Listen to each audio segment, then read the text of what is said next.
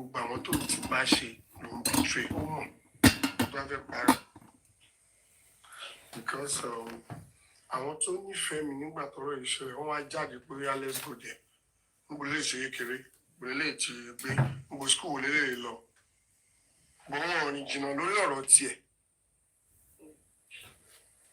princess ẹ̀wọ̀n ráyọ̀ dá mi àwọn àmọ̀jú yìí lọ àwọn ló tẹ̀ pé mi pẹ̀lú ọ̀rìn fábí torí ìgbà tí mo jáde fún bẹ́ẹ̀ so hello everybody shocking ò jẹ́ kí n lè kẹ́ anybody.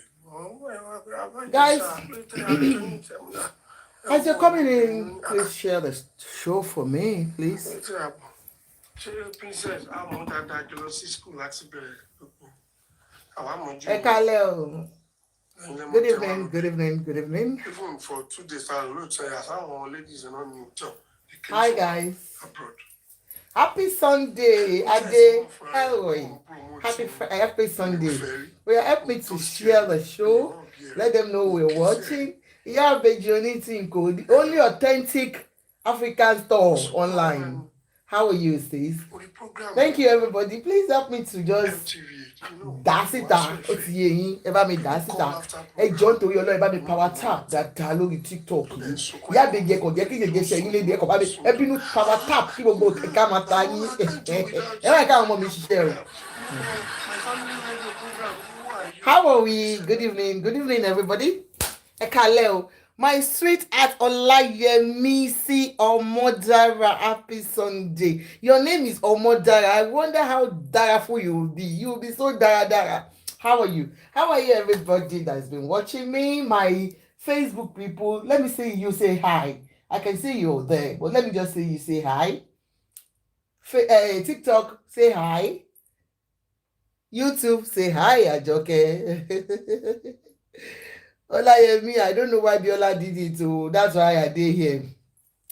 Oh yeah, go and get yourself a cup of tea. As usual, I'm sipping mine and getting ready for the Glasgows for the night. If you're coming here for the first time, this is Prevailing Issues with Ajoke. Your host is Ajoke, the only authentic amebo that is very, very posh. The amebo that knows our job as amebo. You understand? You're welcome. You're welcome to a place where you can pour out your mind. Let's deliberate together. On this platform, what we do, we go on trending issues. Whatever is that's prevailing in the society. Harry Crown, I love you. Whatever that is prevailing in the society, we'll talk about it. That's why it's called Prevailing Issues. Adebimpe, love you, sis. Adebanke, is that Adebanke? God bless you, ma. Whatever that's trending on social media, we'll talk about it. Especially when it has to do with family issues. You understand? That's why I'm here tonight. And don't forget what I do. I sell glasses. By their look, you shall know them. When you see me, you see beauty. Don't pariwo, cash me. And that beauty is coming from all the glasses I sell. Please call me for all your party glasses, fashion glasses, male glasses, female glasses, prescription frames that you can use for your prescription. Call me. For all your African food, follow Yabeji Onitinko on TikTok. Ekalema, shewa okay ma. Okay, you that want to share. Hey, Nishubu Lola Olorun. Obaseki, thank you so much. Please give Chaz. I have a goal today, and my goal is arts. They said 100 arts. Can we achieve it? Please help my condition. Help me to achieve arts. They said I have to be doing goals. Please help me to achieve my goals tonight. I've put it there. Please, I am just trying to laju. Am I making laju so deep? About me achieve goals me. I think it's arts. Help me to achieve my goals. Okay? On TikTok. Now, why are we here tonight? You see, yesterday we talked about what's that guy's name? Shegun. Shegun Johnson. Sia, Emma fi sia pa won, ama fi sia pa won. In fact, Ọlọ́run fẹ́ yọ wá lálẹ́ àná. Wọ́n fẹ́ fi sia pa mí bí báyìí. Gbogbo àwọn ọ̀tá Àyìndé no wá sórí show mi. And then anything that has to do with my father, My father, my daddy was in day. I can fight. But yesterday I didn't fight. I just left them because Emanuela had yesterday, and they were rubbing it on my eyes and I left the program for them. Anyway, you're all welcome back. Thank you so much, gifters. Look at my people. They are saying, I love you. Adebanke, thank you. Flaky, don't come and do Allah here. You are part of those people that don't like my father. And I am going to take you people. I don't want to talk today. Mi ò fẹ́ jà lẹ́nìí torí ọ̀rọ̀ Àyìndé. Gbogbo yín ẹ wá gbè lẹ́yìn Emmanuela. Ó ti lọ sínú omi tó bìlọ́ǹgì sí. Ẹ̀yin lẹ̀ ń fún láyè. I don't like it. So tonight, let's concentrate on Baba Ijesha, please. Baba Ijesha is the reason why we are all here. We know how this issue of Baba Ijesha can be, can be upsetting for some mothers. I would say mothers because mostly women are so emotional. For some people, they see Baba Ijesha's show, they see Baba Ijesha's story as no big deal. But to us on this platform, fún èmi Àjọkẹ́ àti gbogbo àwọn èèyàn mi tó wà lórí platform, we condemn in totality Baba Ijesha's action that we saw online. Yes, Baba Ijesha has gone to serve his term. Because people will be saying, today, nephew, Baba Ijesha sílẹ̀. Yes, àti fi Baba Ijesha sílẹ̀.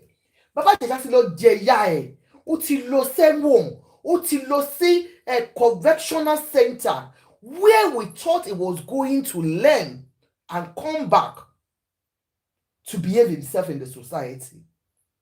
Yes, we all make mistakes. Somebody's mistake shouldn't be the end of their lives.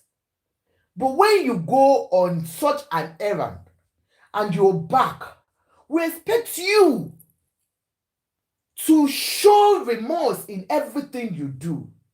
We expect you to come out and apologize publicly to those children you've put through trauma and their parents and carers.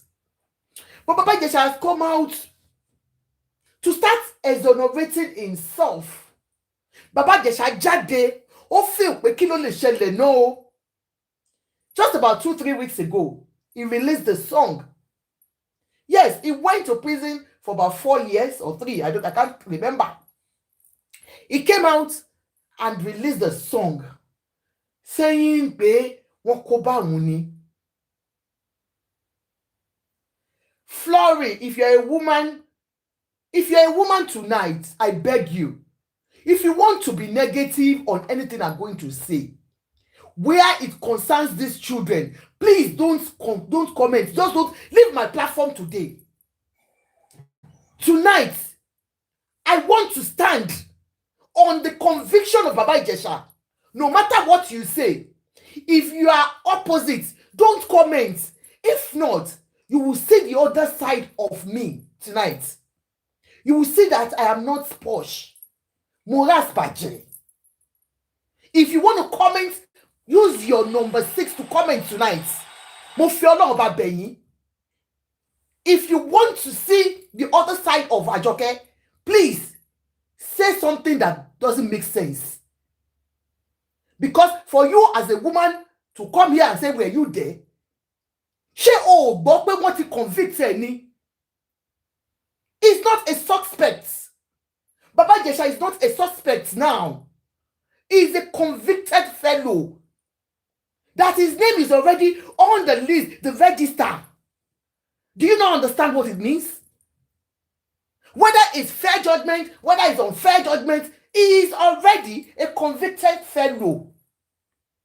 So you asking me, were you there? Bí ẹni tí ò lọ́pọlọ ló sọ̀rọ̀ yẹn.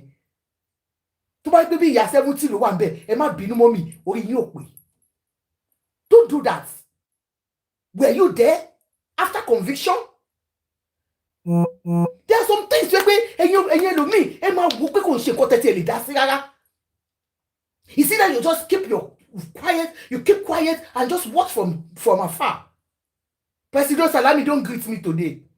Don't greet me today. Do you understand? So please, now let me go on. Baba Ijesha came out and released a song. And that song triggered a lot of people. They started coming out for him, including myself. I was like, what the hell? Kí ló dé Baba Ijesha? You came out. God has successfully brought you out. Because you said something in this interview. You said when you were convicted of child molestation, you said when you were convicted and you were going into that prison, you told God, if only you are innocent, God should let you come out alive. And God answered your prayer. Whether because he has forgiven your sins or whichever way, at least he answered your prayer. You are out. Ẹ̀mí alààyè ló fi jáde. Ó fi òkú jáde, wọ́n gbókú ẹ̀ jáde Baba Ijesha. Alààyè ó lọ. Ọlọ́run bá wo kò wo ẹ̀ṣẹ̀ because gbogbo àwa tá wà bí ẹlẹ́ṣẹ̀ ni wá. Kò sẹ́ni tó mọ́. Wọ́n ní Jésù nígbà tí ẹlẹ́ṣẹ̀ kan tí obìnrin kan tó ṣe àgbèrè tí gbogbo ayé ń ju òkò fún. Wọ́n pe Jésù.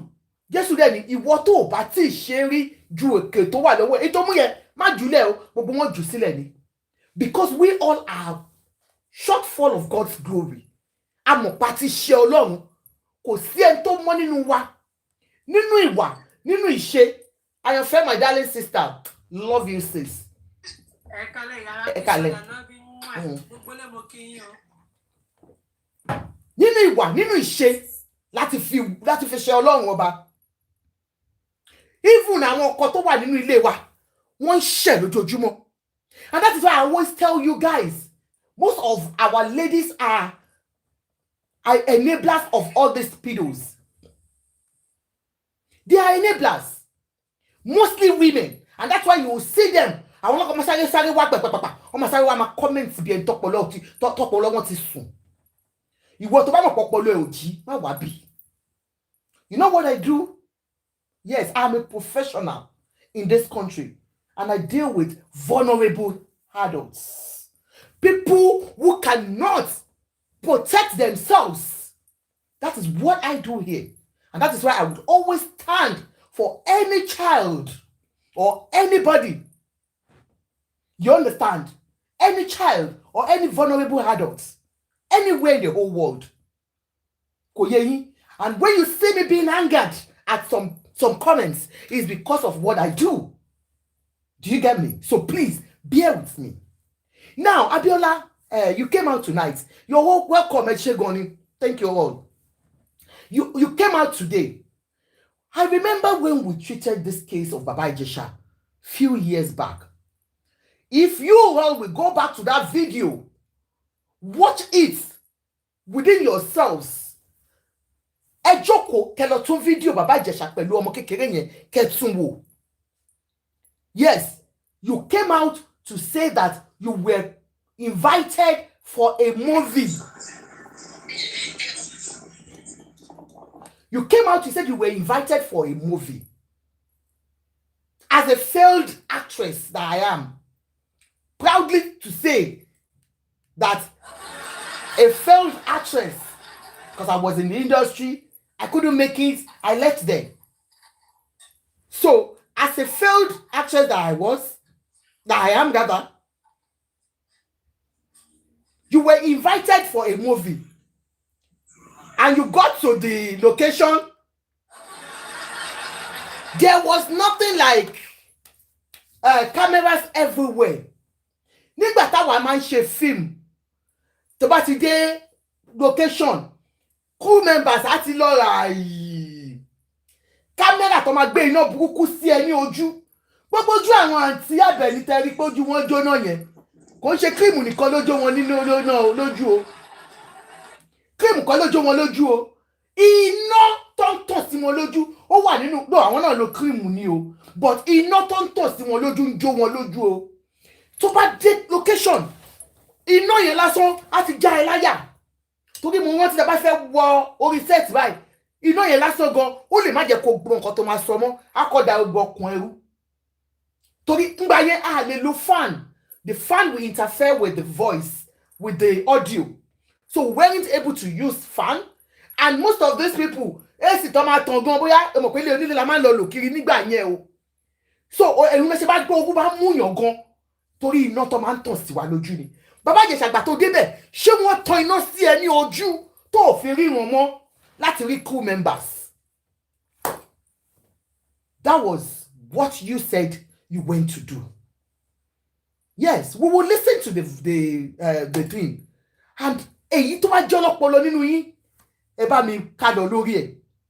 But máa ń jẹ́ kẹ́ lọ bẹ́ ṣe ń wò yẹn ẹ tún padà lọ wo èyí tó ṣe níjọ́ tí kinní yẹn ṣẹlẹ̀ kẹ́ wá máa wò kẹ́ wá marry it together.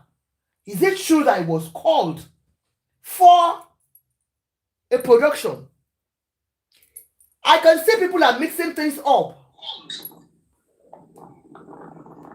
They said when you came in, you didn't see the owner of the house. You came. No, she was there initially. She told him, if you remember what she told us as at that time, only Oumbo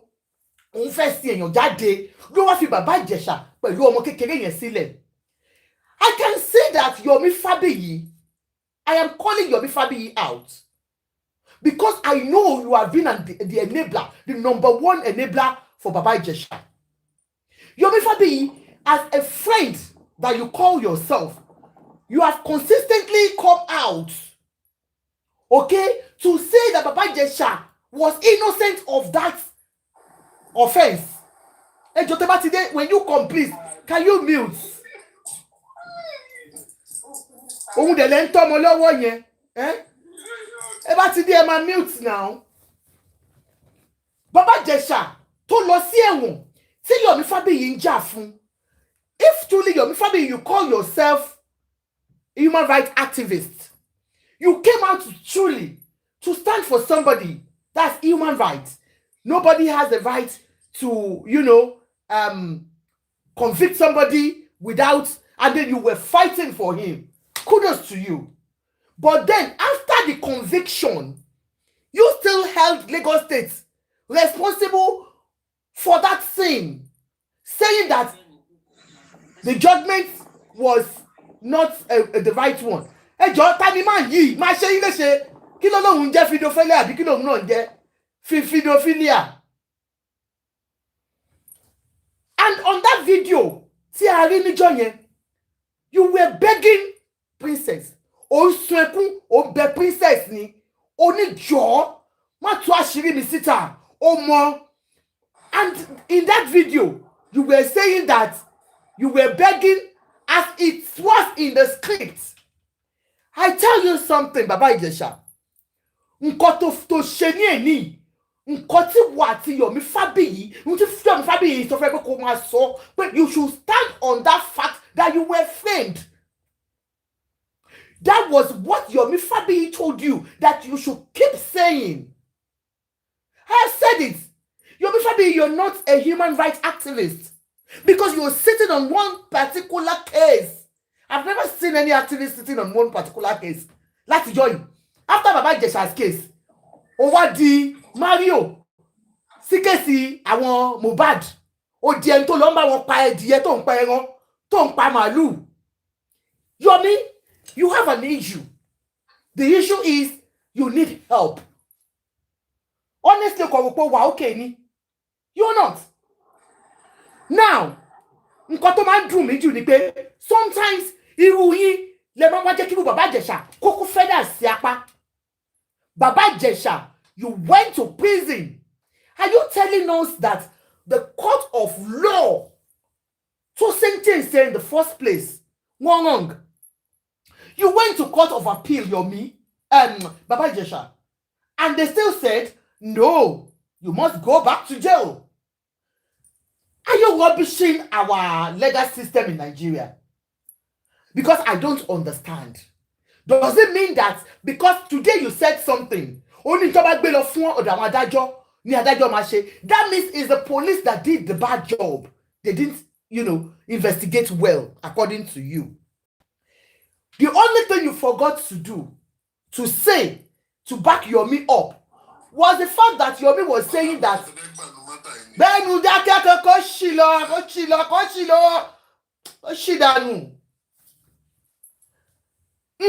Yomi, I mean, Baba Ijesha, the only thing to gbagbe, the fact pé Yomi dúró wípé ọmọ tá ń sọ yìí àgbàlagbà ni 18 years, over 18 years ni. You forgot to say that wípé 18 ni. You agreed today on that interview. You agreed on that interview that that was a child. Abi? So my darling, má jẹ́ kó tí ẹ padà síbi tó ti ń bọ̀ Baba Ijesha. You are a very talented man. In fact, when it comes to comedy, inborn ni fún ẹ Baba Ijesha. Mi ò rẹ́ni tó lẹ́mìí ẹ̀ nínú gbogbo nínú industry o. Inborn. You came out, kò sẹ́ni tí ò kì í ṣẹ̀, mo ti sọ. Ó mọ̀ kó ti ṣẹ̀. Instead kó jáde, kó ra máa wò. Kó gbàdúrà sọ́lọ́run ọba. You can come back to the industry. But coming back should be about advocating for the little children that cannot talk.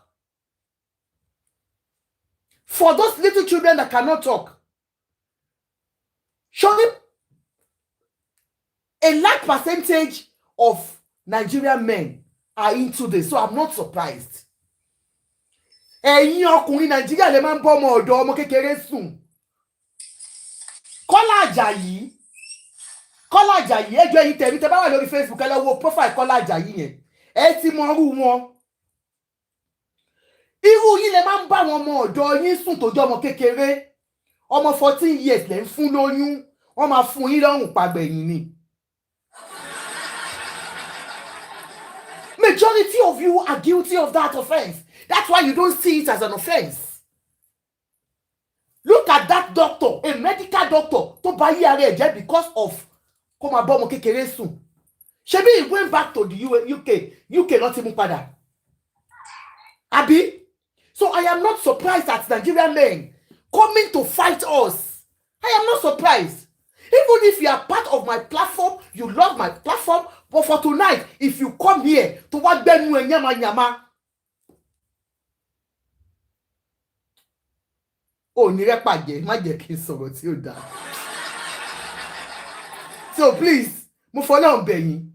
Gbogbo ẹ̀yin tó yẹ pé ọmọ kékeré ló máa ń wù yín. And I've told you, it's a mental health issue. Kí ló dé, Mr. Ṣẹ́gun? Ẹ bọ́lẹ̀ tẹ́ bá nítorí ẹ máa gbè pé o.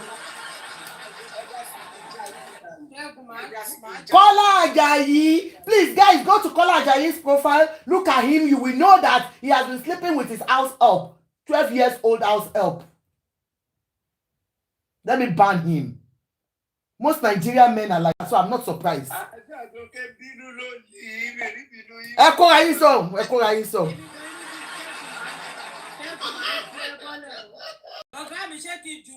Ẹ fi ìwé fún kúkọ́ ní wọ́n gbọ́dọ̀ sọ̀rọ̀ ní tó bá sọ̀rọ̀ máa jù wọ́n lẹ́sẹ̀ láti bíbá máa fún wọn lọ́rùn pa ni máa fún yín lọ́rùn pa tẹ́ bá sọ̀rọ̀ ń bí lẹ́nìí gbogbo ẹ̀yin orí program ẹ fún Mr. Ṣẹ́gun lọ́rùn pa tó bá ti sọ̀rọ̀.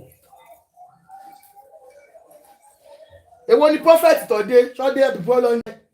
So Baba Ijesha òde ó kọ́kọ́ ju orin tó ju yẹn orin tó hanga àwọn èèyàn. Abiola now took you up today. I want to ask Abiola. I know a lot of people have said you shouldn't have done that. To me, I was looking at it like, okay, maybe because you are, you're an entertainer, you are a blogger, you have a profile, a platform where you bring people to speak out, right, for others to listen to them. And we all have listened to Iyabo Ojo on this particular case. We have listened to Princess that you have an issue with on this particular issue. So bringing Baba Ijesha, I was thinking, okay, maybe you wanted to hear his voice. But come on. Baba Ijesha is not just being accused. He's been convicted. If you're bringing him for an interview, it should be about not to come and exonerate himself. On your program, he was just trying to exonerate himself. Let's listen to this together, please, guys, so that me ò kàn ní dàbí pé mo kàn ń rojọ́ mo rojọ́. Mr. Digun, má ṣe yín léṣe, ẹ má sọ̀rọ̀ o. Torí mo gbẹ́ ti sẹ́yìn kọ̀ọ̀kan sí i. From your own mouth, especially if this is the first time, they must sọ̀rọ̀ jáde nípa ìyàtọ̀ sí bóyá nǹkan tẹ́ sọ ní court, nǹkan táwọn èèyàn ti gbọ́ ní tán ni àwọn sọ report. Kí ló rí lè ṣẹlẹ̀? Ọlọ́run má jẹ́ ká bọ́ lórí burúkú. Wọ́n ní pé pẹ̀lú nǹkan tó ṣẹlẹ̀ kílẹ̀ ó ní Ọlọ́run má jẹ́ ká bọ́ lórí burúkú dòwò pọ̀. Ẹ máa gbọ́ o, princess ló lórí burúkú o. Like, I am not for princess. Please get one thing right. If you're coming to my program tonight, it is not about princess. I am not listening to princess's voice in this. It's about the girl's wishes and feelings that we are talking about here. It is not even about princess. It is what we all witnessed. Tari, wani ṣojú ẹ rí. Kí lójú ti yín rí lórí fídíò yẹn? It is not about princess. So he might have had an issue with princess. And with what he was saying, like what Yomi has been coming out to tell us, we want fair and want princess. To hell with both of them. Wọ́n bá dora wọn, wọ́n bá gíra wọn, wọ́n bá má ríra wọn dó mọ́. Business wa kọ́ yẹn. Ṣé Bàbá Ijesha, in your own mind, did you do it or not?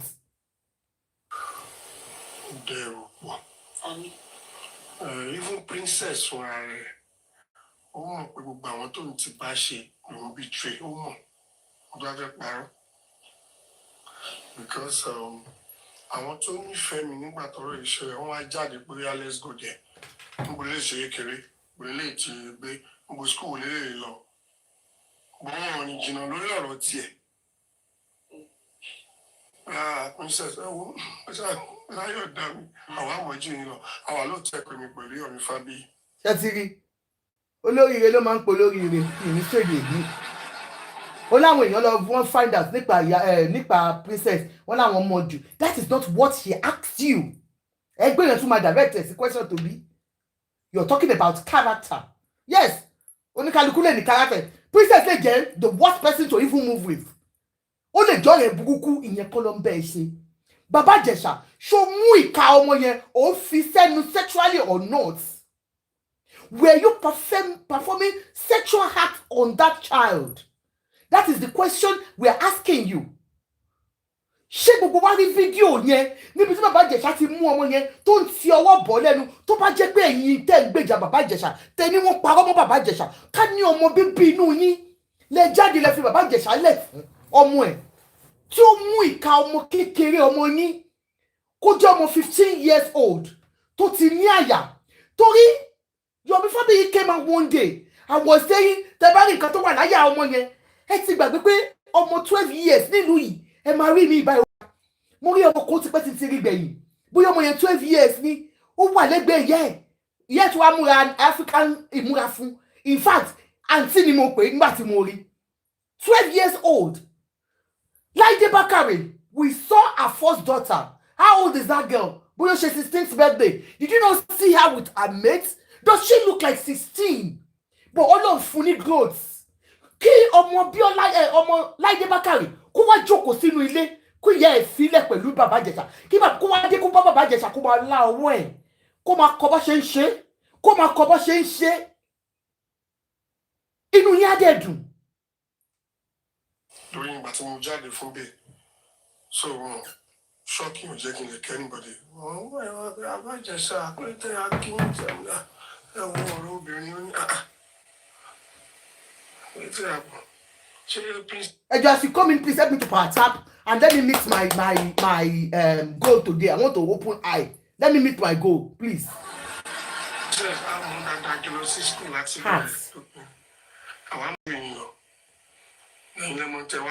Fashion designer. Even for 2 days, I looked say as our ladies and I'm hotel. They came from abroad. Who says more for a promoting me ferry, me toastery, me all geary, me kissery. Did you hear that? Only me or ferry. Yomi Fabiyi, where did you hear that they were friending each other? Where did you hear that they were lovers? because that's what Yomi came to tell us. Wípé ọkọ àti ìyàwó ni wọ́n fẹ́ra wọn ni. Ẹ pé Yomi Fábíyì bí pé níbo ló ti rí pé wọ́n fẹ́ra wọn. So Yomi, you lied. Unfortunately, you lied. Ó lóun ò fẹ́ rí. That's against what you have come out to tell us. Ó nítorí pé kò fẹ́ fẹ́ mọ́, ó já jùlẹ̀ ló ṣe kó bá. Hello. Ó sunkún wá bá mi. Orí program ni mo wà. LTV, you know, Wàásù Ẹ̀fẹ̀. People call after program. You know the normal thing. So then sunkún ẹkún ìgbére tó ń sun ìmọ̀ ló sun jọ. I can't do without you. Yeah, ẹkún ìgbére, because now you can see somebody that has gone for a particular offense came out boldly, because you have people. Because now you can see. Kí ló dé? Wọ́n jà ẹ bá mi fún ẹni yẹn lọ́rùn pa. Ẹ fún princess lọ́rùn pa. You understand? You came out now to talk. Ẹ̀rù ọba ẹ ò tiẹ̀ kí ẹ̀ mọ́ ẹni tó ṣèkà fọ́mọ ẹ̀. Ẹni tó ṣèkà fún ọmọ ẹ̀. Because kò sẹ́ni tó máa mú ẹ. Okay. Girl, you know, my family love your program. Who are you? I'm Princess. Me need something so. That is how we started. Torí mi kì í gbọ́ obìnrin. Thank you. Mo wá introduce ẹ sí partner mi tó jẹ́ màmá àgbàlagbà. Lọ bá mami nọ́mbà wọn lélẹ̀. Princess, ya mute o. Ó máa fún yín lọ́rùn pàtẹ́ bá mi. Ó mà ti fẹ́ tó bí ká sọ pé bí 9 years ago. So ó mú tọ̀ nítorí tó fẹ́ jẹ ni. Bíbí mi ò bá anybody jẹ́ torí mo ti sọ fún, mo ti gbé case file mi fọ́lọ́run lọ tí mo fẹ́ wọ prison. I said it. Mo lọ́lọ́run adájọ́ ayé ti dá. Wọ́n yà ti ṣe. Ṣùgbọ́n ẹ̀yin ládájọ́ àgbà. Tó bá jẹ́ pé lóòótọ́ ni mo fi káàkì kọ́kọ́rọ́ mọ́tò tí mo fi disflower ọmọ ọdún méje. Ẹ má jẹ́ ń tẹ̀wọ̀n yìí díẹ̀ jẹ́ ń kú sọ̀rọ̀. Nítorí tó bá jẹ́ pé irọ́ ni, ẹ jẹ́ kí tèmi kó ju dáná lọ. Ṣé allegation tó wà against yín lẹ sọ ẹ? Yeah. Okay, no, èmi ò, bóyá èmi ni mi follow story yẹn tó. Èmi ò, okay, máa sọ lọ ní. Hello. Wọ́n ṣe bóyá ọ̀rọ̀ fídíò tó circulate. Ibẹ̀ náà ni mo ń lọ yìí. I'm just. Did you see what Biola did? He was trying to talk about character. Ìyẹn tún wá dá padà. Ó ní mo rò pé ọ̀rọ̀ fídíò tó circulate là ń bá yín sọ ni wọ́n fi arrest yín. Did you hear that? Citizen, I can imagine. Do you know the trauma you have caused some parents? Some mothers cannot even listen to your voice. We saw when you were released. We saw Princess coming out. We pay tí ìforúkọ ẹ sí offenders list because of that fear. The fear that we have as mothers. Anywhere, níbi báyìí gan, most of these people, tó bá lọ sẹ́wọ̀n bí báyìí, mo rí èèyàn kan tó sọ wọ́n máa ń pa wọ́n sẹ́wọ̀n ni. Àwọn inmates ẹgbẹ́ wọn náà máa ń lù wọ́n pa. We protect children here. We protect children here. Nigeria lẹ ti lè ṣe gbogbo nǹkan ṣe tẹ́ mú jẹ. Pípọ́n nǹkan tó ṣẹlẹ̀ tó fi bring. Tó bá jọ̀rọ̀ fídíò ló fẹ́ sọ, ohun tó jẹ́ kí Yomi Fábíyì máa jà kìtìkìtì nìyẹn. Yomi Fábíyì gbìyànjú Ọlọ́run bá mi tọ́jú ẹ̀ kó tọ́jú àwọn ọmọ ẹ̀. Abẹ́òkúta ni mo wà lọ́dọ̀ láti tí mò ń ṣiṣẹ́. Ọ̀rọ̀ Jack la fẹ́ mo ní ra mọ́tò kan gbà ẹ̀ mo wá Jack. Suddenly I saw exactly like my car just coming. To cut it short, mo discover pé ẹni wa kí n dalẹ̀ lé olóhùn ní driver Yomi wò at the meet. ẹ̀yin béèrè mi ẹ̀yin ọ̀gá wa ń ṣe wọ́n béèrè mi wọ́n wí ọ̀dí ọ̀la àṣà sọ̀rọ̀ wá ní oṣù ẹ̀dá tó ń rí mi ẹnìkan wà ní ẹ̀gbá yìí tó fẹ́ mi tì í wọ́n ní mi ò lè lọ ó ní kí ló dé ìkan nínú àwọn ọmọ wa princess ó fẹ́ ya skit it's not ordinary. Kẹ́lẹ̀ mọ̀ pé Baba Ijesha and Yomi Fabiyi, you wrote this script together. Yes. You know, Yomi kept coming out to say that Baba Ijesha was framed. Wípé wọ́n fẹ́ ṣe film. He now brought us back to why Yomi stood out for him. Ó ní nítorí pé níjọ́ tí kíní máa ṣẹlẹ̀, Yomi pàdé òun. Yomi wá bá òun pé ó fẹ́ invite òun fún production kan. Òun wá sọ fún Yomi wípé òun ní èèyàn kan princess tó ń fẹ́ lọ ṣiṣẹ́ fún. Ṣé ń gbọ́? Ó mọ̀ọ́mọ̀ fi back Yomi up pé òótọ́ ni. That Yomi náà wá back ẹ̀ up wíwà tẹ́ pé òun pè fún iṣẹ́. Ó lọ ṣiṣẹ́ fún princess. Bí ìgbà tó pé there was a planned production for princess. But I still ask you, Yomi Fabiyi, as an actor, as an ex-actor that you are, because you are no more an actor. As an ex-actor, ṣé wọ́n lè pè é sí production kó má sí kúrò níbẹ̀ kó má sí kámẹ́rà tó máa tanná sí ẹ lójú níbẹ̀ Yomi Fabiyi? Be factual for once. I know ìdí irọ́ ló ti ń jẹun, but be factual for once. Ṣó possible? Ká wá assume pé ó tiẹ̀ sọ owó ẹ̀ fún ẹ lóòótọ́ wípé princess pè òun fún iṣẹ́. Nígbà tó kìíní ìṣẹ̀lẹ̀, fídíò tá a rí yẹn tí bọ̀bọ̀ yìí pè ní film location. Ṣé ẹ rí nọ́mbẹ̀? Ṣé ẹ rí kámẹ́rà ẹyọ kan bẹ̀ tó dúró? Kò sí náà. Ìwọ tó ń jà fún ẹ̀tọ́ ọmọ èèyàn, ṣé ìwọ rí kámẹ́rà ẹyọ kan níbi tó ti pè ní production set? Skit ó fẹ́ support a proposal fún Lagos State Government. Ó wá lóun ò lówó pé kámẹ́rà mi lòun fẹ́ lò. Àtẹ̀mí tí ń bá lọ, á ló fún mi lóhùn rẹ̀ disappoint. But a ò gbé àgbà tó ń sọ pé kò sówó wá nílà. Okay, ká assume pé princess ó ní òun fẹ́ lo kámẹ́rà ẹ̀. Ó lóun fẹ́ lo kámẹ́rà ẹ̀. Jọ́ Baba Ijesha, ìgbà tó bọ́lẹ̀ nínú mọ́tò, ṣó kó kámẹ́rà wọnú ilé yẹn? Because in this interview you were saying àwọn ọlọ́pàá àgbà tó máa wọnú mọ́tò ẹ̀ wọ́n rí kámẹ́rà tó pọ̀. Yes, o lè kó kámẹ́rà sínú mọ́tò because you are an actor. O lè ní nǹkan fi ṣe later. But tó bá pé o fẹ́ lò for that production, why didn't you take it inside? Even if it's just only one. And why did you come alone? Most of you, when you're going for production, you go with your helps. Àwọn ọmọ ọ̀dọ̀, àwọn ọmọ tíátà máa tẹ̀lé yín. You are rubbishing our judicial system. No, like,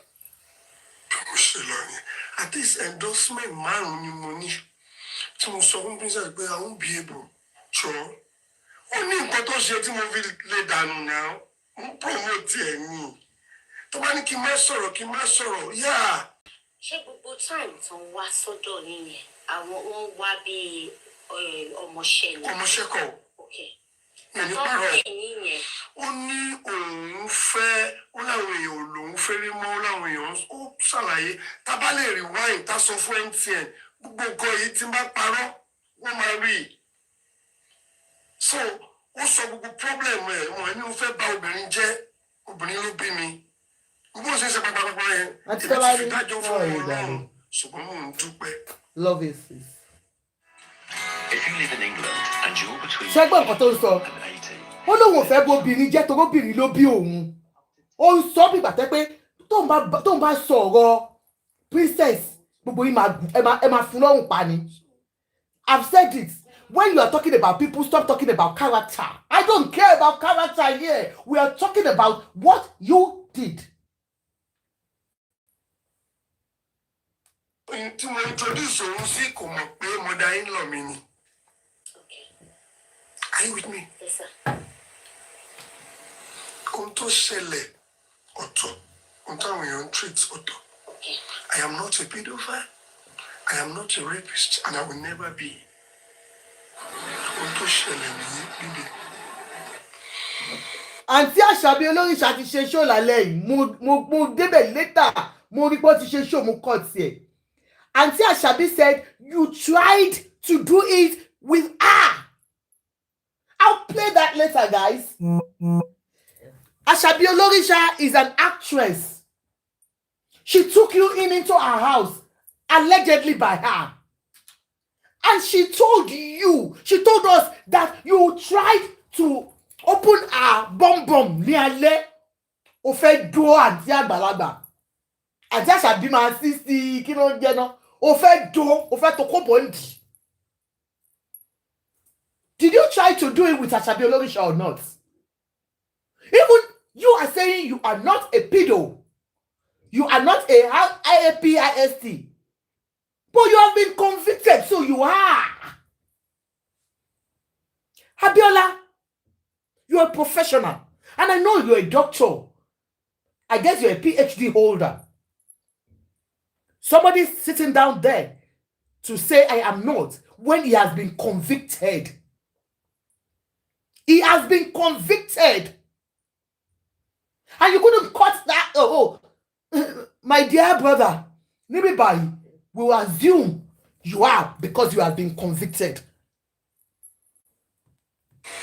Ó pè mí, mo travel mo dé wá ní. Ṣé mo gbọ́ pé òun ní bọ́ọ̀rẹ̀ pẹ̀lú marriage òun? Mo gbọ́ kankan. Bá bẹ̀rẹ̀ sí ní sọ̀rọ̀, ẹ̀yin ń bàjẹ́. Med. Para òun ni òun máa ṣe òun ní pípara ẹ̀ kí ló ṣẹlẹ̀. And I'm not a nurse. Ṣàṣàlàyé òun ní miscarriage, òun bàjẹ́ mọ́ òun nínú, wọ́n lòun lè bímọ mọ́tò òun sáwọn ẹ̀rọ ọlọ́run ni. Gẹ́gẹ́ bí ẹni tí mò ń promote, mo lẹ́lẹ́rìí. Bro, eléyìí, mo ṣe ń sọ̀rọ̀ yìí, ó ti wà first. Okay, honorary doctor ni. Mo wá ní òkè, má jókòó lẹ̀. I don't know. So, ibi tó ń gbé òjìnà sí studio mi ní Sábó ní Iyabo. Let me address this question you asked. Med on Facebook said, Ajoke, personally, I'm not on Princess's or Baba Ijesha's side. But as a UK nurse that you are, firstly, I'm not a nurse, ma. That you are.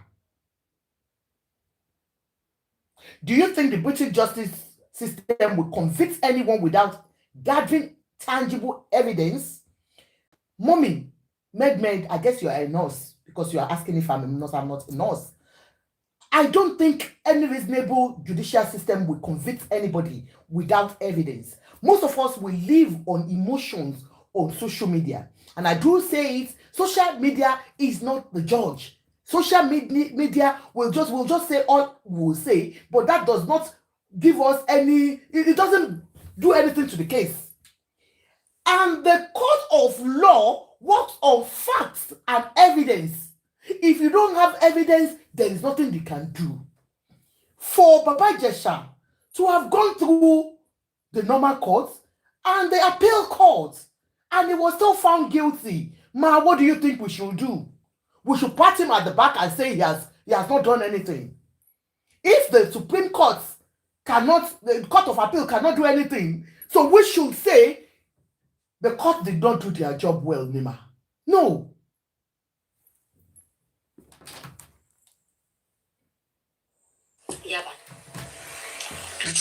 And you're talking about age. It was Yemi Fabiyi that came out to tell us that the girl is not a minor. Did you read it from the citizen that the girl is not a minor? No. And Baba Ijesha never denied that child was a child. He didn't say, pé àgbàlagbà ni òun dó. Lòun fẹ́ dó, sorry. Ó lọ́mọdé yẹn, ọmọ yẹn lòun náà ń pè. Both studio and everything, very more. So one kò jẹ́ ká pàdé lózone, máa ń gbé lọ lózone láti lè jẹ́ kí ohun tó ń rò yẹn kò náwó náírà fún mi rí o. Tó bá jẹ́rọ, manager ozone ń gbó wa báyìí. Sídórí popcorn, I use my card. Super. There is big supermarkets near the ozone, you know. Manager and Bobby by. You will see that he has come out to talk about Princess. We are not concerned about you and Princess, benching yourselves. Kokowa. You have been talking gbogbo ẹjọ́ tó ń ròyìn o help princess ó ní problem pẹ̀lú marriage ẹ̀ ta ni ò ní problem pẹ̀lú marriage ẹ̀ ṣáwá ta wà nínú marriage gan ṣé ó dùn ni. Madam, listen to the interview. Stop assuming you are only talking from hate. Hey, why would I hate him? Can't you please use your reasoning cap here when you come in here? Don't drop it at home. Use your reasoning cap on this platform. Why will I hate him? Show shame, Mimi. Why will I hate him? From his interview and what he has done, that's what I'm marrying together. And because he's gone for his sin, why will I hate him? Ẹ má ju ọpọlọ sílẹ̀ tẹ́ bá ń bọ̀ nbí o. Come and go about me step and one in lag. Okay, maybe. So any go buy and come and test, come and send message to my parent. Or don't know me more manager of some cinema. Okay. So lonely pay. Treatment for my full hours and meji. O koje. Could you want a lolly me no need you for marriage me? At the one location. Well, I discover was shake shake me go. Marriage to new while. She married you to fellow she must you can move the rat ticket, she visa everything. You are doing emotional blackmailing here. Talking about your wife that left you. How your wife left you. He said he got married. Marriage, no problem. Travel. That is not our own business. Emotional blackmailing nìyẹn. Ọmọ gba ẹ. Business ìwọ àtọmọ nìyẹn. The law, the done. I say set up plan work meeting with all. Yeah. Shalom, Apollo. Mbani twins, but you're done. Iyabo bàjẹ́. Wrong. Mama to be could support your demi. Mama teacher Lekoi, but want to retire. They need Mama your support. Mama told me, well, I want to part of me, I want to be more town. I want to deal with banning wages. I want to rush hospital. Even hospital, mo lọ ṣiṣẹ́ bẹ̀rẹ̀ ẹni kó má jẹ́ kí n wọlé ládẹ́rẹ́ pé kí ni mo ṣe ẹni ẹ ti kú sí wọ́n ṣe bí wọ́n lọ ní kíyàwó ẹni wọ́n lọ sẹ́yìn oṣù márùn-ún àti nǹkankan ìbejì oníbejì lèmi náà bó tó jẹ́ kí n sẹ́yìn yẹn fún mi pé ìkan ti bàjẹ́ mi dẹ̀mọ́kàn tí kejì wà nítorí mo ti lọlẹ̀ orí mi ti dàrú kí ni mo ṣe fọ́ọ̀mù yìí gbogbo ìfẹ́ ni mo fi hàn ẹ́ mi ì mọ̀ bí rí. Ẹ jọ̀ọ́ torí Ọlọ́run kí ló pa bàbá Ìjẹ̀ṣà lẹ́kún níbí? Kí ni mo ṣe fọ́mọ bí gbogbo ìfẹ́ mo fi wọ̀n ẹ́? Kí ló kàn wá pẹ̀lú yẹn? Ìyẹn ló ń bí ẹ́. Bíọ́lá ṣọfẹ́ fún Iyabo ló ṣe wá sunkún lọ́dọ̀ ẹni àbí èwo ló pè fún? Kí ló pè fún kí ló ń sunkún fún? Kò yé mi o, Ọláyínká. Síngù làwọn méjèèjì kò fẹ́ Bíọ́lá. Abẹ́ máa gbọ́. Kí ló pa lẹ́kún bẹ̀? Ẹ jọ̀ọ́ kí ló pa lẹ́kún bẹ̀ gẹ̀ẹ́sì? Ìyàwó tó ti látọdún wo? Ó wá ń sunkún. In fact, our God. Olúwa, ẹ fèrò mi dá mi lẹ́jọ́ Ọlọ́run. Àmín. Ọba tó pọ̀ nípa àti agbára, èrò mi ẹ fi dá mi lẹ́jọ́ ní wákàtí.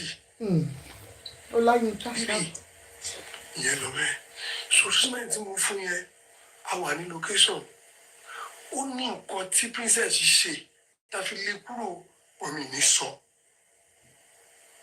Ilé wọn kúrò ní location. A lè kúrò nínú kákọ̀sì yẹn. Okay. If you know, o ti bá màmá ṣiṣẹ́ rí FM Destiny. Mama. That is my mother-in-law. Tó o mọ̀ lẹ́nu. Mama. Yeah. Bíọ́lá gbogbo ńlá ó dà kó fẹ́ máa ṣàbòsí.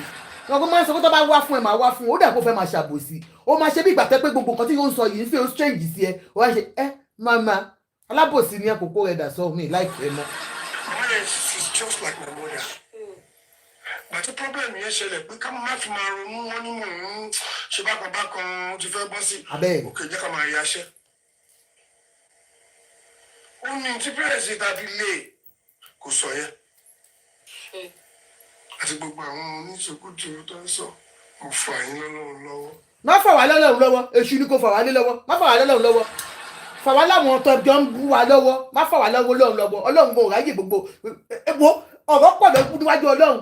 Ṣẹ́gun Johnson lọ ìgbọ́rọ̀ ẹ̀ wá fún Ọlọ́run kò tí ì yanjú ẹ̀. Ọ̀rọ̀ kó àtòbò tó ń sọ fọ́lọ́run lójoojúmọ́ ó ti sú. Bàbá olówó pupa Amẹ́ríkà ó wà lọ́rùn Ọlọ́run ó ti sú bàbá God. Má fà ọ̀rọ̀ wa lọ́lọ́run lọ́wọ́. Tó bá jẹ́ bẹ́ẹ̀ náà lórí, fà yín lọ́lọ́run lọ́wọ́. Má fà wá lọ́lọ́run lọ́wọ́, fà wá léṣu lọ́wọ́. Torí pé orí nẹ́ẹ̀tì ti di platform issue. Àpàdé rẹ̀ ni tó ṣẹ̀.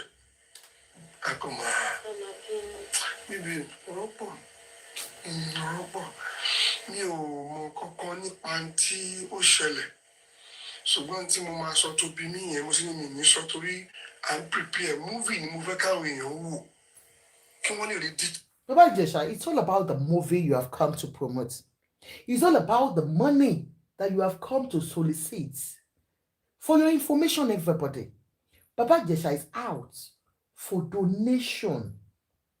He's really looking for money for his new movie to fẹ́ about the gang up on him. Wípé wọ́n pa irọ́ mọ́ òun ni. Ìtorí owó yẹn gangan ló ṣe wá. And I really want to beg you, his followers, his lovers, if truly you love him, go and donate to him and let him do his film, because that's why he has come out. But please do me a favor. Speak to him to get out of social media. He's doing more damages to himself than anything. Duke, I will wound you. Don't come here tonight. Money account details. Who has account details? Go and get his account details from him. He wants to do that movie to exonerate himself. Kí ló dé? Má ṣe ilé ṣe o. Ẹ jẹ́ bá mi fún Mr. Ṣẹ́gun lọ́rùn pa èyí tèmi bá fún wọn lọ́rùn pa. Ẹ fún wọn lọ́rùn pa.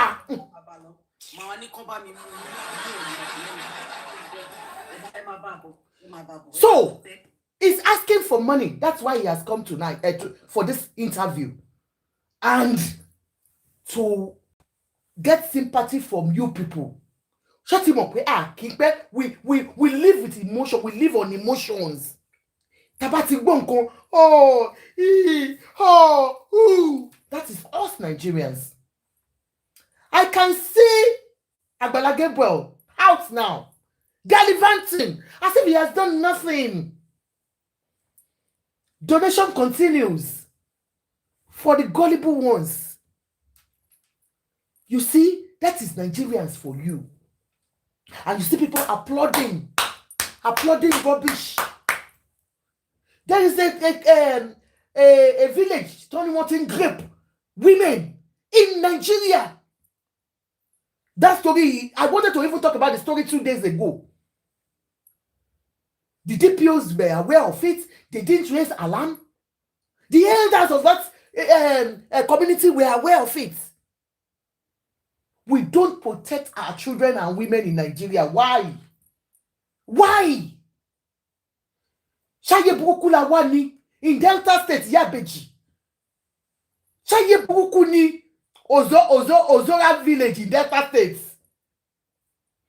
It's like a norm in that village. One grape more in a society where we have police, we have day. And we have governments, working governments. Because it's been normalized in Nigeria. Ọkọ yín máa fún ọmọ ọ̀dọ̀ 14 years old lóyún ẹ máa lọ yọ fún some of our women wọ́n yọyún fún ọmọ ọ̀dọ̀ mẹ́ta lẹ́mẹ̀rin ọmọ kékeré ẹ ti bà yí ẹ̀ jẹ́. Tales. Just so fún gbogbo ayé kún arrange introduction for me tí mo tọ̀nà ẹ̀ down kò sọ fún wọn náà. Like who cares? Ó fẹ́ ṣe introduction pẹ̀lú ẹ, ìwọ náà ló sọ pé o ò fẹ́, o ò ní nǹkan kan pẹ̀lú ẹ, ó lè fẹ́ ṣe introduction pẹ̀lú ẹ, make it make sense. Àti pé kí ló kàn wá? Ẹ bá ti dúró ayé papọ̀ tí fa gbogbo di ara yíya, who cares? You understand? o lè hàn Mi ò hàn rárá. kate ibi tí wàhálà ti dé nìyẹn. ọmọ tájọ ló ń jẹ́ yẹn gẹ́gẹ́ bí ọmọ tó tẹ̀lé mi wáyé òun ló wá ṣe witness ní court. Business slowed. Any his colleagues cannot donate. Why would they donate for him? Bó jẹ́ yìí náà nǹkan, wọn ò ní donate sí. This place. Wọn ò ní donate fún. Ìgbà tán ọ̀gọ̀. ọ̀rọ̀ pọ̀ bíbí òun kí n táṣìírí princess. Ṣé ń gbọ́? Àánú kò. irọ́ ọmọ reason má sọ bẹ́ẹ̀ sórí jẹ́ kó máa ṣe tó ń ṣe yẹn. Àti Bíọ́lá mo fẹ́ bèèrè question. Ó ní kò wùn mí kí n tú àṣírí princess. Ó ní kò tú. Àṣírí wo ni wọ́n gan fẹ́ gbọ́? Kí ló wà lára gbogbo yín? Ṣé gbogbo yín wà okay? Àṣírí wo ló ní? Thank you, jare, Mr. Kunle. Ọlámitoro, so I am a blessed child. Thank you. Love you. Princess, okay, jẹ́ fún ẹ ní nǹkankan. Wọ́n pe kọ̀mẹ́díà kan ní àgọ́dá ẹ̀, òun ló mú mi lọ bá. Tó wá tó ní rán nìyẹn ní ẹ sọ fún àgọ́dá ẹ̀, please. I want you to text a message. Jai Remy, I'm lying now, please. Call BB and tell the whole world that I'm lying. Ó ní aláwọ̀ gimmick náà ni o. Ó ní Calling Agodai for this big ìgbà tẹ́ pé kó kọjá. It's just part of pé calling kò pé nǹkan tó ń sọ tí ẹ relate mọ́ ọ̀rọ̀ tí Bíọ́lá ń bí ẹ̀ yìí. Business deal ló tún sọ between yourself and princess tó mú ẹ lọ sọ́dọ̀ Agodai. Who cares about that? Is that what they're asking you? For the gullible ones, why don't you pay Agodai náà sí now? Akúrẹ́ àkúrò lẹ́yìn bíi. He's talking in the rubbish. Mẹ́rìnlá ní gọ́bí 7:30. Àbádébẹ̀ pàtàdélé yẹn takùnlẹ̀kùn ta wọlé arígbé àwọn táwọn arígbé wọ́n yìí sùn sùn tó wà lára wọn. Àbá jáde Àgùdà ìbá jáde ló wá ní Àgùdà ìrẹ́ this bàbá Ijesha ìyẹn ní princess this one tó tó bàbá Ijesha to us are we safe? No, I don't understand. It doesn't relate to the question at all. Because he doesn't speak English, that does not mean that he's our boss. We know him very well.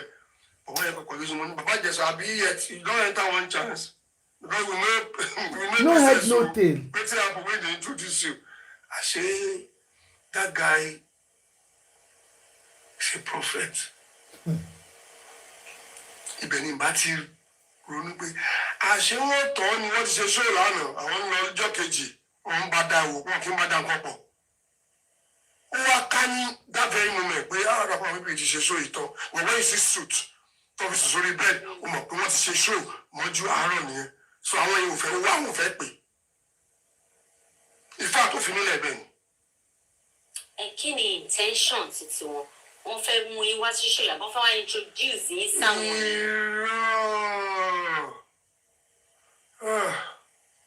Bíbí ni mo dẹ̀ kọ́.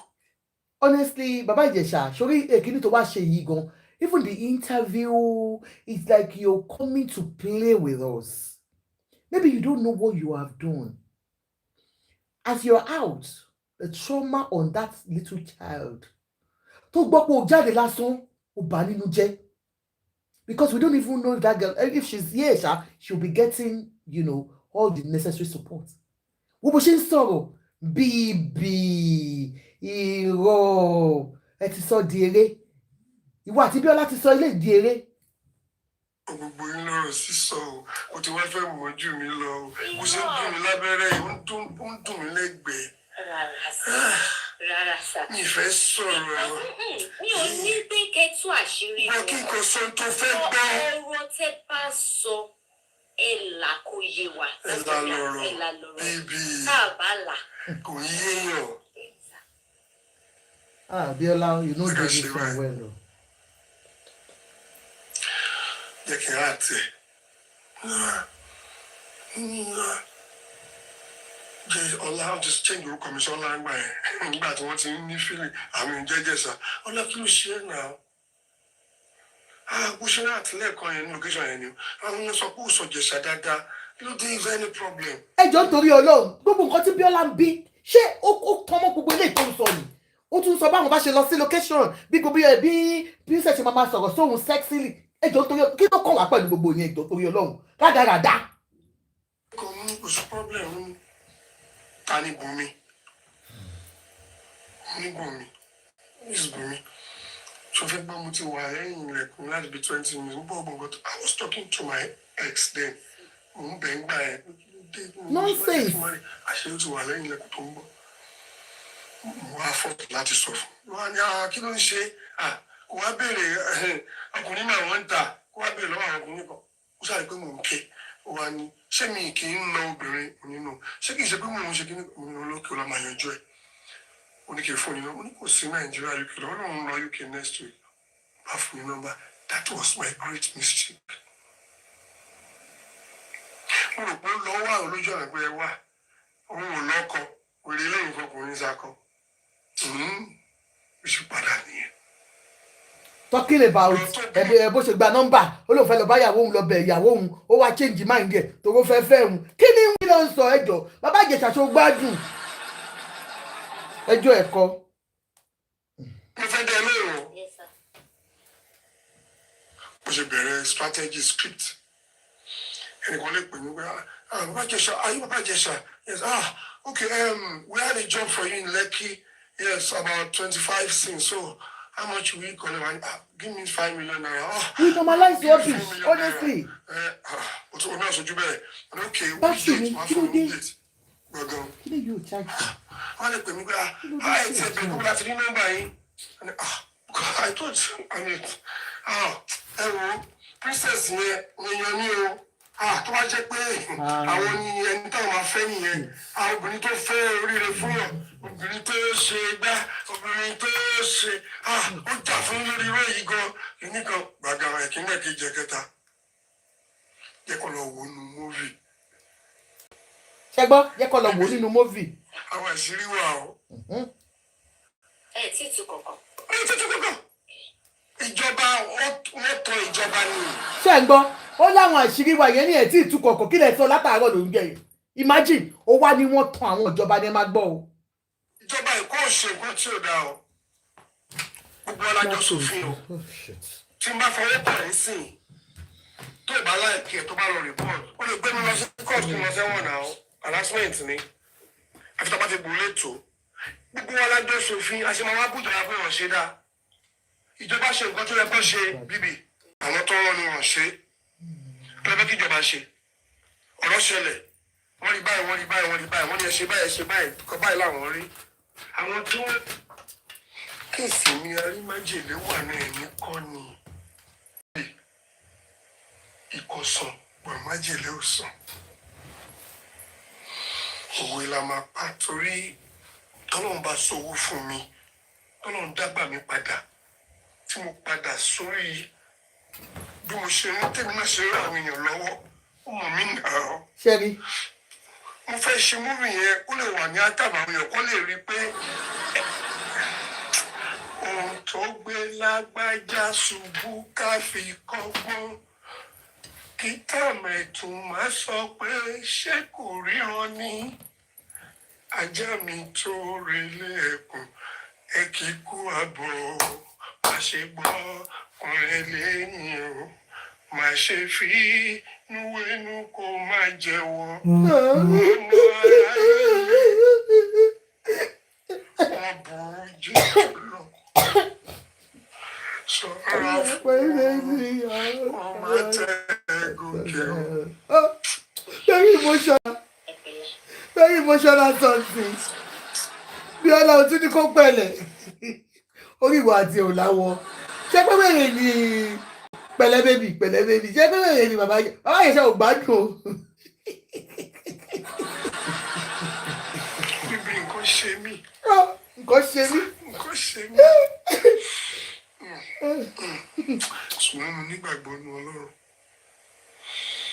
Mo nígbàgbọ́ nínú Ọlọ́run tí ọmọ ń ṣe aburú táyé bá ń ṣàdúrà fún iṣẹ́ owó ẹ̀ máa ṣépè fún téèyàn bá wá ń ṣe dáadáa táwọn kan bá ń ṣépè fún iṣẹ́ owó ẹ̀ ló máa ṣàdúrà fún.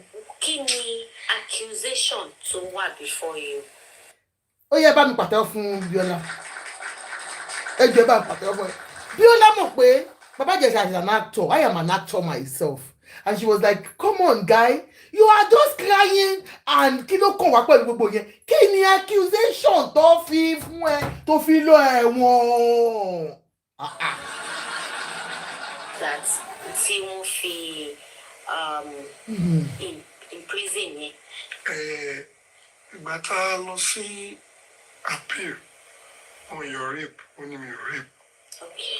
On your social. Kí làwọn allegations tó wà against you? Yes, they removed the grape, guys, because nígbà tó fi lọ sí appeal, initially he was sentenced for grape and child molestation, grape and another one. Sure, you understand? And when he went, he took it up to the appeal courts. They removed the grape and said because there was no evidence, no substantial evidence for that case, the one they got him no penetrate because he did not penetrate. God bless you. Let me clap for you.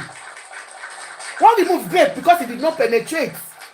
So that was what they removed because the evidence they got is the fact that it only 7 years. So don't do a money 7 years. They could not substantiate it. That was why it was moved. Harassment. Harassment. Move forward, come on. Okay. So go back with only can act. Ṣẹ́gbọ́n ó ní mo fọwọ́ kan ọmọ yẹn Yomi Fabiyi ó ní àgbàlagbà lọmọ yẹn òun náà sọ ó nítorí mo fọwọ́ kan ọmọ yẹn náà ṣe pé ní harassment wọ́n rí tó tọwọ́ tó mú ọwọ́ ọmọ kékeré tó ń kì bọ ẹnu ó ń kọ́ bó ṣe máa lé kókó. That is what it means tó tẹ̀yìn ò bá mọ̀. Ó sexualize ó ń kọ́ ọmọ yẹn ní sexualized behaviour la máa ń pè é nǹkan tó ń kọ́ ọmọ yẹn nìyẹn. Àwọn ọlọ́pàá bèrè lọ́wọ́ mi pé why all this camera yẹn kò síbi tó lè jókòó sínú mọ́tò mi. Lẹ́yìn iwájú gbogbo camera. She asked me to bring only Lagos State phone ní series. Ó ní ìgbà tó wọ́n sọ pé Razinua ni òun fẹ́ níwájú náà everybody knows Razinua as a lover boy. But I'm at you, someone that can transform. Oh, now she was down coming. Yeah. Sọ fún yín nǹkan tí princess sọ fún yín ni pé kẹ́ wá sílé òun kẹ́ wá act movie. Can you lè help me pẹ̀lú agbára tẹ ní ẹ̀yọ́ mọ́ mi? Ẹ bá mi wá ẹni tó lè bá wa print out voice wa lórí phone. Lẹ́yìn kọ́kọ́ sọ nǹkan tó ṣẹlẹ̀ fáwọn akátó lọ. Mo wà lẹ́gbàá, ó wá pè mí, mo fẹ́ lọ change aṣọ ni. Àwọn ọmọ mi tẹ̀lé mi wọ́n ní bá rí message. Hello, are you in town? I have a job for you. Talele ìwọ́n nítorí mi wọ́n princess. Mo ṣe ń wò lọ́wọ́ ní kọ́ọ̀lù ẹ̀wọ̀ rẹ̀. Òun tún ń pè mí náà ṣé mi rí message òun lórí TikTok lórí Facebook. From your own mouth. Ṣùgbọ́n mo nígbàgbọ́ nínú Ọlọ́run. Mo nígbàgbọ́ nínú Ọlọ́run tí wọ́n máa ń ṣe. Baba Ijesha, you said she invited you for a movie. Oníolóhùn series for Lagos State. And then you said wípé torí pé Ransonua ló fẹ́ lò wọ́n wá ní òun ò lo Ransonua. She invited you for a movie. Mi ò ní bóyá kò sí anything níbẹ̀ tó jẹ́ pé ẹ̀ invited fún movie o. But for that particular one, is that the movie location? Princess has said she invited you because she wanted to have evidence against you. Let's assume she lied to you that you should come for that production. But for this particular one, when you got in there, was that the production they talked about? And then when you got there, you got there was no camera, nothing. Kunle Ọlámitódé kò sí nǹkan tí mo lè ṣe sọ̀rọ̀ ẹ̀. Téèyàn bá wá ń ṣe dáadáa táwọn kan bá ń ṣépè fún iṣẹ́ owó ẹ̀ máa ṣàdúrà fún. Kí ni accusation tó wà before you? that tí wọ́n fi in prison yẹn. Ìgbà tá a lọ sí appeal, wọ́n yọ rape, wọ́n ní mi ò rape. Okay. Wọ́n ní mi ò ṣọ́ṣàyọ̀. Kí làwọn allegations? Pé harassment. Harassment. Nítorí mo fọwọ́ kan ọmọ yẹn. Okay. Ṣùgbọ́n wọ́n gbàgbé pé ó ní kí wọ́n á àtì ẹ̀. Àwọn ọlọ́pàá bẹ̀rẹ̀ lọ́wọ́ mi pé why all this camera yẹn kò sí gbọ́dọ̀ jókòó sínú mọ́tò mi. Lẹ́yìn wá ní ibi camera. Yeah, she asked me to do. Ó ní Lagos State fún òun ní series. Ìgbà tó wọ́n sọ pé Razinoa ni òun fẹ́ lọ́wọ́ ní everybody knows Razinoa as a lover boy. Pé tó máa ti rí pé someone that can transform. Ó làwọn ṣe wá dárúkọ mi. Wọ́n sọ fún yín nǹkan tí princess sọ fún yín ni pé kẹ́ wá sílé o kẹ́ wá act movie. Ká nípa ẹ lè help mi pẹ̀lú agbára tẹ ní ẹ̀yọ́ mọ́ mi. Ẹ bá mi wá ẹni tó lè bá wa print out voice wa lórí phone. Ní kọ́kọ́ sọ nǹkan tó ṣẹlẹ̀ fáwọn akátó lọ. Mo wà lẹ́gbàá, ó wá pè mí, mo fẹ́ lọ change aṣọ ni. Àwọn ọmọ mi tẹ̀lé mi wá ní bá rí message. Hello, are you in town? I have a job for you. Talele ìwọ nítorí mi wá princess. Mo ṣe ń wò lọ́wọ́ ní kọ́lọ̀ ẹ̀wọ̀ rẹ̀. Wọ́n ti ń pè mí náà ṣé mi rí message òun lórí TikTok, lórí Facebook, lórí Instagram. Mo ní àlọ́ sọ̀rọ̀ ní princess kí ló ṣẹlẹ̀ kí n jọ kí n sá ó dẹ̀bẹ̀ ní sọ́kó. Pé Lagos State pé ṣé mo ṣàrùn tí ń gbà yẹn tó ń tẹ̀lé màmá wa oore ló pé and it's true tó bá wọn ṣe campaign pé wọ́n ti fún òun ní series lórí child abuse. Okay. Pé kí n jọ pé kámẹ́rà mi lòún fẹ́ lò dẹ́ èmi lòún fẹ́ lò mi ò lè ráyè ìdí ni pé mo ṣe ń bẹ sọ̀rọ̀ princess endorsement márùn ló wà lọ́wọ́ mi mú kí má ti kúrò bí mo lọ síbi àì you know how we do it like àwọn oníkó lè pẹ́ kíní kan gbogbo tó ṣẹlẹ̀ kí n má bínú kíní kan lókè so mo ṣe ṣetán. Before that time ẹ ti ní issue gbogbo àwọn nǹkan tó ṣe. n bá sọ̀rọ̀ mọ́mú tá ti lé àti lé ń gbà yẹn. ẹni tẹ́ kì í sọ̀rọ̀ mọ́ all of a sudden ó kàn pè é yẹn tó ṣe ti jà níṣẹ́ nípa a kì í sọ̀rọ̀ mọ́ a ti lé. ó sì máa gbé màmá wá síbí. Màmá gbọ́n sọ fún mi ní day one mo sọ pé ọ̀rọ̀ àgbà bí òṣèlú àwọn ní ọmọbìnrin tó ní kó pè mí ẹjọ́ ẹ̀ ti pọ̀ jù bó ti ń rojọ́ pé àwọn bó ti ń rú àwọn èèyàn báyìí. Kò mọ̀ pé màmá yẹn ń lọ mí nígbà yẹn. Màmá tó ń pè ní ìlọ ẹ̀yìn ìyá ìyàwó ẹ̀. Wọ́n ní ṣé white bitter ní Ìjẹ̀ṣà báwo ni Ìjẹ̀ṣà ṣe rí ọmọ yẹn wá ní ọmọ dáadáa ni kò sí nǹkan kan pé kìíní kan ó sọ fún màmá yẹn pé ó ní problem ó dẹ̀ fẹ́ ẹ̀pẹ̀ pé òun lọ bá spiritual mother òun ó ní kó wá ṣe the different òun di 40,000 lẹ́ẹ̀bẹ̀ ọmọ yẹn wá pè pé kí ló fà wá àti princess pọ̀ tẹ́ ẹ̀ ṣe mo ní kankan ní kí n ṣọ́ra o tí àwọn mi bá gbọ́ ọ̀rọ̀ yóò ní níyànjú o pé lóun lọ fún àwọn èèyàn lówó pé ṣé mo dẹ̀ ti lọ mo ní. ẹ jọ̀ọ́ má bínú ìyàwó tó ti fi ẹlẹ tó ti sá lọ níyà ìyàwó wa tún sọ fún ẹ pé kò má anyway I don't it's not about your wife anyway we don't care. Mo pe ẹni yẹn lóòótọ́ òun máa ń pòwe kò fún mi ní mo rí pé ẹ̀yin náà bàbá Ìjẹ̀ṣà ẹ lọ jókòó ara yín jẹ́ ẹ̀yin ọkùnrin kí n tó pa fóònù máa yẹn sọ fẹ́ tó àmì pé èyí tá a ṣe fún àmọ́ kò sóri kankan tó ṣe fún wa lórí ẹ̀. Tí princess bá ní mo kò mọ̀ wípé gbogbo àwọn tó ń kó jọ tí wọ́n kọ̀ọ̀kan lórí net wọ́n wá sí prison wá bẹ̀bẹ̀ ẹ tún bá mi sọ fún correctional officer ní Kirikiri pé mo parọ́. I know you dey know you very well. Chief warder pé bàbá Ìjẹ̀ṣà máa parọ́ kan pé àwọn èèyàn wá bẹ̀ pé àwọn èèmọ̀ mi rí mi ìró ìbá wọn o wọ́n promise àwọn pé wọ́n máa fáwọn ní 250,000 wọ́n dẹ̀ máa fà wọ́n sí movie. Those are other people that came to testify in the court. Ó ní wọ́n wá bẹ̀ wọ́n ní ibẹ̀ whether true or not kò sí tó kun àwa. Baba Ijesha, were you convicted of the offences of child molestation or not? That's the question, sir. Àwọn òpèbí á di eré làwọn ṣe kọ àwọn orí mi rí o. Kí ló wá dé tẹ́ fi wá bẹ̀bẹ̀ wọ́n ní èpè ti pọ̀ jù pé àwọn èèyàn kàn ń gbá wọn ṣépè lórí online. Tó bá ti dé mo mọ̀ pé máa ń visit prison ó kò kí n fẹ́ káwọn èèyàn mọ̀ ni tó bá ti dé sọ pé chief warder tó wà ń bẹ̀ yìí náà ni ayé ti lọ tán ń dárúkọ ẹ̀ pé bá Ìjẹ̀ṣà máa parọ́ kàn àwọn èèyàn ló wá bẹ̀bẹ̀ ní mi ṣe sọ̀rọ̀ bíbí àwọn tó rọ̀ mọ́ wọ́n ti tẹ̀lé báwọn pé ṣé bẹ́ẹ̀ ni tó sojú ẹ̀ nígbà tó fẹ́ ṣe tó sọ̀rọ̀ fún mi ṣe bó wá ṣe interview ó wá sí court ọmọ yẹn sọ fún nígbà tá à ń dá ní ọ̀gá ẹsẹ̀ mi ò ní kí n ṣe ẹ̀ẹ́dẹ̀fẹ́ wá ṣe introduction pẹ̀lú princess. Fashion, thank you. Power tap, thank you. Introduction bá wẹ́ẹ̀ ìgbàgbọ́ tí màmá yẹn sọ ni màmá tó bí mo ṣe ń bọ́lẹ̀ nínú mọ́tò tí n bá parọ́ mọ́ Ọlọ́run ẹ̀ fìyà jẹ mí. Bàbá Ìjẹ̀ṣà sọ òkú sarúgbó àwọn ti jiyàn. Lórí pé fẹ́ ṣe introduction fóun náà ló tún sọ ọjọ́ díẹ̀ ń fa sọ́wọ́ rẹ̀ kókó rẹ̀ dà sọ́ ó mú wá ṣe sí Ọlọ́run ṣàánú mi. Bàbá Ìjẹ̀ṣà máa ṣe é léṣe gbẹ̀yìn ni wàláì.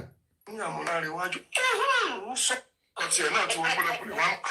Sítórì pọ̀ gbogbo àwọn tó ń sọ̀sọ̀kúsọ yìí tó ń dájọ́ yìí ẹ fi wọ́n lẹ̀ mo fi wọ́n lọ́lọ́run lọ́wọ́ ni mo fi sọ pé mo gbé fáìlì mi fọ́lọ́run Ọlọ́run bẹ̀ ti ń dà.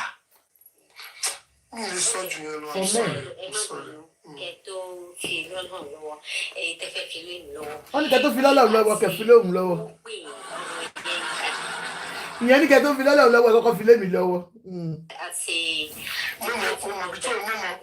Ẹni pé wọ́n pè é kẹ wá ṣe fíìmù. Bẹ́ẹ̀ jẹ́ kí n sún mi ìrún gbàgbé olùkọ́t mi. So mi ìmọ̀lé tó ń gbé mo ṣàdínkù kákọ́ ti ṣọ. Mo wá ń pè ká ní mi ò fún àwọn boys lówó ní Adékúnlé àti Gúnbíyì yẹn bá escape wàhálà ẹ̀. Mo ti pè mo ọdún ní nílànà tí máa tún parọ́ HOD wa ń gbọ́. Nígbà tí mo gbégbé tí mi rí pé mo bí tí mò ń lọ ó wá tó gọ̀bí 3 mo dẹ̀ wà nú àwẹ̀. For men. Mo wá ní wo kí n máa lọ. Bí mo ṣe dé bàbá bàbá yẹn dúró ní bàbá Ìjẹ̀ṣà kìíní kan padà yọ 20k wọ́n tó rí márùn-ún bá fún wọn. Bí mo ṣe fẹ́ gun bẹ̀yẹ báyìí mo kàn rí bọ́ọ̀lù ẹ̀ ní mo ti wà níbi tí mi sì lè padà. Slow tí mo slow yẹn àwọn bọ́ọ̀sì yẹn sáré wá àbá tí ló ń ṣẹlẹ̀ náà. Ẹni tí mo fẹ́ lọ bá ló ń pè mí ìjẹ̀lẹ̀ padà àbá ẹ̀ máa wọ̀ ẹ̀ tó bá àárín tiwa. Ṣé ti rí wọ́n bí ìbèbí yẹn tún padà lọ question yẹn pé tí ìdáhùn question how did this happen and then he started story again wípé òun ò bá tiẹ̀ ti ewu yóò bá fòun ká lóun àwọn boys kan tóun pàdé ló bẹ̀rẹ̀ story. Mo ṣe ní kí n wọnú ilé pin yẹn àti bí mo ṣe ń lọ yẹn àti inú prison ni mo ń lọ. Hello. Inú prison náà ló lọ. N tún bí mi rẹ o. Wọ́n á pè ń bo ni mò ń bọ̀. Wọ́n á ní tí má ti débi báyìí pé ọmọ wa mú mi.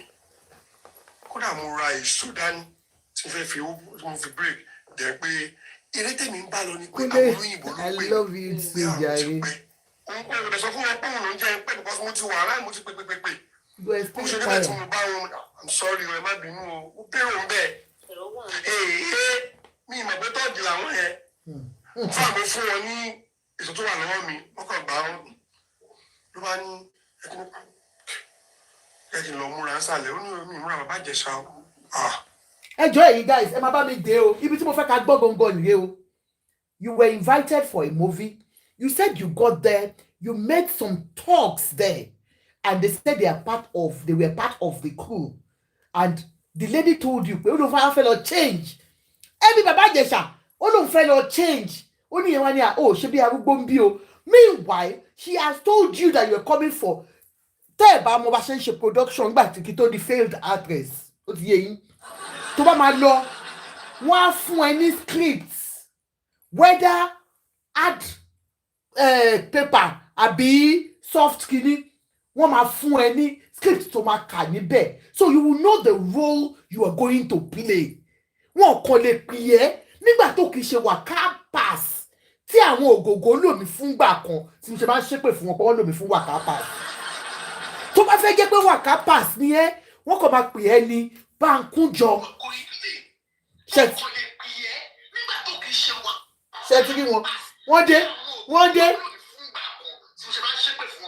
ta làwọn.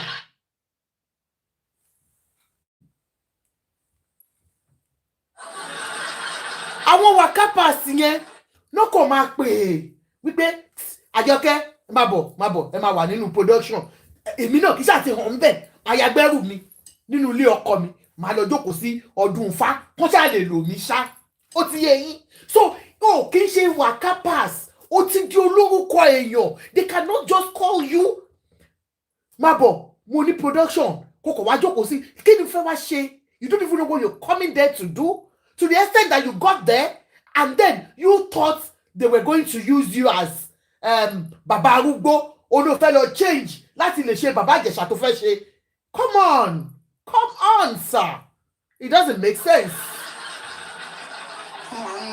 pé something tó ń mú mi lọ ṣùgbọ́n okay kámẹ́rà nílé ẹ̀ kò sí náà torí kò sí jẹnẹrétọ̀ ẹ̀ kò sí náà níbi tó ń gbé ó ní kò sí epo kí lára fẹ́ ṣe báyìí ó wá ní èmi dẹ̀ ti pẹ́ mo ṣe ń pọ́njú mo ṣàrí pé ó ń na ọmọ yẹn bá ṣe dé ọmọ ìjọ yẹn kò rò ojú ọmọ tani fẹ́ báyìí ṣe lọ́mọ ń tẹ ẹ̀dá ọmọ yẹn mọ̀mọ́ torí mo mọ ọmọ yẹn. ṣé rí i pé bàbá Ìjẹ̀ṣà Yomi Fabiyi alẹ́ yóò yẹ kó lọ mú ojú ẹ̀ kó lọ fi pamọ́ bàbá Ìjẹ̀ṣà still consider that as ọmọ a child a minor ó lóun mọ̀ remember the allegation is that he penetrated that child when the child was only 7 years old tí wọ́n ní kí mọ́tò ló fi ṣe bóyá àwọn yẹn parọ́ mọ́ o bí wọ́n parọ́ mọ́ ó kú ọkọ̀ lọ́hùn but òun náà accept pé òun mọ yẹn rí and ó yí pé ọmọ yẹn ní kí ni a child because as at that time 14 years old ni ọmọ tá à ń sọ yìí tí Yomi ní tọ́ba ráyà ẹ̀ ó ga tó yìí so Yomi wàá rí ọmọ Láìdé Bákàrè tó jẹ́ 16 years tó ń gbà àyà ẹ̀ ga ju tìyá ẹ̀ lọ wàá bá a sùn ẹ̀wọ̀n ló máa kú sí. jẹ́ ká lọ tí ìgbà ìsìnkà fẹ́ ṣe wá ní àná tó máa wọ̀ náà ní kò lápá báyìí lọ́mọ yẹn o mo ní okay kí ló fẹ́ ká ṣe script ìdáwọ́ ní ṣé mi máa ń pa rape ni pé mo fẹ́ rape èèyàn pé ọkùnrin yẹn mọ̀ tí máa parọ́ mọ ọ̀run kẹfìyà jẹ mí mo ní rape àsọkò wá sí script ó ní kákan ṣe pé rape àwọn èèyàn wá wọlé àwọn akáwà mọ́bẹ̀ mo wá lókè mo wá ní kí n ya aṣọ ẹ̀yẹn kí n ya. ẹjọ́ torí Ọlọ́run ọba bàbá Ìjẹ̀ṣà ó ń pa Yomi mo rò pé máa ń parọ́ ó parọ́ kú ó parọ́ jù kí ló dé ní mo kó máa ń parọ́ báyìí o I used to love you ó dẹ̀ ń parọ́ ìwọ lélẹ́yìn náà ó tún ń ṣépè fún rẹ̀ ó ní kò ṣe particular kínní kò fún ẹ ní script òun ló ṣe wà ń fẹnu sọ script láì kí n ṣe waka pass láì kí n ṣe ọmọdé nínú iṣẹ́ kí ni agreement ẹ ní gan lórí show yìí if truly you're talking about scripts that they are doing for Lagos State you know it is about money owó ńlá ló máa gbé fún princess are you telling me that there was no contract between the two of you and then she invited you and she started telling you with her mouth pé báyìí ni kò ṣe sọ Bímbọ́ Ògún sọ yẹn ẹ bá mi sọ ẹ bá mi bí máa yìí. àmọ́ tó bá lọ lóde lé sórí YouTube wọ́n máa block ẹni onírara oníkọ̀fẹ́ fi. Who dropped you? I didn't drop you. Lagos State. Olúwaṣemílóore. I didn't drop you. Pilot ojú kòkòrò owó náà mẹ́mi náà lọ. ẹ jẹ́ má drop Olúwaṣemílóore yan wa ni wọ́n. wọ́n sunkún driver owó ṣe bíṣẹ́ mi ni màá rí bí 300,000 naira per day for kámẹ́rà mẹ́ta òun ní gbogbo kámẹ́rà inú ìná gbogbo ẹ̀ ló bá gbogbo ìṣẹ̀lẹ̀ yìí lọ. So gbogbo tí mo rò nìyẹn pé okay series torí àwa náà ń ya ìwé ìwò yìí tí Lagos State support wa. So ohun tí mo ṣe nìyẹn nígbà tó sọ nǹkan yẹn fún mi tán mo wá rí pé ọmọ yẹn ṣe ọmọ yẹn ò fẹ́ ṣe ọmọ yẹn ń sọ ọmọdé wò pé wetin this brother do now nígbà tó wọ́n wá ní sọ̀rọ̀ director yẹn wọ́n ṣe bẹ́ẹ̀ yẹn bá ti sọ̀rọ̀ èmi máa train mi máa ṣe lè ásà pé. Bàbá Ìjẹ̀ṣà ó lóun sọ fún ẹ pé òun máa train ẹ òun sọ fún princess pé òun máa train ẹ when we are on location guys let me tell you There is a director. And that was why I hated Abelanwe like mad. Because on location, it becomes like a lion. It doesn't listen to you. It becomes so tough when you're on location. Go and ask anybody. Abelanwe tó direct Arizo. Ó máa ṣe bí wèrè ni. Bó ṣe lọ close sí wọn tó bá ti dé location. Náà tí orí ẹ̀ máa yí, ó máa sọnù ni. This same àwọn directors will be on standby. Àwọn náà máa kọ́ ẹ ní nǹkan tó máa sọ, even if you don't know what to say. Àwọn tá lọ ṣe waka pass go, they will tell you this is what to do. So they will be standby director. Who are you that you will say pé kí ló dé Bímbọ́ Ògúnsọ̀yà? À ṣe yín lè ṣe tẹ́ bá tó ọ̀mù. What? No, because at this point, I'm a director and there's so many things that you need to clear. Basically, I think he needs to see a doctor.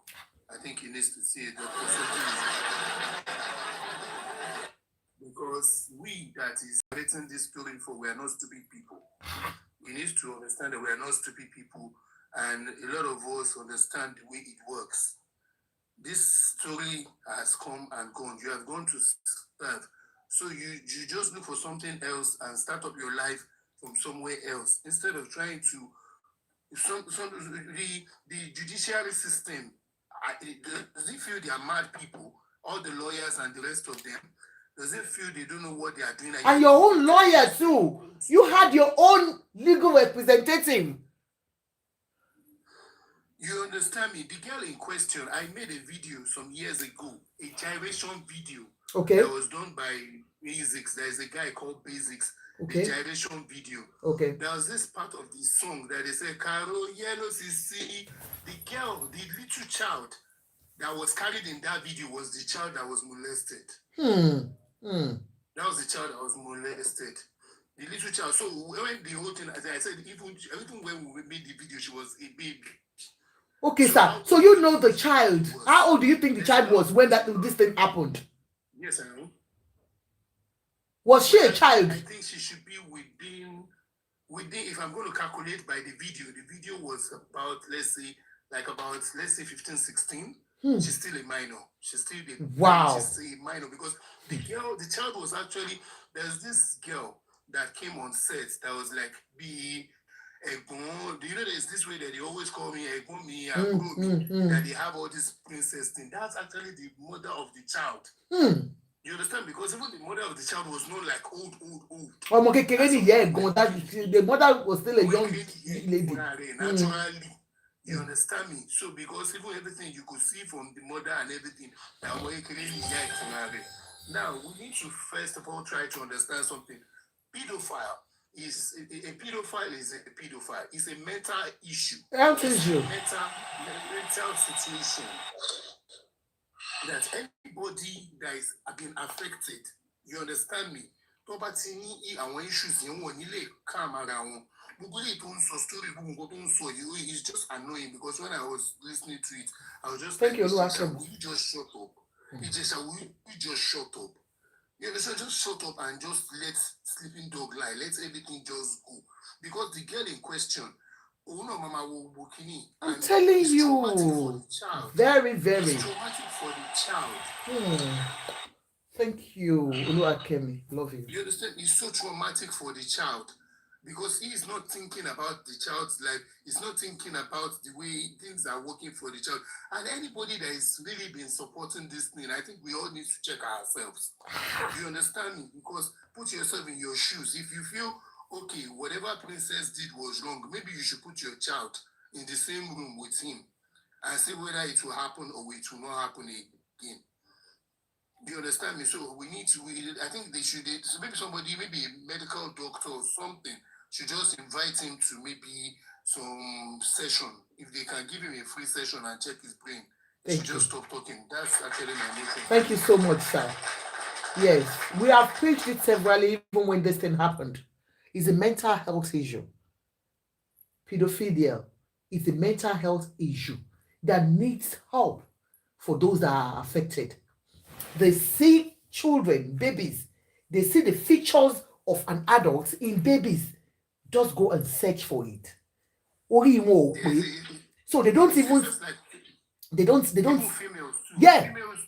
Females are the nymphomaniacs. Yeah. So they don't see a child as a child that you and I will see a child. They see that child in another form of a grown woman. Their libido just gets attracted to such children. The funny thing about most of these pedophiles is they are not actually attracted to older people. No. They are not attracted to older people. No. So let's go on. Thank you very much. Sometimes me tell me back be sorry okada. To manike mo birin ko wa ti o ko ma gbe omo si àárín ẹsẹ̀. You understand me? Once you see somebody so they're putting for and everything, you know, people do not just want to say things until things go out. There's so many men that were abused by some sister somewhere. We know now. We know. Because it's just because we know until this Ijesha issue came up, nobody was thinking around it. Nobody is thinking about, okay, this pedophile issue may be okay at this level. Let's look at it from the mental situation. They don't know. We are not looking at it mentally. They think it's just like anything. What he actually needs right now is a rehabilitation. Instead of him pushing daddy, go up in fast. That's what I feel. If he stands in front of me, I would say, yeah, shut up. Just go for rehab and get yourself back together. You just keep saying it's the same old story. A story that we all know that is not true. How could you come on a set, on a place where you know that there is a set and there is no camera, no location boss, no generator, no crew? At least, because no matter how bad the setup is, and you allow a basic crew, you can't see anybody and you cannot see there is a setup. And you're not saying that they are trying to trick you because of words. Thank you, sir. Let me just finish. Let's just listen to the bull clap, okay? Thank you, sir.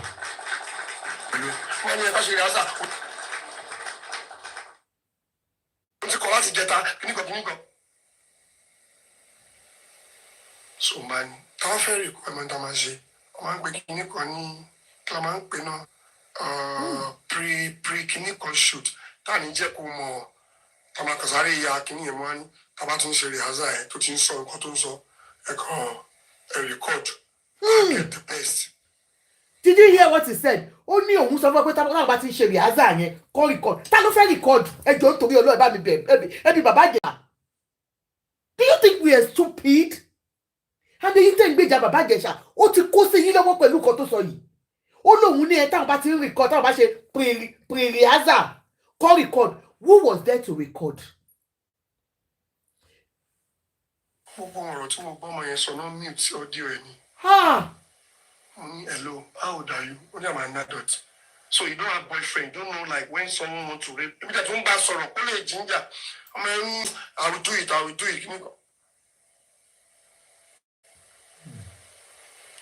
Nígbà tó wọlé gan tó ń nà mí, mo láti máa sọ fún àwọn ọmọ tí ò lélẹ̀ àfi gbà lórí mi. Ṣé ò ń gbọ́? Ó parọ́ kú bàbá Ìjẹ̀ṣà. Ó nígbà tó gbáhùn létí báyìí wọ́n wò pé àwọn amateur báwo ni? Amateur. So you were recording, no video, nothing. And then àwọn èèyàn kọ́kọ́ á gbá ilé tí wà ó dá amateur wo because you still feel that you were recording. Ó parọ́ kú. Ẹ lọ gbé tí. Ohun tí mò ń sọ, èmi ò mọ̀ pé setup mi. Ìkan nínú àwọn lọ́yà mi kan ṣe nǹkan tó dùn mí fẹ́ dárúkọ ẹ̀. After tí mo gba bẹ́ ìkan nínú àwọn tọ́ọ̀gì yẹn, ó pè mí títí mi gbẹ́ wá send message audio. Wọ́n ní bàbá yín mò ń pè yín o, mo wà mí tó ti nà yín. Mi kò mọ̀ pé bàbá Ìjẹ̀ṣà ni o. Ẹgbọ́n setup ni kò ṣe pẹ̀lú rape. Ẹ mọ̀, wèrè yẹn ní NGO kan tó fẹ́ gbé sókè. Wọ́n dẹ̀ fún packaging. Kò ń fọwọ́ bá àgọ́. Tí n bá parọ́ Ọlọ́run ẹ fìyà jẹ mí. Play voice note yẹn fún court àbí nǹkan. Immediately to send mo wá pè. Ṣé ọ̀pọ̀ náà wà náà tó nà mí? Mo wá ní okay. Èmi ò mọ báwo ni kíní kò wá mo wá ní òkè tó máa ṣe kí ló fẹ́ kí n ṣe ní àfọ ní nǹkan òun máa sọ many things fún mi o jùlọ máa ń ṣèyàn gidi kan o in fact òun wò mí láwọn ẹgbẹ́ àwọn àna mi òun mọ̀ pé mi ni tó sọ fáwọn ọ̀tọ̀. Had this thought for a while now. What if I was off work for a few weeks or even months because of... Well, look, only but I'm happy, pastor, which is my lawyer. So I send the other his lawyer. Lawyer Oma share agreement, lawyer Oma lori. Audio, lawyer's audio. On la balo in court.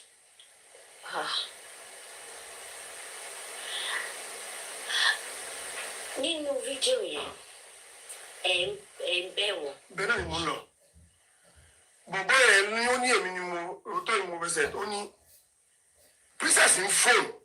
Ó láwọn kan tó ń kọ ní nǹkan tó máa ṣe. Bọ̀bọ́ yẹn wá ní ọ̀la ẹ̀. Ẹ máa gíru mọ̀ tó wá ti di ẹ̀kọ́ bẹ́ godmother. Tó bá sọ ẹni tí ẹ sọ pé ti gbọ́. Ẹ̀wọ̀n kan bìnrin yẹn kan sọ pé ti gbọ́ pé kan kó ń bí ṣóyè yín sìn. Ṣóyè yín. Ẹ máa gí ẹ̀kọ́ sọ máa bẹ̀ pé kó má bínú. Ẹ sì ṣètò ọkùnrin. So bó ṣe padà jáde yẹn mo kàn ní ọ̀gá ìjọ má bínú. Gbogbo tí máa ṣe dáríjì mi. Gbogbo ìrọ́kọ̀ mi ni pé màá jáde ní ibẹ̀ yẹn. I will call police. Àṣìṣe tó ṣe wọ́n pé ẹ̀ mọ̀ pé set up ni. Ó kàn wí kí yẹn kàn wáyé pé àbí mo ṣe fọwọ́ kan ọmọ yẹn mú rà bí kí ló ń ṣẹlẹ̀ nìkan. So mo ṣe ń sọ̀rọ̀ yẹn. Bí fóònù bíi méjì mẹ́ta náà ní tó fi ń record. Ọlọ́pàá tó wá gan ló ṣe kọlẹ̀ fún bá onígbogbo àwọn bọ́ọ̀sì yẹn wọ nínú ilé ó tilẹ̀kùn mọ́ wọn sínú ibi kan. Ọlọ́pàá yẹn ṣe wọlé wọn ni you rape àbí. Bí sì lè máa kú sí kíní kan gbàgbàgbà. Ọ̀dẹ̀ bí wọ́n sọ́wọ́. Nígbà tá a jáde síta kó lè mọ̀ báyìí ya fíìmù ní tí n bá parọ́ ọlọ́run rẹ̀. Àwọn yẹn ni bàbá Ìjẹ̀ṣà ẹ máa rà àti gbé ẹ tó wá dé ìlú ẹsẹ̀ kí ni táìtù fíìmù ìyá náà máa rà á. Kí ló ṣẹlẹ̀? Ìgbéyàwó ti lọ. Wọ́n sọ̀rọ̀ àti ẹ̀ tó perfect. Èmi eré ọmọ ìlú òkè mi gbogbo nǹkan yẹn àwa ò mọ̀ ìdí ni pé ṣùgbọ́n mo tún dúpẹ́ lọ́wọ́ Ọlọ́run torí tí n bá ti kú nǹkan bíbí wọ́n ló sọ̀rọ̀ yẹn ní prison mo sọ̀rọ̀ ayé fẹ́rẹ́ lẹ́kọ̀ọ́ I'm not joking that is what he told me where is Murphy Afolabi ọwọ́ ẹ̀dá báyìí ó ń dáa so tó bá fẹ́ pẹ́ láyé ojú ẹ̀rọ máa rí bi àwọn tó ń sọ yamayama lórí net kátígórì bíi mẹ́rin la wà láyé àwọn abá nǹkan jẹ́ àwọn atún nǹkan ṣe àwọn agbọ̀rọ̀dùn àwọn asọ̀rọ̀ ẹni dìbà míì kojúmọ́ tó mọ́. ẹ jẹ́ wo làwa wà nínú wa ń bí àwa ganu sí làwa ń bí òpè wá tán àwa kan wà ganu sí làwa wà àbátẹnujẹ́ àbátẹyàn jẹ́ àsínú gbogbo kátígórì tó kà sílẹ̀ yẹn àwa ṣe kí ni àwa ganu sí torí dádì mi òun ni ganu sí nation tó ti yé ẹ. bá ṣe dá kọ́ máa sọ̀rọ̀ ẹ kú láyé. irọ́ lọ jì. nǹkan ti dá láìpẹ́ lọ́sọ̀kọ́ tó kù. ó set mi síwájú kò sẹ́yìn mi fẹ́ fẹ́nu àṣẹ sọ̀rọ̀. Ọlọ́run ni mo gbójúlé ṣùgbọ́n mo nígbàgbọ́ nínú Ọlọ́run máa rá láàánú sí mi. God. Kí ni ìdí tẹ́ rò pé ó ṣe ṣe àdúrú nǹkan yìí fún yín? Ìbéèrè tó béèrè yìí máa dùn ún ní mi ní sọ̀rọ̀ ṣùgbọ́n tí bá ṣe mú. ṣé ń gbọ́ ìyẹn wò pé okay why will she want to set you up? ó ní ìbéèrè yẹn máa dùn ó but don't worry you watch it in my movie. I've told you all Baba Ijesha is how to do is to exonerate himself and to make a movie out of this and still make money out of a child's pain and trauma. You know, Ijesha is one of the most brilliant actors. My darling, I said it here. Ijesha has a natural way of acting.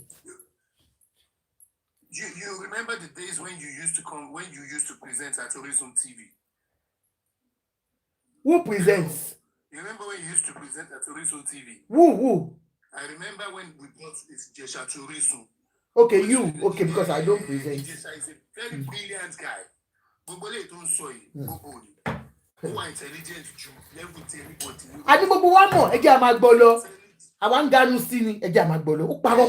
Tó bá ní kọlù nǹkan mo máa gbowó lọ́wọ́ ẹ̀ torí iṣẹ́ ta fẹ́ yà nìyà lè ṣàlàyé fáwọn èèyàn. Ṣé ń gbọ́? Jẹ́ ká fi sínú múvì yẹn. Ìbéèrè tó béèrè yẹn dáa.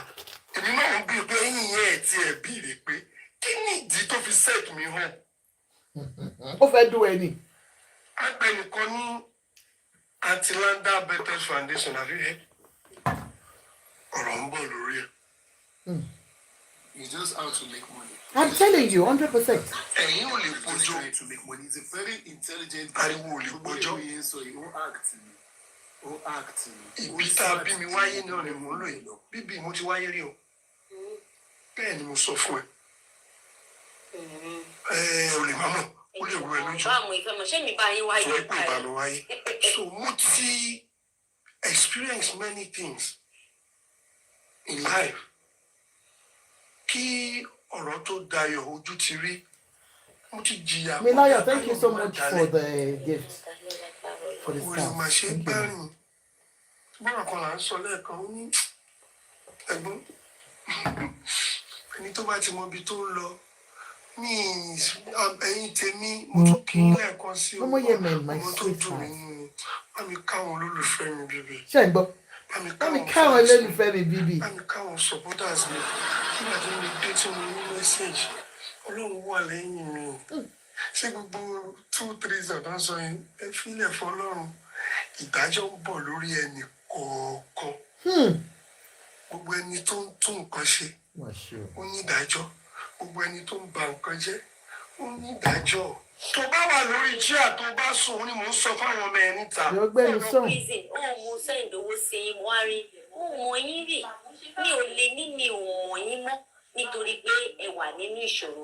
Irú ìṣòro kí ìṣòro tó bá jẹ́ ṣòtì, so I will do my bit regardless of what has happened. I will not ask the court or the law not to take its course. And thank God the law has taken its course. Egbe ti regbe, egbe ti regbe.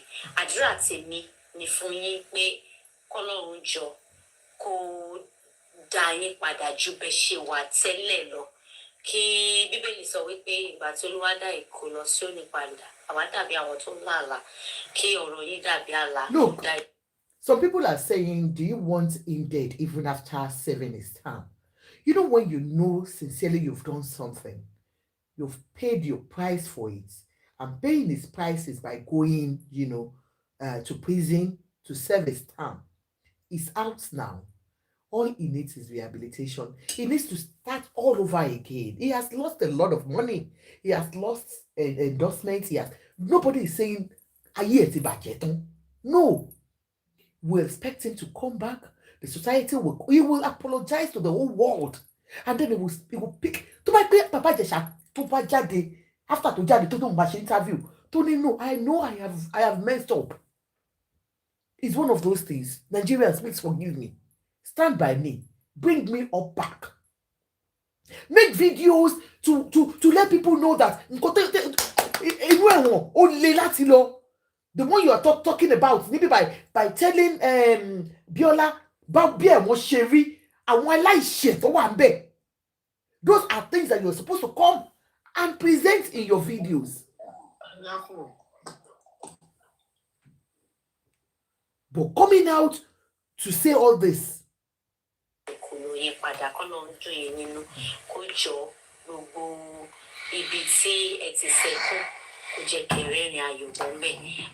On this show, it's not to judge anybody. 100%. It's not because I wasn't there. It's so party, it's so I want not to so party and ìjọba ti rò okay eléyìí náà present síwájú wa eléyìí náà wà fi dájọ́ kí ni wọ́n fi èwo nínú gbogbo ẹ̀ ni wọ́n fi sentence at the end of the day.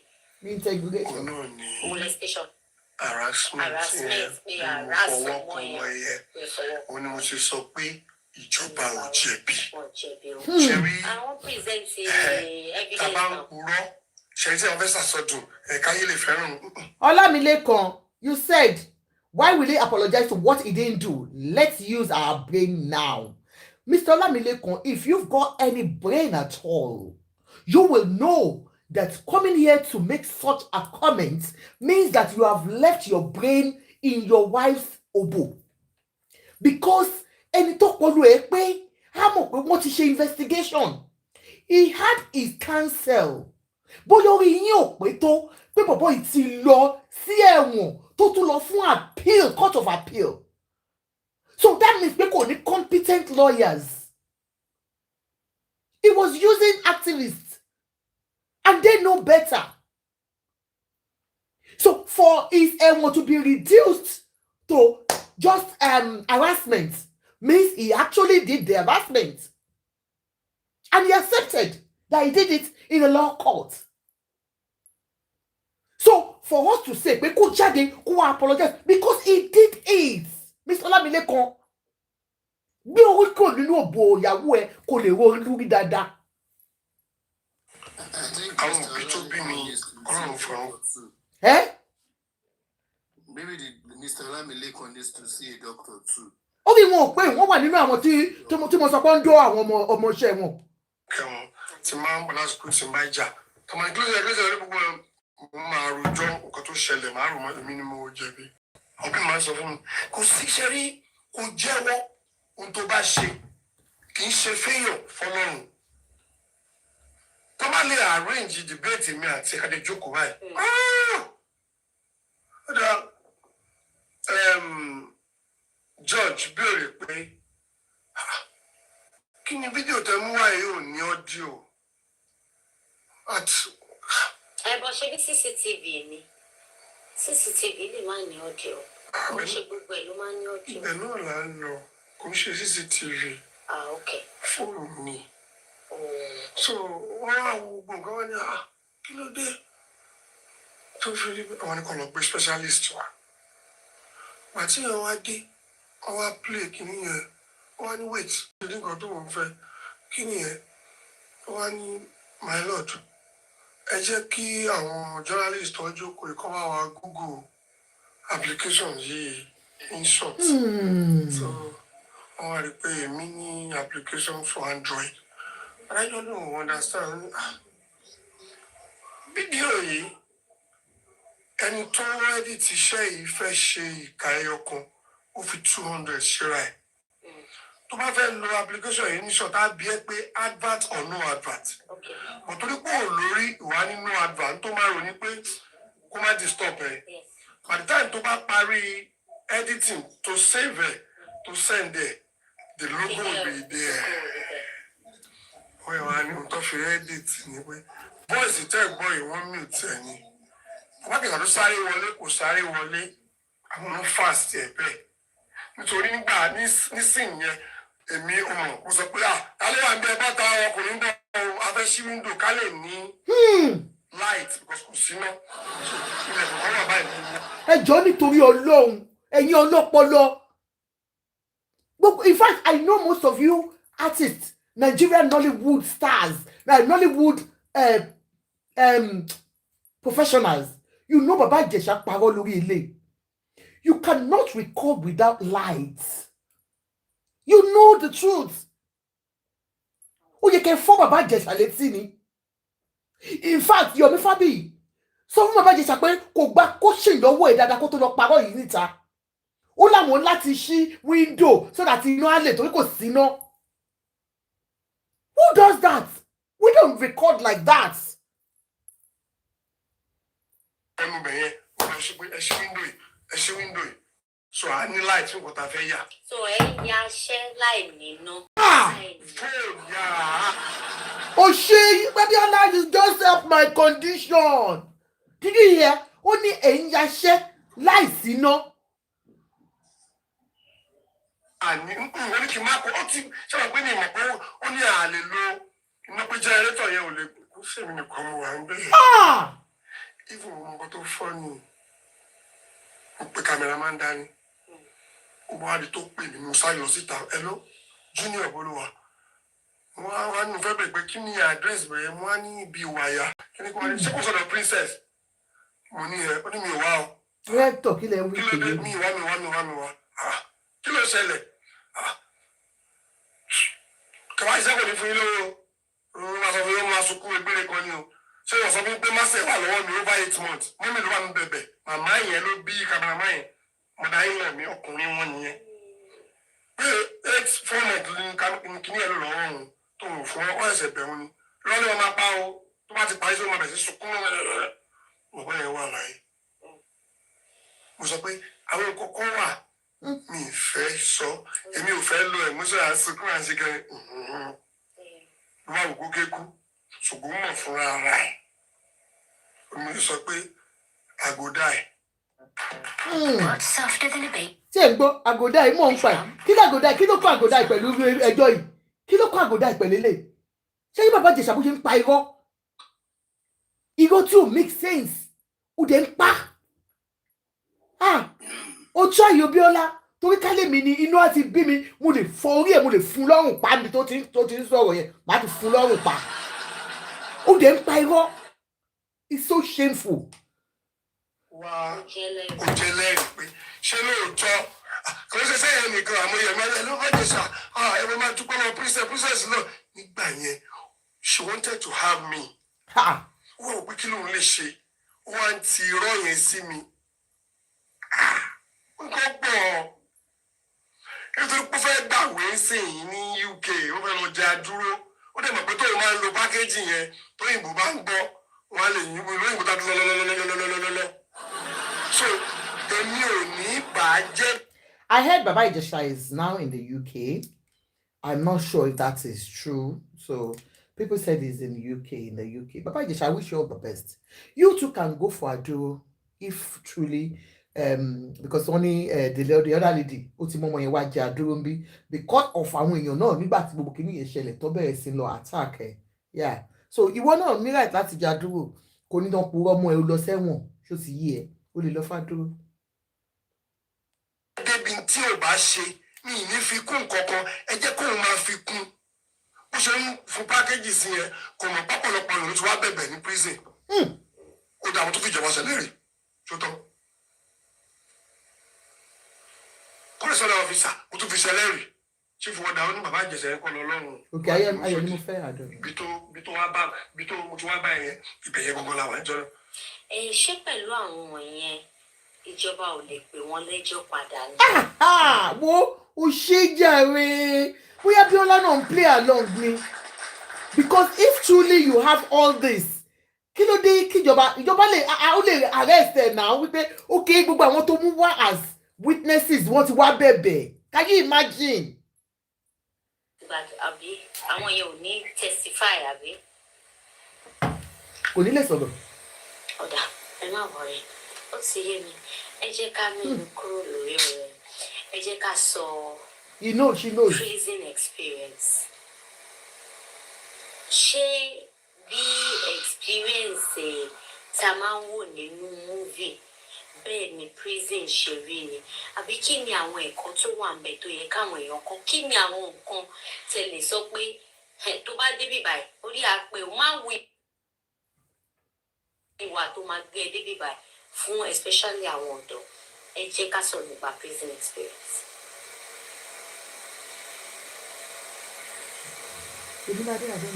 Ẹgbẹ̀lẹ́.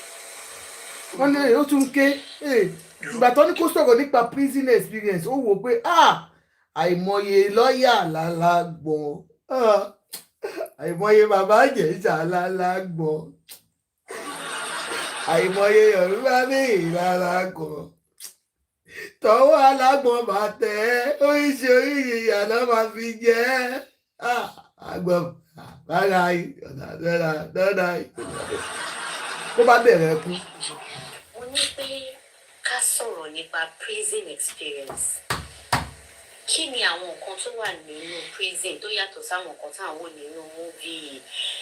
Kí ni àwọn nǹkan tẹ́ lè sọ pé tẹ́ máa fi sọ fún àwọn ọ̀dọ́ pé tó bá débí báyìí orí àpè máa wùwà tó máa gbé ẹ débí báyìí? Kí ní ọ̀dọ̀ títí kí ló fi ń jẹ́ prison gangan tí ò yẹ kọ́mọlúàbí lọ? Bébì wọn náà débi omi gbọ́ lójú ẹ̀ pòròpòròpòròpòròpòrò prison na your mate gbogbo àwọn tó máa ń sọ pé kò ju prison lọ sọrí kò ju Tèmiládé I understand. ibi tó máa ti gbàdúrà gbà ọ̀rẹ́ tádà pé nǹkan tó jẹ́ kó wá ṣe níta gangan nìyẹn. You should come out and educate people about prison. Let them know that it's not a place for you to come. Not for you to come and exonerate your rubbish self. ó fẹ́ sòótọ́ ń sìn pé prison no be your mate for all you criminal minded people ẹ̀wọ̀n ò easy ọlọ́run ò ní jẹ́ kí gbogbo wa ṣẹ̀wọ̀n especially mọ̀tẹ́ ẹ̀ tí ẹ̀ mọ̀ dí lágbára ẹ̀ ní ṣe tọmọtọmọ àní ṣe tọmọtọmọ. nǹkan ṣe mí. nǹkan ṣe. bíbí nǹkan ṣe mí. òun ló fi jẹ́ pé tẹ bá rí ìjọba tó ń pariwo pé má ṣe báyìí má ṣe báyìí ó ní tó ń rò pé àní fẹ́ parí ẹ̀ o. wàá pe lọ́ọ̀yà kò ní dáhùn. tó bá rí máìndì èèyàn kò ń ṣe prison ló lọ. there is a place tí ó dàbí lásán tó máa kàn fi ẹsẹ̀ gbogbo jẹ́ ìlú wá yẹn London níbẹ̀ ẹ̀wọ̀n wà nínú. ayọ̀ ni mo fẹ́. ṣé yẹn ni remand. irọ́ ibi tó wà yẹn ni wọ́n kàn fi ẹnìyẹn sí yàrá kan pé kóòtù ní kọ́ remind ẹ̀ kó lọ ẹ̀wọ̀n géètì sì tó bíi 4-5. gbogbo jẹ́ ìlú wà yẹn ó dàbí ẹ̀wọ̀n ayọ̀ mi hello gbogbo ibi tí ẹ̀wọ̀n ayọ̀ ń ṣẹ̀wọ̀n ẹ̀wọ̀n wà nínú àwọn correctional officers tó jẹ́ tó ń mójútó àwọn ẹlẹ́wọ̀n gangan wọn gbọ́n gangan ìjọba ń gbìyànjú lórí prison ó ní mo ṣe rí i pé ẹni tí ò kàwé rárá ordinary conductor tó jẹ́ pé jàgídíjàdọ̀ ló ń ṣe ó padà wọ prison ó kàwé ó padà wá di teacher ẹlòmíì padà wá dọ̀gáṣẹ́ furniture ó padà wá di welder. oríṣiríṣi even nurse doctor. Oh God ká ní mo lágbára láti sọ fún ìjọba màá ní kó jọ nínú ọlọ́run kó increase owó àwọn correctional officer sí owó gidi torí they are not just an ordinary person wọ́n reform àwọn èèyàn nurse ni wọ́n mọ́dá wọ́n pè é akọni ìyá Farida. Ọlọ́run ní jẹ́ kí tí ọmọ Farida yẹn jẹ́. tó ń kọ́ wa pé gbogbo nǹkan tó gbogbo wọn tó lọ sẹ́wọ̀n wọn lọ ń kọ́ṣẹ́ kùn ọ̀dẹ̀ ọ̀dà àti mọ̀ yẹn ti pẹ́ ṣé ká lọ sí ti Ìyábọ̀ Òjó iṣẹ́ sọ́kẹ́ ẹ̀ bá ti Ìyábọ̀ Òjó. Ìyá Farida ẹ̀fọ́ ẹ̀ ló yẹ Ìyá Farida àbí abújẹgbẹ kò sí rọlẹ́wọ̀n tó bá ṣe ó máa sòótọ́ èyí ó máa sòótọ́ because kò tó lè gbàdúrà kó tó gbà àfi kó sòótọ́ máa kọ́ wà lẹ́wọ̀n ọmọ ṣáìdì Ọ̀ṣun Ọ̀yọ́ state ni Ọ̀ṣun state Adédoyin tó tó gbúdọ̀ báyẹn dé ó dàbọ̀ gbowó láti ìlú Iléṣà so bó ṣe dé àwa náà ń lọ àní visiting bó ṣe dé báyìí akọ̀rí tó sọ pé lọ́ọ́ ti ń pààyàn dà tó wọ́n ní kó akọ́ni tó ní kó lọ pa bàbá yẹn dẹ̀ sáré sí owó àgbàlagbà bí ó dẹ̀ dìrín yẹn mú báyìí ó ní wọ́n lọ́wọ́ tí bá mọ̀ nípa ikú tó pa Timothy tí bá mọ̀ kankan nípa ẹ̀ tí mo bá ṣoògùn owó gbogbo ọmọ méjèèjì tí mo bí kí wọ́n rún mọ́ mi lójú. kábíyèsí Ọlọ́run. Look at that. See, Adedoyin yẹn ni ó sọ yẹn. You know, he said Adedoyin, and I really felt for that man. I don't know. I felt for him. I don't know why. It's only God that can, know the truth about Adedoyin's case, because we all were here and I don't think they will convict him without enough evidence. You understand? So, Ọlọ́run ọba nìkan ló mọ̀. Ọlọ́run ṣèdájọ́.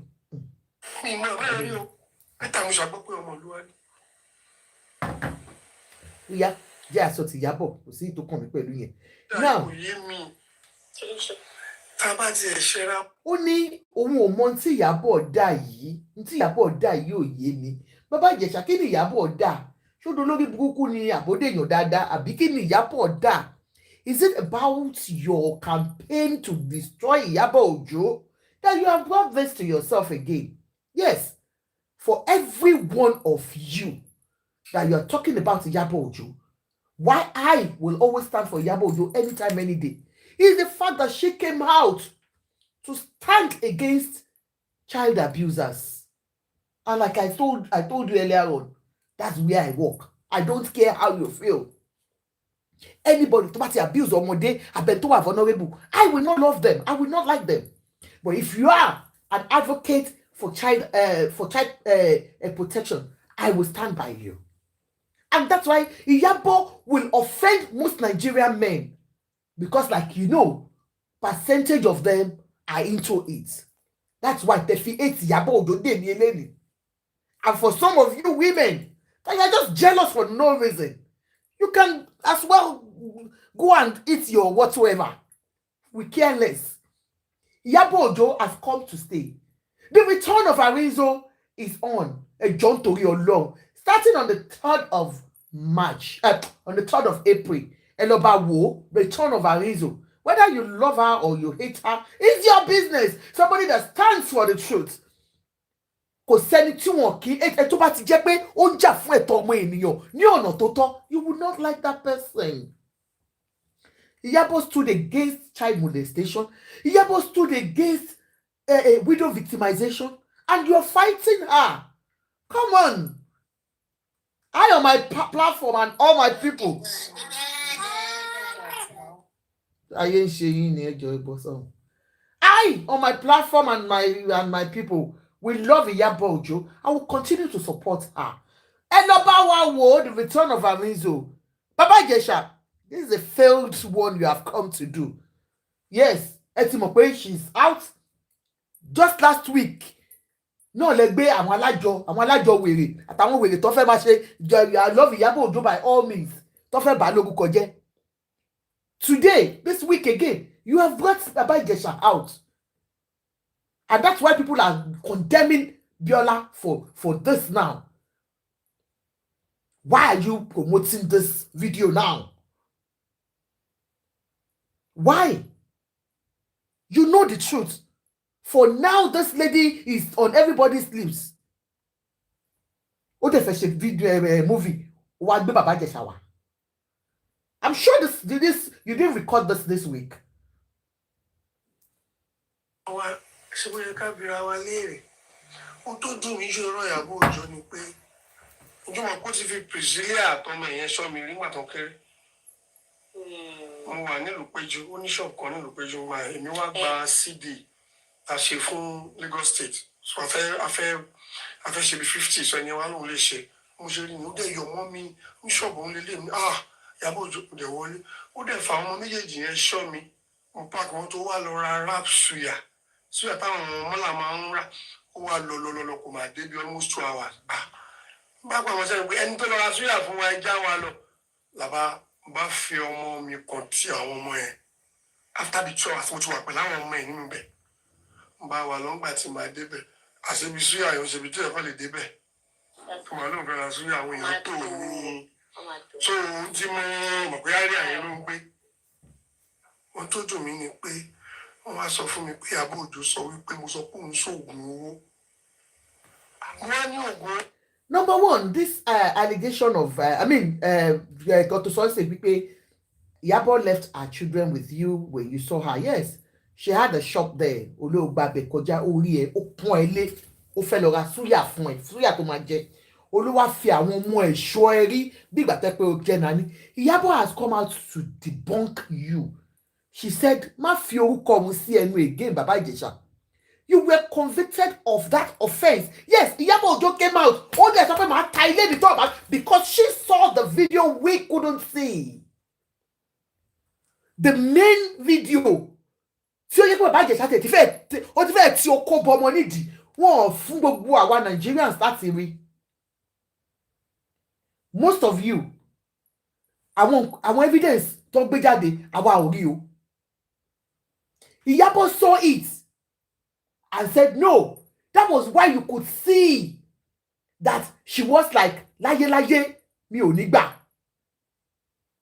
Lizzie B, Iyabo Ojo na our God, ṣebí wọ́n lọ dẹ̀, òpònú ni ẹ jàre kò get lost. Let me block you. Mi like àwọn tó bá ponú bí, ẹ jọ̀ọ́ nítorí Ọlọ́run. Mi like ẹ tó bá ponú bí, don't bring your any rubbish to my platform. If you have issue with Iyabo Ojo, that's your business. On this platform, I stand on the truth. But when it comes to Otoro, I'll stand with it. ẹni ẹni sọ fún òun nígbà yẹn which means òyìn kúmọkùmọ tí mo ṣe pé àwọn mẹ́ta ló ṣògùn òun iṣẹ́ tíátà Lisa Anjorin Bobrisky Iyabo Ojo Lisa Anjorin gan tí mo ti emphasize lé lórí ọjọ́ tọ́rọ̀ ṣẹlẹ̀ lọ́ọ̀yà méjì ní ọkọ ẹ̀ mú wá Bobrisky ni wọ́n sọ fún òun nígbà yẹn ó lọ sọ pé kọ́mẹ́díà ni bàbá yìí náà ó ní ó kàn fi ṣeré èmi kàn fi tèmi. So wọ́n padà lọ sọ fún bàbá Ìjẹ̀ṣà pé torí ìròyìn kúmọkùmọ tó máa ṣe mọ ìròyìn tó máa fọ́ nìyẹn tó ṣe ń gbà pọ̀pẹ́ àwọn artist kan fi ìyá wọn ṣòwò and all that ó níyẹn Ìyábọ̀ Òjó fi deal pẹ̀lú òun how can she do that lórí kí ni as an artist gbogbo wa la mọ̀ pé kò sẹ́ni tí ò mọ̀ pé bàbá yìí máa ń ṣe ìròyìn kúmọkùmọ níjọ́ kan ló sọ pé èèyàn kan fẹ́ dún èèyàn kan pa onífẹ́fẹ́ èèyàn kan ẹ̀ mọ̀ he says things tí ó ti yẹn Ìyábọ̀ máa mú dání. wọ́n á ní àti ìwà ni mo sọ bẹ́ẹ̀ ó lè gbé fóònù pé a pàdé ní patí ó endorse òyìn kúmọkùmọ ó ní àwọn àbájẹsà àwọn èèyàn ní máa ń dárúkọ kó má bínú ó ní àyè ìta ni mo máa ń tà ó dẹ̀ gbá ó dẹ̀ endorse òyìn kúmọkùmọ ó dẹ̀ wípé kí ni òyìn kúmọkùmọ it's just a concept to make people laugh.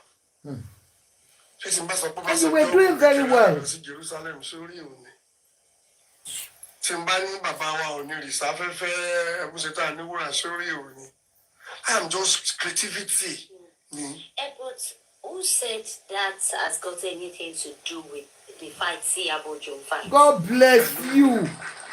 Who told you that has got anything to do with that fight? Iyabo Ojo said she is a victim of child molestation.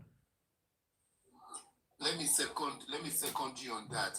One of the first films that Iyabo Ojo actually made personally that she actually used her daughter to play was to tell her story as a rape victim. Can you imagine? She actually told her story. That was the first movie. It was directed by Alex Mount, and I worked on the project too. So when it comes to child molestation and the rest of it, Iyabo 100%. People don't understand what it feels like when a victim is involved in something. The way the victim sees it is different from every other person's perspective. I'm telling you. People do not have an idea of what it feels like to rape somebody or be raped or become a victim or you become like a multiple victim. If anybody has this kind of trauma in their head, a lot of people will be able to understand how it feels like. Basically, my films, the kind of films I make are always based on women and children. And why? Because I knew growing up for me, there were lots of things that I saw as a child growing up. And I knew that, hey, if we don't begin to fight over some of these things, even my children too will suffer from some of these things. And that's why somebody like Iyabo Ojo will always fight 24/7 against things like this. Thank you very much. ibi tí wọ́n wò gbà nìyẹn obìnrin tó rẹ̀ mọ̀ sọ pé mi fẹ́ máa ń bá yín sọ̀rọ̀ púpọ̀ torí ẹ máa ń gbèsè ra yín lẹ́yìn kí mo rántí ọ̀rọ̀ ọ̀gá ọlọ́pàá kan ní bàbá Ìjẹ̀ṣà I've offended your spirit you have to forgive me I don't know princess so it's not my fault but mo kàn fẹ́ kó mọ̀ pé tí obìnrin kan bá wà nípò tó ga téyì tó kéré bá wá fẹjọ́ ọkùnrin sùn obìnrin yẹn kọ́kọ́ rántí tí ọkùnrin ti ṣe fún òun rí ẹ̀rọ oníkíló ní ṣe tó bá dá sọ̀rọ̀ níbi ọ̀sẹ̀ máa ń dá sọ̀rọ̀ colleague mi yẹn abájẹsẹ̀ gbogbo ẹ̀sẹ̀ pé ó lè dá mi ò dáa tí máa sọ pé mo sọ bẹ́ẹ̀ nìyẹn kí ló fẹ́ ṣe èmi mi sọ bẹ́ẹ̀ kìíní kan ẹni tí wọ́n. So he's saying pé ó ní bí èèyàn ṣe máa ń dá sọ̀rọ̀ ṣé àwọn gbogbo èèyàn náà ló condemn Iyabo Ojo. Most artists condemn Iyabo Ojo, and the reason being that they feel that being an actress, she should have covered Baba Ijesha up, just like most of our elders in the industry did as at that time. Wọ́n believe pé ohun dẹ̀ ṣe ní tí bàbá ọlọ́fà náà lọ síbẹ̀ pé ṣé dídó ní industry jẹ́ big deal ni. But Baba will understand that they are talking about a child here, not ẹgbẹ́ wa tàjọ ń dóra wa ní industry. Are you getting me? So for them, And that is what he's trying to say here. Wípé ó máa ní béèyàn ṣe máa ń dá sọ̀rọ̀ bá ṣe jẹ́ colleagues. Can you imagine? Nílùú tá a wà yìí, kó jẹ́ ọmọ ìyá ẹ, kó jẹ́ ọmọ ẹ, ó gbọ́dọ̀ gbèsè ẹ̀yìn ẹ̀ láyé. Mo máa sọ fún àwọn èèyàn, iṣẹ́ mi tí mò ń ṣe has to do with children, vulnerable adults. If I come to your house, no matter how close we are, or I perceive abuse on a child or on a vulnerable adult in your care, I will report to you. I told my daughter-in-law, look, if it has anything to do with the children, your mother-in-law will come and report you and they will take the children from you. Ẹ má jà lójú àwọn ọmọ yín. Ẹ má jẹ́ kó bẹ̀rẹ̀ sí ní behaviours tó máa jẹ́ pé ó máa affect wọn. Do you get me? I will report you. Kò sí bó ṣe lè jẹ́, I will report you to social welfare and social care. Níbí bá tí n bá wá sílé ẹ tí mo ti ẹ̀ gbọ́ pé ó abuse ọmọ.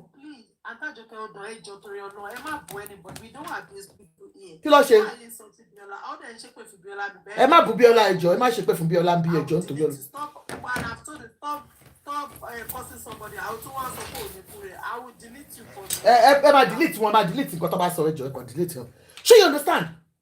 I will. Kò sí ètò kàn mí. If you like, hate me. If you like, I don't give a hoot. Because you are talking about a child here. Some of you have mental health issues that you don't know. Ẹ kò máa jágbe mọ́mọ́, ẹ máa bínú, ẹ máa ṣe, nímọ̀ gbà tẹ́ máa ṣe ọmọ bíbí inú yín léṣe. I will report you because I think you need help as at that time. And you can only get help if I report it now. Kò ṣe, you think social care take children like that? They don't. They will give you help. They will provide help for you. Initial help. Bóyá you are overwhelmed, bóyá you need the therapy, anything, they will give to you. They will only take your children if it involves a very, very high risk. So they need to look after them. So I will report to you. Ìlú Nigeria, let the man tọ́ra yín jẹ, ọkọ yín máa bá ọmọ yín sùn. Yes, ma'am. They are criminals. They are not mental health patients. They are criminals. It is when Tomba say avoid penalty and be consequence. I am princess now. Mental health route. The game see Baba Ijesha play yi. Oriono yesi o lucky possible your what do you call it? The grape aspect kuro. Wọ́n fi sórí molestation. So nǹkan tó ń ṣe é sí instead of him to have a sense of remorse, ó wá ṣe video láti fi pàwọn èèyàn lọ gbọ́ pé avoid kìíní. Avoid ẹ o, ó ń kó lọ síta o. Ó wá lo agídí. Tó bá fẹ́ ṣe fíìmù, kò sẹ́ni tó ní kó má padà lọ ṣe fíìmù. Correctional center ló ń pè ẹ̀wọ̀n. Ṣé ló yẹ kó wá ṣòwò fún àwọn public pé òun ti gba correction? Ẹ̀yin èèyàn, ẹ má rí ìgbé mi ṣe rè mọ́ káwọn èèyàn lè yí padà. But agídí orí ẹgbẹ́ ṣì ń gbajà. That part is the mental part that we're talking about right now. Ẹ jẹ́ ká sáré parí ẹ̀, then you can debate on that. Ẹ jẹ́ ká sáré parí ẹ̀. Ẹ ní sùúrù mà, ẹ jẹ́ ká sáré parí ẹ̀, ẹ jọ̀ọ́ mà. Yes, ma'am. Just let me just finish this, please. Ẹ ń jà fún ẹlò. Tó bá fẹ́ lo ọ̀rọ̀ ẹ̀gbọ́n kọ̀ mí ní kó má sọ, but inú mi dùn pé gbogbo àwọn stories tá à ń gbọ́ lórí láìsí ìrọ́nù pọ̀ jù tó dẹ̀ ń já. Ẹnìkan rèébù mi, ẹnìkan fọwọ́ kàn mí jẹ, ẹnìkan fọ. Ìjọba gbọ́dọ̀ ṣiṣẹ́ lórí ẹ̀ torí wọ́n mọ̀ pé irọ́ pọ̀ ní tí n bá sọ nǹkan tójú mi rí ní pàǹtí ẹ̀rọ náà á báyìí. So irọ́ ni Ìyábọ̀ pa pé wọ́n bá wọn lòun nígbà tó ń wà kékeré. And somebody will come out and say she was molested as a child about 4 times or 5 or 6 times. Baba Ijesha, because she refused to stand by lies. Òun lè ṣe láìkẹ́ o. Mo ká fi yẹn lẹ̀. Nǹkan tí mi kàn fẹ́ sọ lẹ́ẹ̀kan ni pé kò sí irú fídíò tí wọ́n present kò sí abiyamọ tó. Èmi gan tí mo bá wò má jẹ́ ká tanra sórí mi ń parọ́ tẹ́mi gan bá wò tí mi bá mọ̀ ń pa ẹ̀ màá sọ pé kí ló ṣẹlẹ̀ ṣùgbọ́n showbiz ò rí bẹ́ẹ̀. Ẹ má bínú o. Ṣé mo pé Bíọ́lá bring the cocoa out?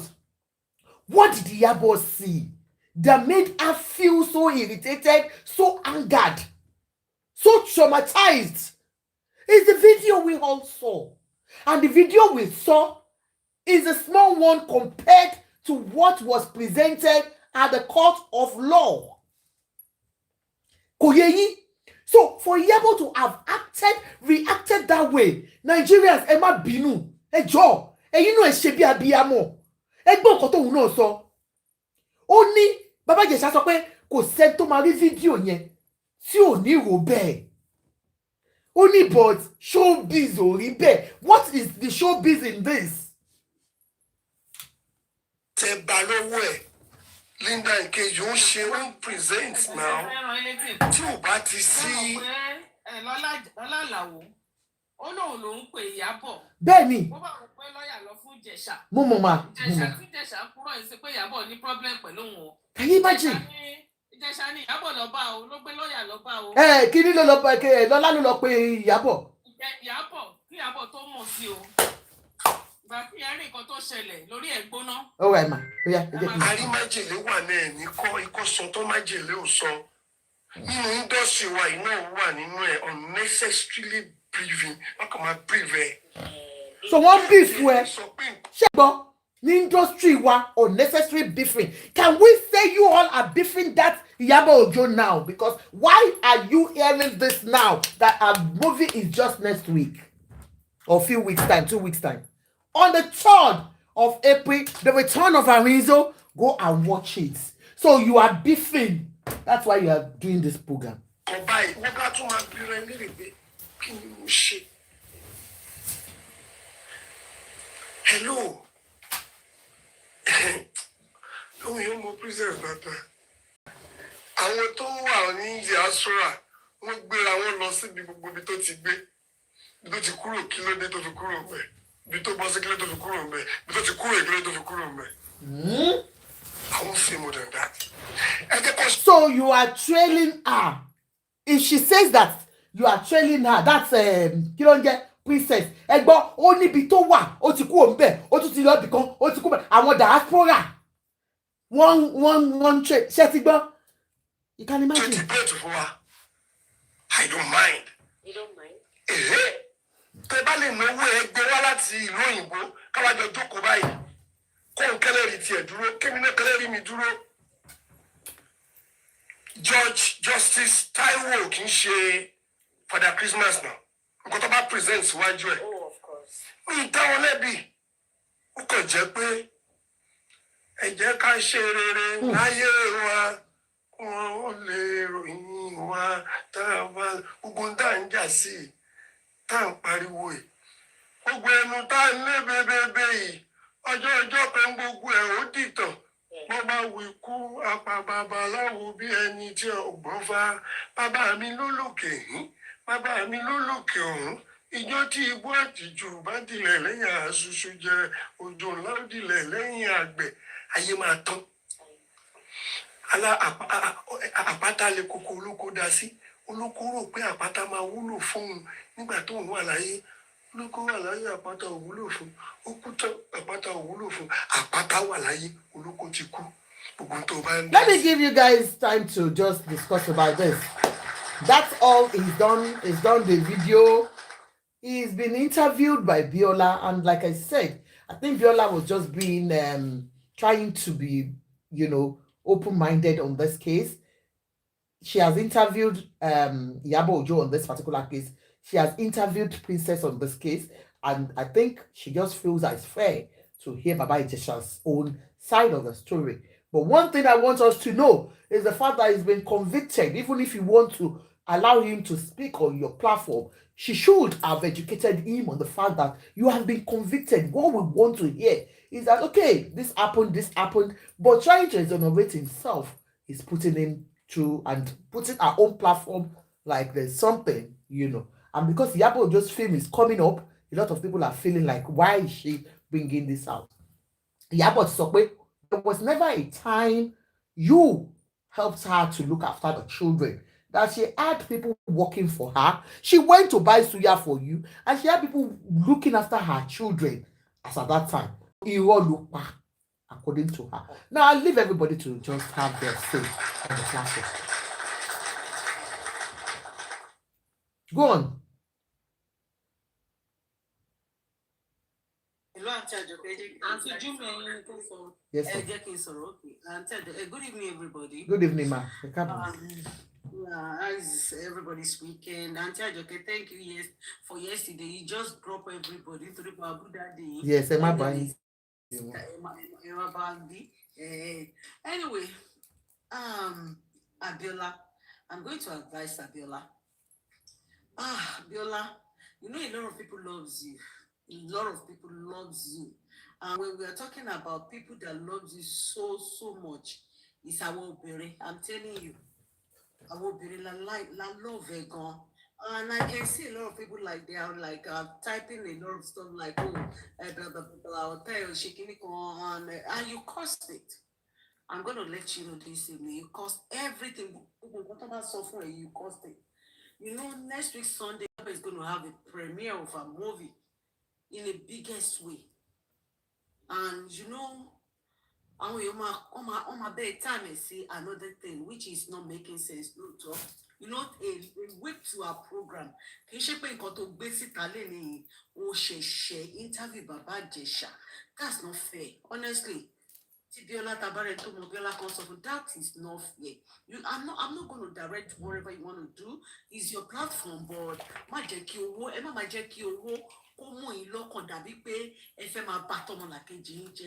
are not the kind of that person. We love everybody. Everybody, Biola, nǹkan tó ṣe ní whatever fún ìyàwó Ṣáńkó mo ṣì pray fún ẹ. I've already supported you once, maybe Kisha stop it. And nǹkan tó ṣe fún àǹtí tó yọ sí everybody was crying, we prayed for you. Àwọn nǹkan tó yẹ kó máa ṣe tó máa múlò yàn. You know Baba Ijesha very well. I don't even care if it's your box or some boss, àbí nǹkan kan bẹ́ẹ̀. But what you did is not good. I'm telling you, I'm just saying it's not from any angle of hatred or something like that, because this particular Iyabo Ojo, blah blah blah blah blah blah. This time, interview what Baba Ijesha jáde. Oh bad. You need to talk to her. I know Iyabo, she's a kind of person where people come out with is one of those things. And I know, because see, me, till you end up being in Ubere. Lè dá iṣẹ́ ọwọ́ Ọlọ́run dúró àfi tí ò bá sọ́lọ́run lókè, because lady yìí kì í ṣe torí àwọn ọmọ ẹ̀ ló ṣe ń jà, torí àwọn ọmọ ọlọ́mọ ní kí ló dé. This is too much. Ṣé Sunday yìí sì ń gbà tẹ gbèrú ilé ìdáde, do you think owó àjọṣe wà bẹ́ẹ̀ tó pé ó kàn ó fẹ́ so kìíní ètò wa lọ gbèrú nǹkan báyìí jáde kó dáná? Ẹ jẹ́ ká máa rọ ara wa. Ṣé ká sọ pé trade àbí ẹ fẹ́ràn ara yín nínú industry yẹn ni, àbí ẹni tí ó bá ń da tí mo ẹ̀ bá ń da? That is why tí mi ṣe bá fún kẹ́wìn sìn wípé kò sẹ́ni tó lè pè nínú yín kó wá grant interview tó máa lọ, because ó bì sẹ́yìn fún gbogbo yín. Ó rí pé ìkà ló pọ̀ jù nù yín. I'm going to say my own.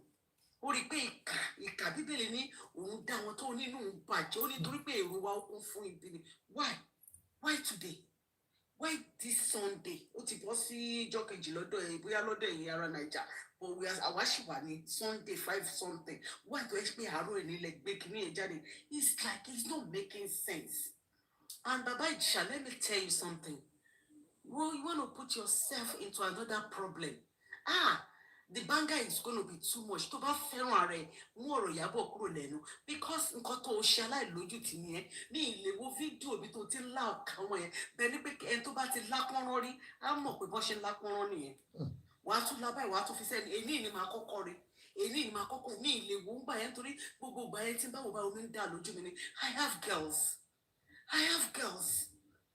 Tó ẹgbẹ́ ìgbà yẹn báyìí ọmọ mi màmá àjà wọn máa ń jáde pé mọ́mì ẹ má support wọn tẹ́ bá ti rí ẹni tó ṣe orúkọ báyìí. Nígbà tí mo kọ́kọ́ fẹ́ pé àbúyá Baba Ijesha, àwọn ọmọ mi gbáyà mi ní girls mi, wọ́n gbáyà mi bẹ́ẹ̀ ni pé wọ́n fẹ́ ọdí láyọ̀ báyìí. Táwọn méjì bẹ̀rẹ̀ sí pariwo lé mi lórí pé mọ́mì, you don't even think about us. Àbí táwọn bá bímọ obìnrin.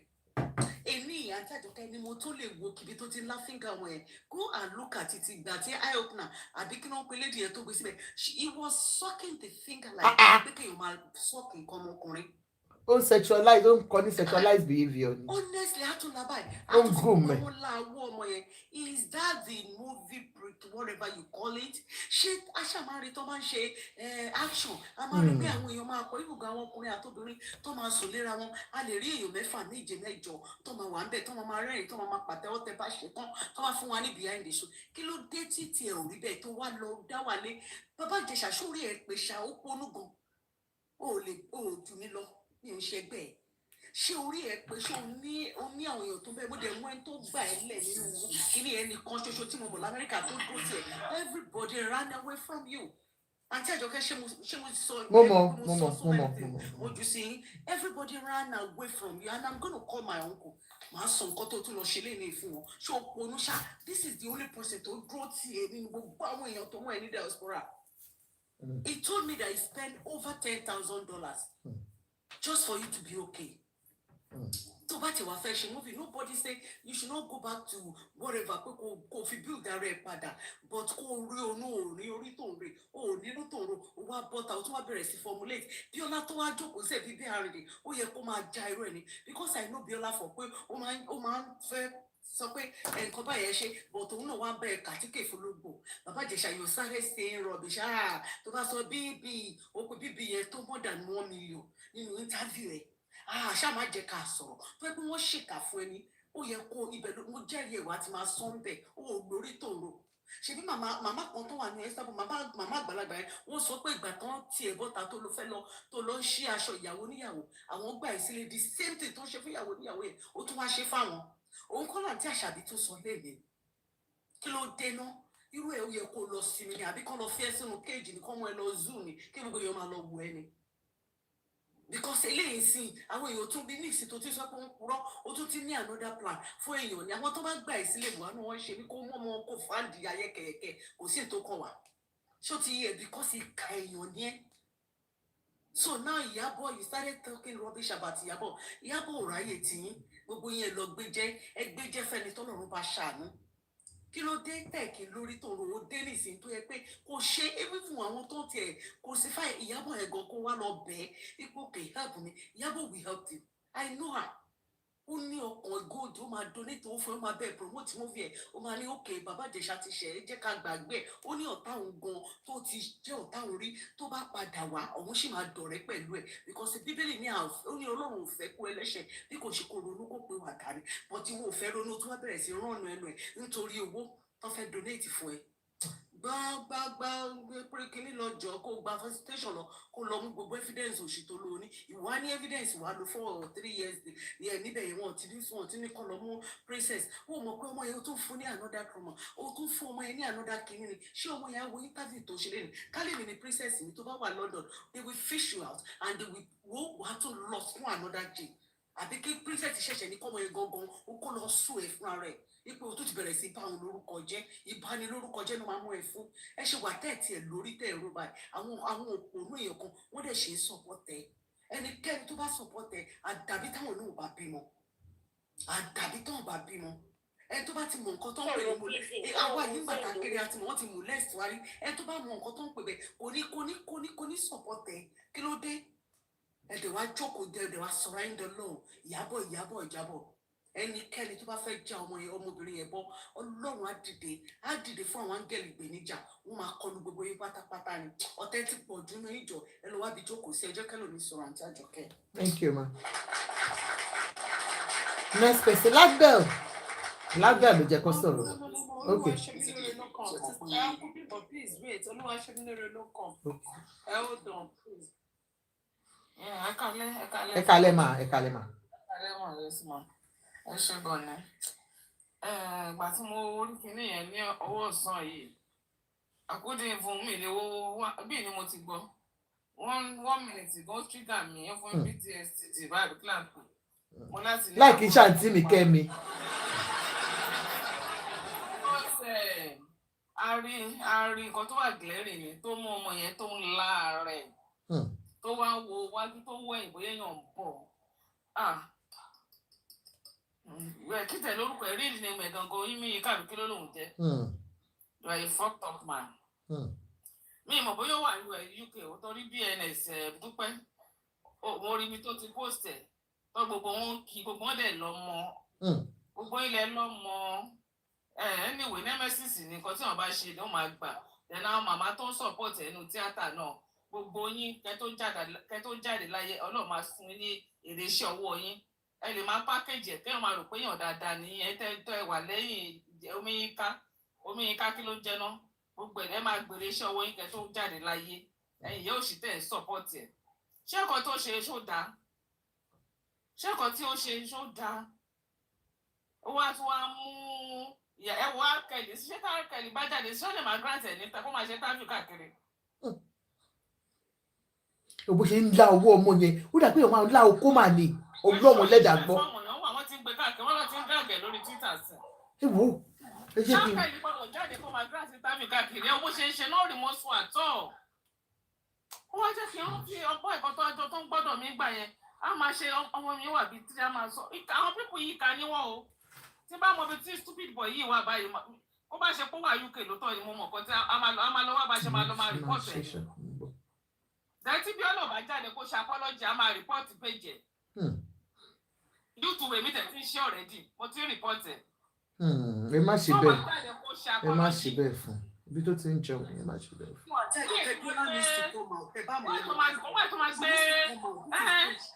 ẹ tó mọ̀ lẹ́sùn ọmọ kékeré ọ̀dà 8 minor wọ́n dẹ̀ náà ìyá ọmọ yẹn náà ti di 7 ló ti kì í kọ́ ọmọ yẹn nídìí.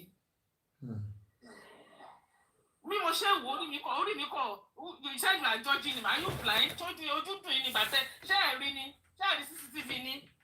ẹ wo. ṣèbáwò rè ẹ̀yin àgbà ẹ̀yin olóṣì tẹ́ ẹ sọ pé kínní ṣèbáwò ló ń la àwọn ọmọ yẹn bì gbogbo ẹ̀ tẹ́ support stupid mayo ó máa rí bẹ̀ fáwọn ọmọ yín ṣèbáwò rè. ṣé kókó dá ló ṣe yẹn ṣe bó fi ẹwẹ bó ṣe làwọn ọmọ kékeré Jesus ẹwọ bó ṣe là ṣẹ́rí bó ṣe là kẹ̀ ṣé fíìmù lélẹ̀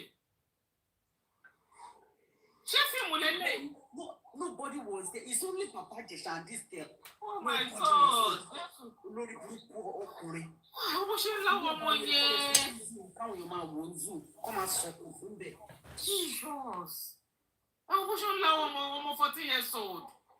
Ẹ̀yin abẹ́ ọmọ ẹ̀dẹ̀ ìjókòó ẹ̀dẹ̀ sọ̀pọ̀tì máa yìí. Ọlọ́run á dà fún yín o. Ọlọ́run máa dà fún yín o. Yíká omi dínà àmì ìmọ̀rúkọ ẹ̀ o. Omi yíká àbíkí ni. Àríbi tó ti ń bẹ princess olùkọ́jọ ogun dín ló bá òun. Blood of Jesus. Káṣàtàkàtàbà. Jesus Christ. Bó ṣe làwọn ọmọ yẹn. Kẹ́rí. Ara mi gan fẹ́ máa wà lọ́nà ẹ̀rí. Mi ì lè sọ̀rọ̀ mẹ́jẹ, màá tún sọ̀rọ̀ létà, mi ì lè wo kíní. Go on, anything.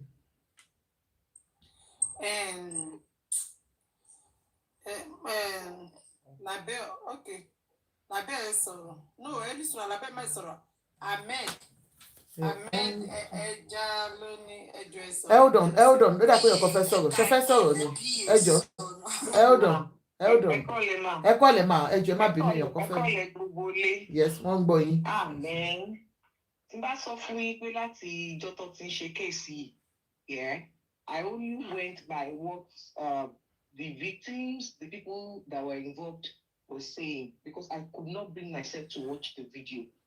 Orí page Ọmọládé lè ní lórí Facebook lè ní mo ti gbé ní video yìí and I couldn't even bring myself to watch it and then seeing you playing it on TikTok again, I just had to go off because why on earth will anybody tó wà sane tó máa justify ìwé nǹkan báyìí and this is the reason why we say Nigeria is a very big crime scene. The only reason why this guy will have the guts to come out of prison and still think he has anything to say to justify what he did is because we have a lot of people like him 100%. who are still supporting and justifying it. Because a lot of people who are saying it, ever know. Emma Binu, somebody is talking. Temidayo London. Emma Bo, I can calculate Temidayo London. Temidayo London, if this is the same Temidayo that is the photographer, you said if Baba Ijesha has been convicted, served his time, must we now buy him? People go into correctional facilities to be rehabilitated. How are we sure he's not renewed man? He is a free man and his life must move on. Temidayo London, sir, maybe you didn't see the interview. It is not about he's gone to be corrected. We thought he has gone to be corrected and is out. But coming out to say that he was lied upon, that means the judiciary didn't do anything. So that means he didn't accept that he did what he did. And that means he still has the why to feel shaking is still in him. So it is not about, have you seen anybody talking about Baba Ijesha before he came out? Anyone to about Baba Ijesha will be like, well, he's gone to serve his term. I believe you were once a prison officer. Share àwọn tó bá share wọn lọ́dọ̀ yín tẹ́ bá ti correct wọn máa jáde wọn láwọn á máa kọ́pá wò ṣe ni. Oh, you have not seen the interview. Sir, please go and watch the interview before you make such comments, sir. Thank you. Go on, ma. Cherry, I want to buy shit so because I don't even know how in your mind you will conceive it and you even have the audacity to bring your mouth or your fingers to type to justify whatever about this guy. And we need to tell ourselves the truth. The fact that he served 3 years or whatever in prison does not mean he's changed. People who are so pervert and so sick that they commit that are pedophiles or rapists or sexual molesters can't just be reformed by prison term. It has to take conscious effort of them going for rehabilitation, mental evaluation, and seeking therapy. So we're fooling ourselves to think that because I think it's the fact that he went to jail over this princess's adopted daughter's issue. Coming play first time here. Clearly, this guy was a repeat offender. He's been doing this. All of course, time to catch any, and it's only because it is Nigeria. They only convicted him on the lesser charges. Somebody like this should rot in jail because whether we like it or not, there are some people that cannot be rehabilitated. There are some people that cannot be rehabilitated. In all of that interview, did you see anything that sounded like it was remorseful or it was repentant? No. This guy has been doing it for years and he got away with it. The idiot was saying, princess,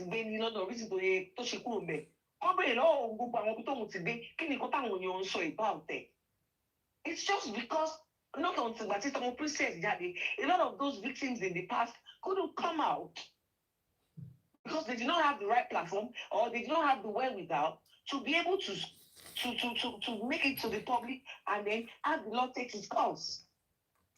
And because they didn't have evidence, they got to share a long time ago. But why people are brought that way? They would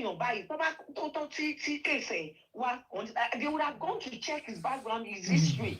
They would have interviewed, people around him. They would have used all of that to build a very solid case against this animal. This guy is an animal, and I'm so pained because Biola cannot claim that she does not understand the implication of what she did. It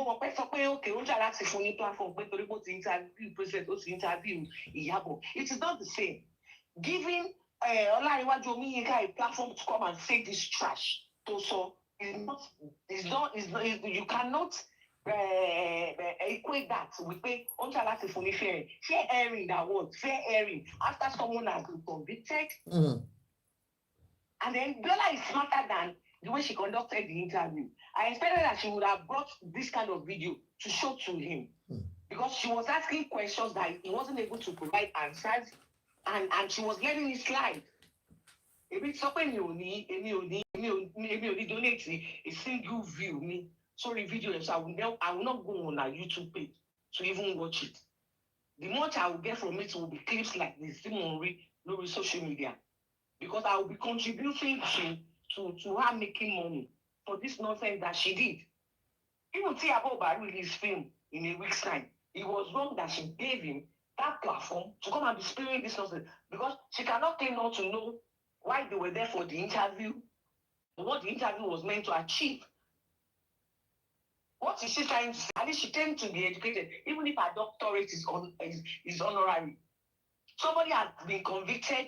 Are you now saying that the justice system is so bad that they convicted him innocently? Is that what he's saying? Is this same Biola that will say, oh, people will come on our show, talk to me issues with molestation, and then you are calling on government? At least I know that once or twice she has had to call on Lagos State DSBRT, the agency for molestation and domestic abuse. That's the help. So the same person is now saying that a case that was tried and conviction was given, that he even lost at the appeal court. They are now platforming that person to come and be spewing rubbish. Are you not saying that, oh, you are now putting this guy in public for people to think, oh, instead of people learning and knowing that, for people to learn. But instead, we are telling them that, oh, you can do it, and then still come out and be saying rubbish. Thank you, ma'am. And for those things that are paid to be reported, I won't even go against it, because what she has done is evil. No, don't report. Please don't report our page. Don't report it. I understand. She should no need to report her page. I know. Don't report her page. Don't report.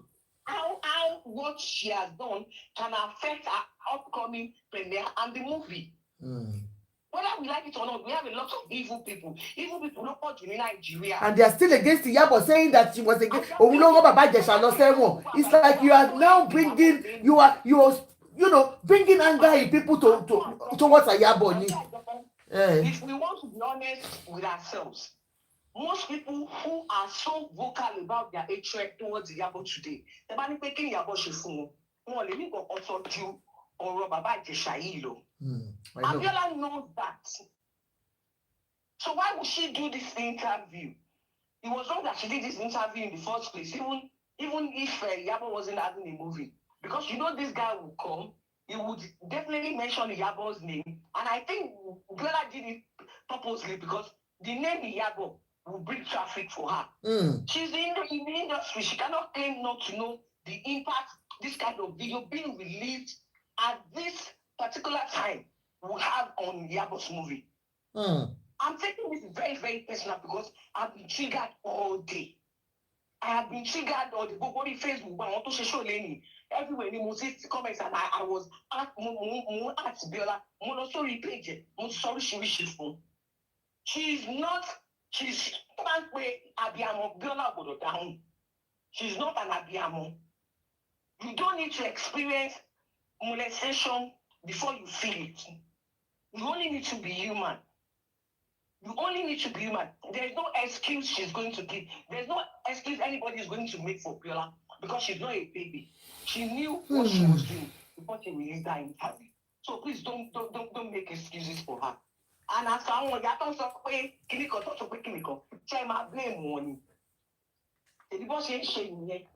A lot of them are all about your own day. Títí di sìn.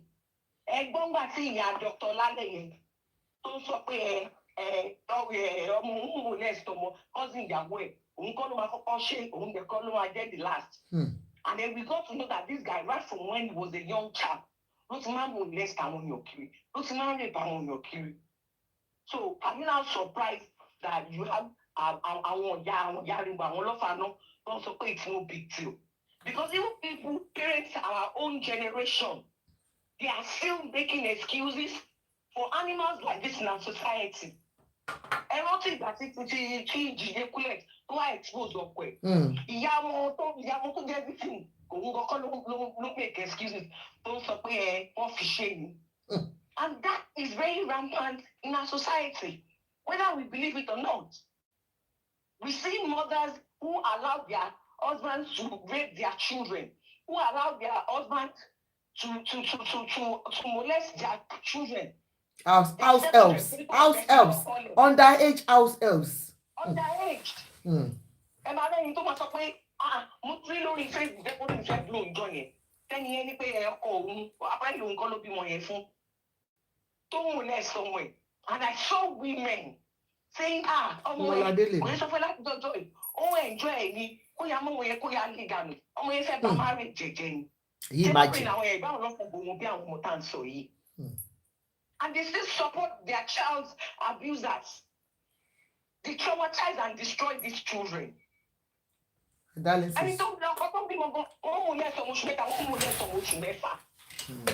people will still give excuses. People will still cover up these animals. And they keep destroying children. They keep destroying lives. Because whether you like it or not, it is so sad because in our environment, it's you know what about me where our experiences like they don't even get to have therapy. They don't get healing, they don't get closure. And we allow these things to continue because when we continue to speak like this, we are emboldening these criminals, these animals, and we are damaging children. We are damaging our tomorrow. And unfortunately, we have a society where only 1 in maybe 10 million will ever get punished for crimes like this. You want about one time to justify you by doing. And you are not even ashamed. You use your real profile, whether real or fake, to still justify things like this. Me more customers because me better pay our money because that means the evil will continue. But God will punish you all. I am pained. Thank you, sis. And see, people are you don't know what it is to have been abused, or you have experienced it in one way or the other. Go on, guys. Okay, Mr. Ahmed, I gotta see my. Are you there, Mr. Ahmed? Are you there? You can't talk about now. No, Mr. Ahmed, you're not offering your show and simple. Okay, la belle, ẹ sọ̀rọ̀. Ẹ jẹ́ gbé Mr. Ahmed ìbọlẹ̀. Ẹ sọ̀rọ̀ la belle. La belle. Ẹ kálẹ̀ ìyá mi, ẹ kálẹ̀. Ẹ kálẹ̀ mà, ẹ kálẹ̀ gbogbo ilé. Ẹ kálẹ̀ à ń gbọ́ yẹn kálẹ̀ mà. Ẹ gbọ́ ọ̀n mà. Ó ga o, ilé ìtàtúrí yìí ga. Nǹkan méjì ni mo fẹ́ béèrè lọ́wọ́ bàbá Ìjẹ̀ṣà. Torí mo mọ̀ pé àwọn crew ẹ̀ wà ń bíbà, wọ́n dẹ̀ ń gbọ́ gbogbo nǹkan tá à ń sọ. Nǹkan tó lọ fi ṣe interview tó ń sọ̀rọ̀, ṣó fẹ́ justify pé o ò ṣe then Nigerian justice ló ṣèkà fún ẹni àbí Ìyábọ̀ Òjó ló ṣèkà fún kò yé mi mọ́ báyìí. Àwọn tí wọ́n bá rape níbí báyìí ní ìṣọ́ pé wọ́n lè jáde wọ́n tiẹ̀ tún sọ pé wọ́n fẹ́ sọ̀rọ̀ pé wọ́n ṣe wọ́n ṣe no to place of nǹkan tí gbogbo wa fojú rí tó ń láìka ọmọ yẹn ó wà disgusting number 1. Number 2 ó lè ń ṣe fíìmù yìí ṣé tó bá ń ṣe fíìmù ṣé èèyàn méjì ló máa ń wà níbẹ̀ ni ló ń wò kàbìtì ló ń wò lọ́tún ló ń wò ló sì bí olè ṣé fíìmù making yẹn ni àbí briefing wọn ní kó wá ṣe é bẹ́ẹ̀ ni I just don't understand kí ni reason interview yẹn. Kò yé mi ṣé bí gbogbo wa lárí bó ṣe ń láìka wọn yìí tí kò sí anybody ní ibẹ̀ wọ́n pè èèyàn ló lè wọ́n wá ń gbọ́n mi ẹran jó wọ́n ló máa ń ṣe nǹkan báyìí wọ́n wá fi nǹkan tẹ̀sí ẹ̀ tó ọ̀bá kí n ṣe ní fúnrọ́bì rárá tó bá ní olè lèèyàn wọ́n wá mú owó wọn fi sórí tébù wọ́n wá lọ wọ́n fi kámẹ́rà síbẹ̀ ó wá ní irọ́ o pépà ló mú torí kò yé mi orí mi fẹ́ yí nígbà tí mò ń wo kíní pé òkè kí ni reason interview tó lọ ṣe é sìn but lady ìkan náà ó fọ̀ hand mi bí mo ṣe láìkí Adébáyọ̀ ìsìn kí ló dé ṣe rí Ìyábọ̀ ilé tọ́lọ́wọ̀n bá ti kọ́ ni Wallahi kò ní gbọ́. ilé tó náà ti kọ́ ni ìfẹ́ sí àwọn èèyàn nítorí dáadáa tó ti ṣe ó máa continue ni because ẹ ti mọ̀ ẹ́ kó fẹ́ gbé fún ìjáde so why this stupid interview now I just don't know mi mọ reason interview yẹn ṣe fẹ́ ṣe láti fi promote bàbá Ìjẹ̀ṣà and again bàbá Ìjẹ̀ṣà yìí tó kejì tí mo fẹ́ sọ fún ẹ sí ni pé tó o bá fẹ́ gòkè padà o fẹ́ come back into the line na o fẹ́ padà pé káwọn èèyàn nífẹ̀ẹ́ bó ṣe nífẹ̀ẹ́ tẹ́lẹ̀ you must feel remote o máa kọ́kọ́ apologize o máa mọ̀ because you are fucking pedophile yẹn now tó fẹ́ sọ fún mi pé justice ọmọ kan tí wọ́n ṣe ẹ wò ẹ̀yin Nigerian justice bàbá Ìjẹ̀ṣà ló ń pè yín lẹ́jọ́ báyìí sí pé ní tẹ́ ẹ dá ẹjọ́ ìkìlẹ̀ dá so ẹ ní láti rí dá ẹjọ́ yìí because ìgbà tí wọ́n mú ẹ ló ń bẹ̀bẹ̀ ló níṣẹ́ èṣù ni kò mọ̀ iṣẹ́ èṣù ni àwọn ìdílé yín níjẹ̀ṣà ló ṣe é bẹ̀ wá jáde òfin rìmọ̀tò wá tún sọ̀rọ̀ lójú ayé ṣé káwọn èèyàn lè nífẹ̀ẹ́ padà ni kò lè máa rí múvì ṣe ni ní àjọ tó smith kò tún tí ì yé ni then àwọn gbogbo àwọn obìnrin tó ń support ẹ̀ tọ́dẹ̀ lọ́mọbìnrin kọ́ rántí wípé gbogbo nǹkan téèyàn bá ṣe gbogbo ẹ̀ ló lérè ẹ lè mú Ìyábọ̀ down ẹ lè bring it down because ilé tọ́lọ́run bá ti kọ́ ni kò sẹ́nibọ̀dì tó lè bí wó kò ń ṣòun ló ní pé kó máa mú ọmọ ṣe bí òun ní gbogbo wa rí pẹ̀lú ojú korojú sìn tó ń tì ká àwọn òun ọmọ kẹ́kẹ́ tó dẹ̀ ń ti bẹnu tó dẹ̀ jẹ́ pàgbàlagbà yẹn you know how traumatized ọmọ yẹn máa feel tó bá ń gbọ́ gbogbo eléyìí ni ṣé ìyẹn ò kí ń rorí ni kí ló dé tó fi jẹ́ pé ìkà náà ni okay àti accept o ti lọ sẹ́wọ̀n nobody pé anybody ní pé kó wá kú torí kó ti lọ sẹ́wọ̀n why all this stupid interview tó fẹ́ máa fi justify pé o ò ṣe wọ́n parọ́ mọ́ ẹni Nigerian government Nigerian justice ó ti pè yín lẹ́jọ́ pé ẹ parọ́ mọ́ òun ni bàbá Ìjẹ̀ṣà ló sọ bẹ́ẹ̀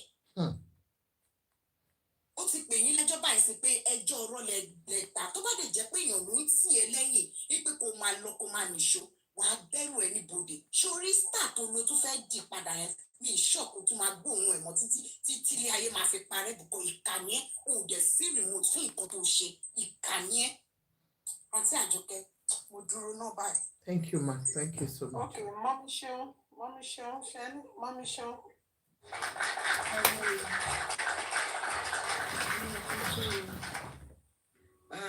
Gbogbo nǹkan tí àwọn tó analyse náà ti sọ gbogbo ẹ̀ ni mo agree lé lórí except that mo disagree completely with mental illness in the case bàbá Ìjẹ̀ṣà. Yes, truly from experience pedophile wa tó dẹ̀ stem from psychotic illness. Yeah. But most often, majority of them don't have a suffer litigation. No man Don't look. avoid consequence. No man go in route mental illness. Quite only so we pay this issue on the ground till Baba Ijesha saw with his condition. With his cognition perfectly intact. Orí ẹ̀ pé bàjẹ́, so kò sí mental illness kankan bẹ́ẹ̀. I don't agree with mental illness. So, ẹ má jẹ́ ká generalize issue of pedophilia or any other kind of things like that with mental illness. Gbogbo wọn kọ́ ni mental illness. Baba Ijesha is simply a criminal. Kò wá psychotic o. Kò wá psychotic at all. An average Nigerian man, sorry, láti sọ, wọ́n ní wà burúkú yìí lọ́wọ́.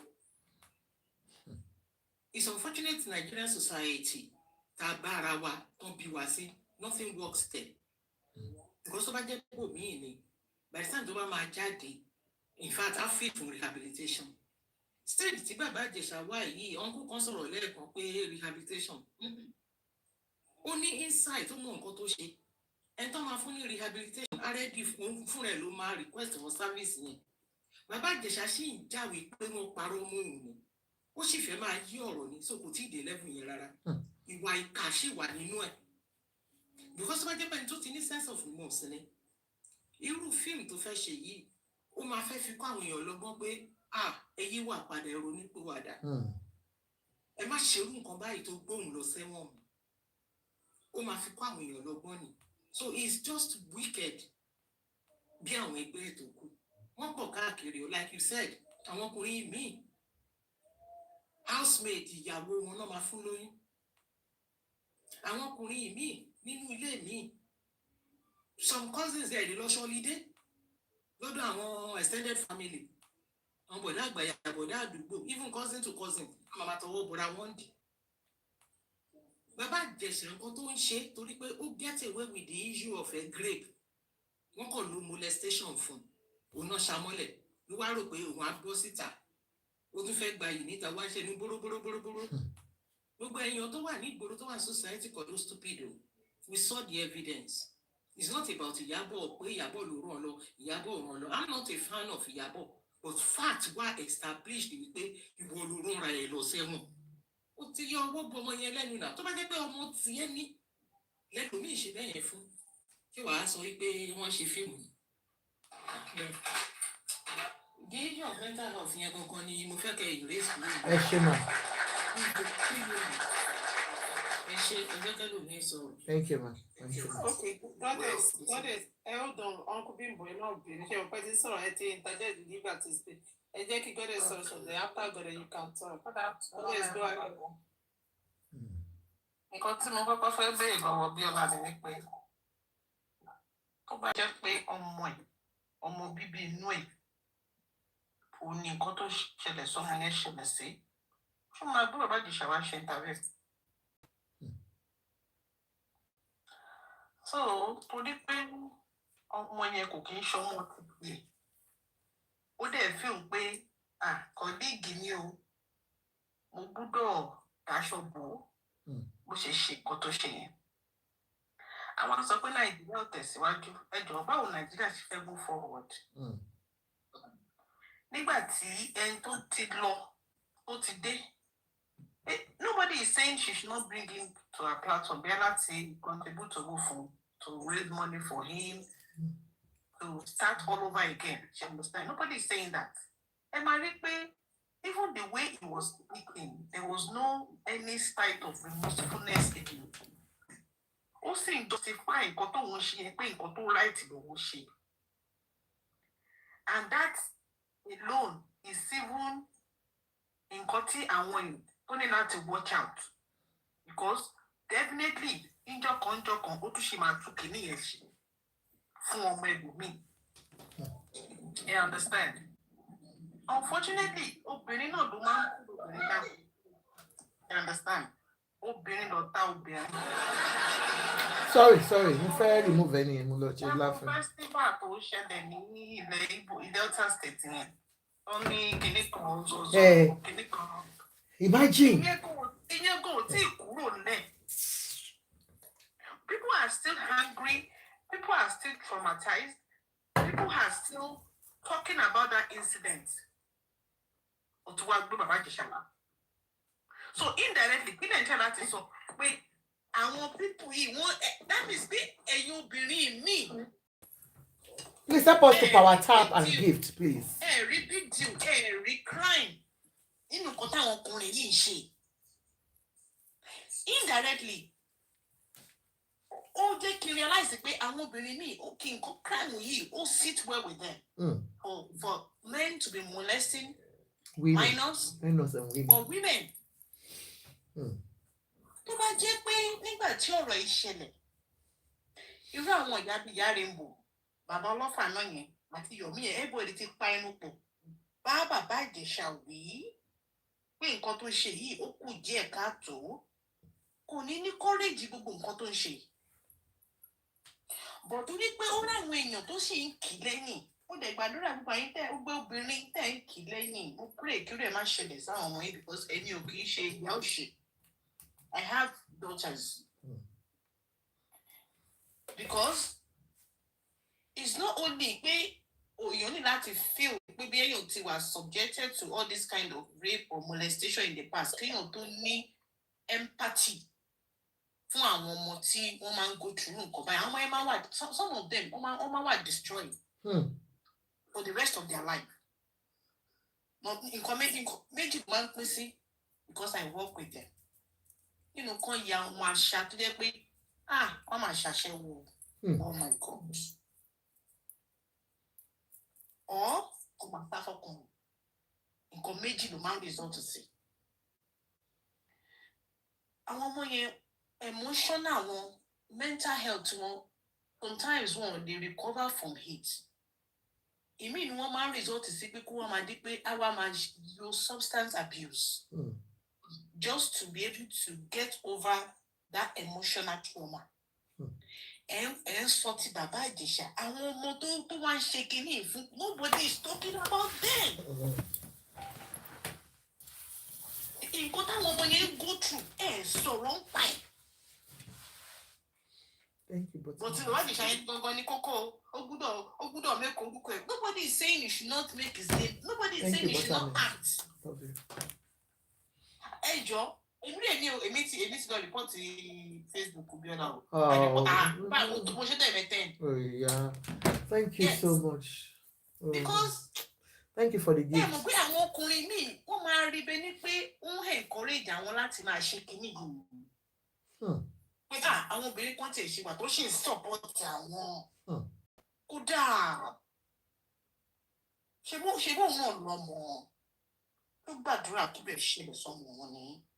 Wow, people are saying they have blocked her YouTube and all that. Oh, girl. So bad.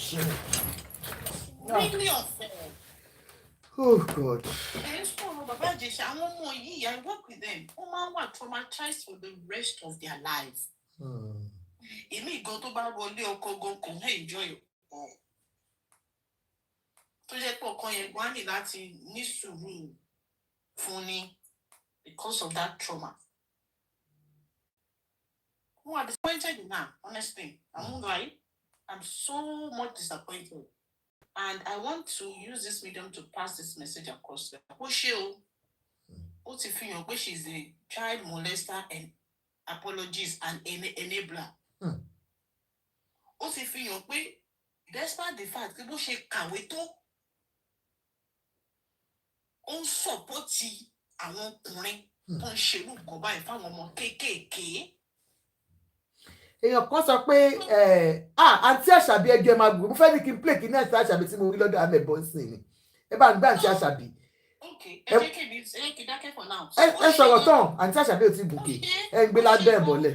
Ó ti jẹ́ ká mọ stand there as obìnrin as a mother. Ó ti jẹ́ ká mọ. Mo ṣe rí fídíò wọn tí mo ṣe rí fẹ́ play sísìn. Ó ti jẹ́ ká mọ ibi tó ń dúró sí. Èmi ti unfollow ẹ̀ náà on Instagram. Immediately I unfollowed that and I block her up. I reported rubbish to ṣe. In fact, tó bá dé pé ìlú òyìnbó ni, fún bó tiẹ̀ jẹ́ dókítà yẹn tó wá ṣerú nǹkan tó ṣe yìí, wọ́n á bá kú. But unfortunately, we're in a lawless country. Somebody said interviewing a person to tell the world his own side of the story is a crime. Come on, let's be fair. Okay, you're going to work at 30 minutes. Don't worry. Accepted that he's still on the fact that he was liable. He never said, we'll play Auntie Àṣàbí so now. It wasn't even remorseful. He didn't even say sorry. Parọ́ mọ́ òun ni ẹjọ́ ó gbà tó lọ ṣe fíìmù àwọn casting kan ṣé òun nìkan ni casting ni òun náà òun nìkan ni fídíò òun ló ń tọ́ná òun ló ń ṣe gbogbo ẹ̀ òun ni makeup artist òun ni gbogbo ẹ̀ ní gbogbo fíìmù yẹn níwọ̀ tó lọ ń yọjú tó lọ ń ṣí gbogbo lẹ̀kùn táwọn wò nínú fídíò tó lọ ń ṣí gbogbo lẹ̀kùn kò sẹ́ni kankan nínú ilé. It is well.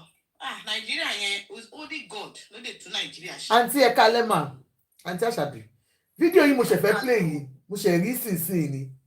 Can you imagine? Yeah, everybody. Má bínú nítorí Ọlọ́run. I have just a little time to be with you. Ẹni pé inú mọ́tò ni mo wà yìí. Ẹni tó kọ́kọ́ sọ̀rọ̀ pé interview someone is a crime. Àbí kí ló ní tọ̀hún? Ó sọ pé ṣé crime ni pé ó interview rẹ̀ láti sọ mind láti sọ side of his own story. That person, I don't know who that person is, but that person must be. What can I say? I won't use an F word to that person. Right? If not,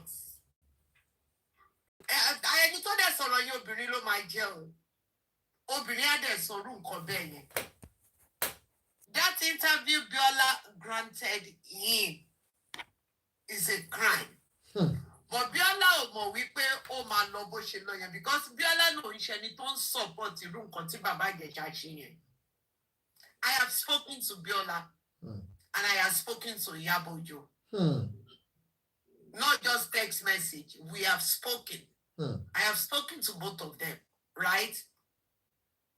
Ọwọ́ tí Biola fi mú bóun ṣe wò ó likely bẹ́ẹ̀ yẹn kò mọ̀ pé nǹkan tó lè wá backfire because the only blame tí mò ń blame Biola pé even if you have to on a good day you don't have to tó bá sọ fún ẹ̀gbọ́n pọ́pọ́ fún an interview the only thing you will say ni pé I will call you later bó o bá lè sọ fún pé you cannot give him an interview wàá máa post ẹ̀ ò ní fún interview nítorí stigma tó ti stigmatize ara yẹn.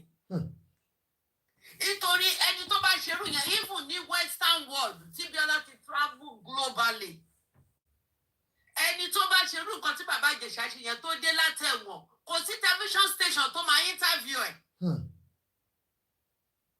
Ṣé CNN ló fẹ́ interview ẹ̀ ni àbí Fox News ló máa interview ẹ̀ àbí NBC ni àbí ABC ló fẹ́ interview ẹ̀ they will not interview him.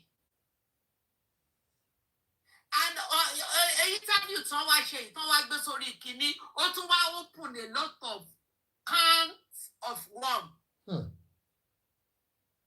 Because the end of it gan ó lè jẹ́ pé bàbá Ìjẹ̀ṣà tún ṣì máa padà lọ sẹ́wọ̀n yẹn. Ó lè jẹ́ pé ṣì máa padà lọ sẹ́wọ̀n because a lot of people will be coming out tí kò lè debunk.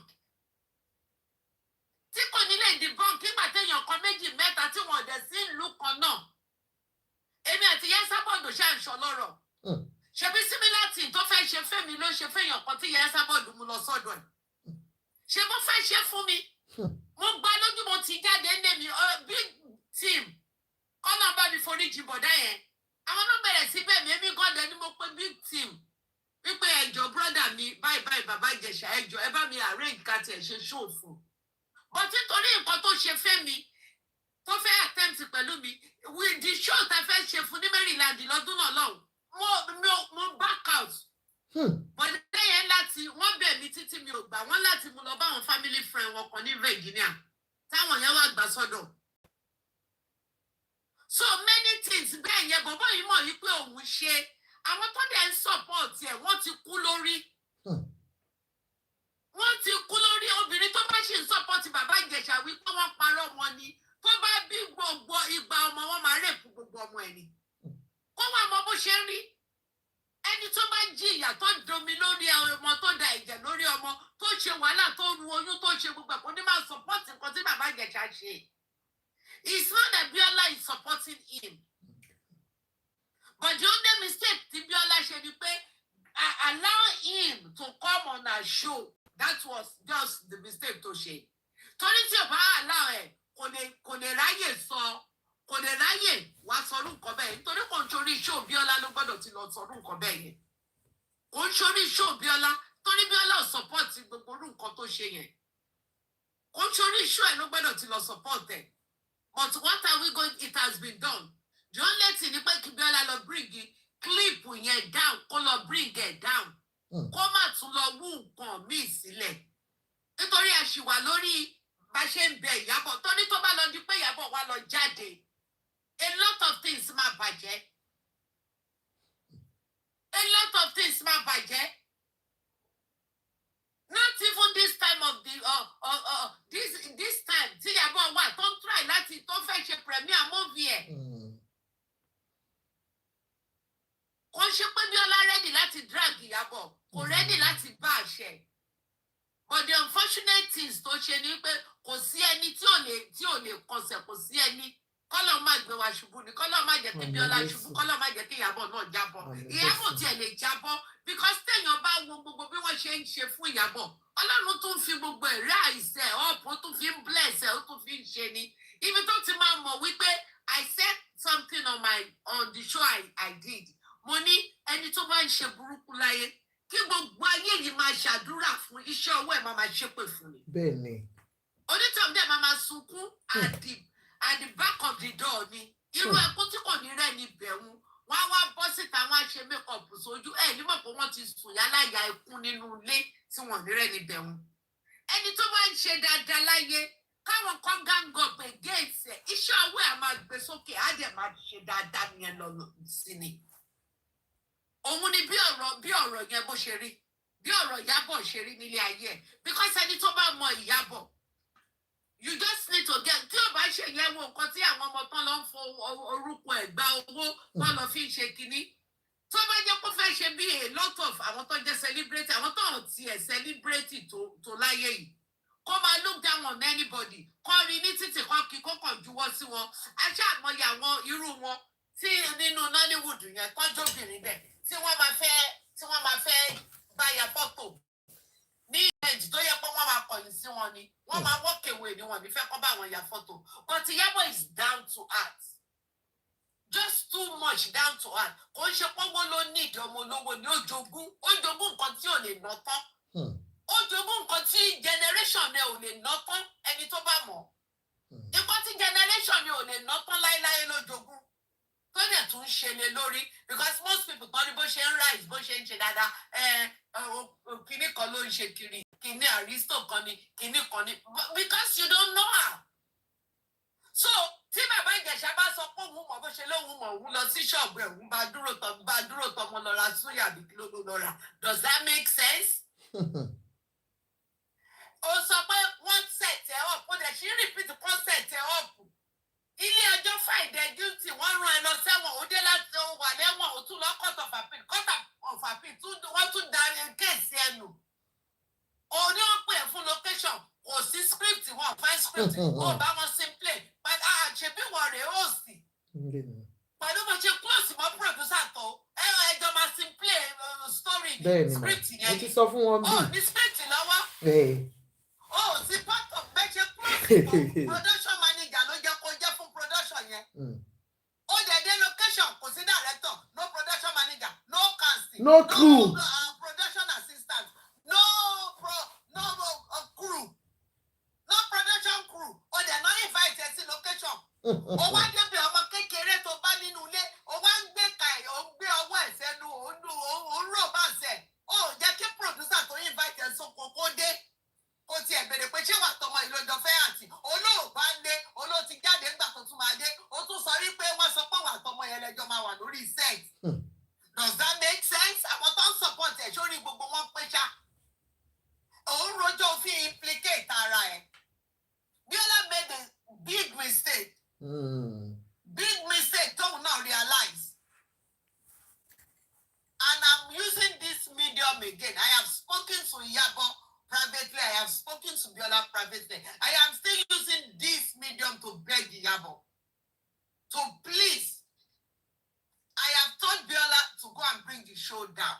And I am begging Iyabo again to please just look at Biola as a baby sister and just forgive her. She's going to bring that show, that particular clip, she's going to bring it down. She's going to bring it down. She's not the type. Because tó bá jẹ́ orí iṣu ẹ̀ náà lọ gbé kéèsì yẹn lọ nígbà yẹn.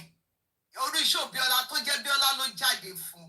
Kéèyàn kan wá lọ tún wá grant bàbá Ìjẹ̀ṣà irú interview tó grant ẹ̀ yẹn. Òun náà máa jà bí Iyabo ṣe jà.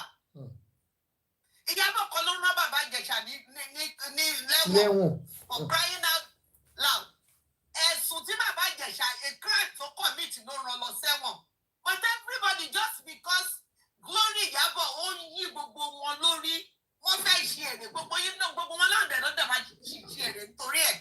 Because kò sí nǹkan tó kọ lórí kéèsì just because she was once a victim of rape.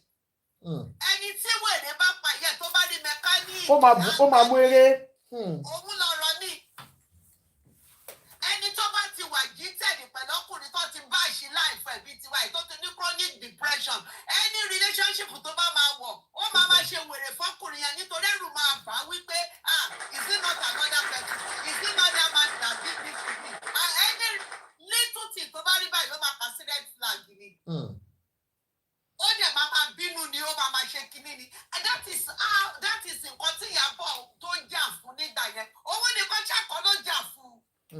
Wọ́n ṣe lọ́mọdé yín mọ́ Jọ́sídé tó ń gbà yẹn. Tí Jọ́sídé tó ń gbà yẹn gan, ó ju ti Iyabo lọ. Ọwọ́ tí Jọ́sídé tó ń fi handle kéèsì yẹn gbà yẹn. Honestly. Ó ju ti Iyabo lọ. Kí ló dé? Ẹ ṣe ń báṣì Iyabo yẹn, ṣe lọ báṣì princess tó ní kéèsì fúnra rẹ̀ bẹ́ẹ̀. So it's just too much. Oh no, just about Thomas Big Da. I am still saying it. Kí ọlá rẹwájú omi yín ká kó tún jáde. Kó tún bá sọ̀rọ̀.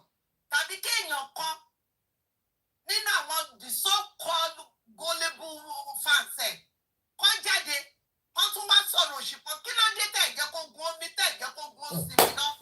Ẹ ṣàfẹ́ wàhálà. Tó bá wá take action against you. Bóyá wọ́n sùúrù yín sí kóòtù. Bóyá wọ́n ṣe kinní kan fún yín. Ẹ wá máa sọ pé wọ́n fọwọ́ ọlágbá yín lójú. Ní jẹ́ ká pa náà kan tó rùn lẹ̀. Èyí kan sọ wípé ṣẹ̀ṣẹ̀ wá ní wípé kí wọ́n interview èèyàn. Ṣé irú interview yẹn ló jẹ́ kó jẹ́ṣẹ̀? Ṣé irú interview yẹn ló jẹ́ kó ṣe? Ṣé irú ẹ̀ ló jẹ́ kó ṣe? The moment tó mẹ́nu bọ̀rọ̀ Iyabo báyìí, ó jẹ́ kí Bíọ́lá keep it short. Tó bá possible, ṣe bá máa edit ẹ̀kọ́ tó gbé síta, kó edit ibẹ̀ yẹn kú o. Kó má fi tiẹ̀ kó bá Bíọ́lá. So, mostly àwọn obìnrin ṣe rí ìyí tó rí ẹ̀ pé náà àwọn obìnrin wà láì díẹ̀ ni. Just because ẹ hate ara yín, ẹ sọ pé ẹ hate Iyabo. So gbogbo nǹkan tó bá ti ṣe fún Iyabo gbọ́dọ̀ complain, ó gbọ́dọ̀ gbá mọ́ra ni. Gbogbo nǹkan tó bá ti ṣe fún. Kò dáná ẹ̀dẹ̀ fira yín sípò ara ẹ̀. Ẹ̀yin náà dẹ̀ gbàdúrà gbogbo bó ṣe ń bá Iyabo yẹn, àwọn ọmọ yín tó jẹ́ obìnrin kọ́ pàdé ọkùnrin tó máa ṣerú nǹkan tí bàbá Ìjẹ̀ṣà tó ń ṣe káàkiri yẹn tó máa jẹ. Àwọn ọmọ yín tó jọkùnrin náà kọ́ ló ń ṣe wọ́n bíi bàbá Ìjẹ̀ṣà. Mélòó nú yín ló lè ṣàmì ẹ̀? Tó bá jẹ́ ìlú òyìnbó ló wà, wọ́n bí da, ṣó tí ì lè bọ́ lẹ́wọ̀n. Tó bá jẹ́ ìlú òyìnbó ni Bíọ́lá ti ṣerú ṣó yẹn, station yẹn ó wọ gàù, station tó ti ṣe ó wọ gàù. Kí ló dé? Táà jẹ́ kó gun omi, aṣá láìkí wàhálà, aṣá àárẹ̀ ni tọ́lọ́run kan náà ògùn ẹ̀ tó ń tàn yọrọyọrọ. Áìdà ẹ̀ jù lọ, áìdà ó jù yín lọ. Ẹ fọ́lá àti ẹ̀kẹ́ tiẹ̀ fi tọrọ lọ́dọ̀ náà. That is tẹ́ bá ṣe dáadáa. Tẹ́ bá wúrú ìwà tó wù. Kò sí ẹni tó wà lókè tọ́lọ́run dúró ti ilé tọ́lọ́run kọ́ ní Iyabo, kò sí ẹni tó lè wo. Wàláì kò sí ẹni tó lè wo. Igi tí Ọlọ́run gbìn, síìdì tọ́lọ́run gbìn tó ń germinate ní Iyabo Alice Àdùkẹ́, kò sí ẹni tó lè fatu. Àwọn igi kan wà tó bá gbìn wọ́n báyìí, kò sí bátẹ́gùn náà bí storm náà ṣe lè tó. Ẹ wo gbogbo storm tí Iyabo ti go through lórí social media. Ẹ wo gbogbo dragi tó ti go through lórí social media. Ẹ wo gbogbo kéèsì tó ti fèsì, court kéèsì tó ti lọ lórí social media.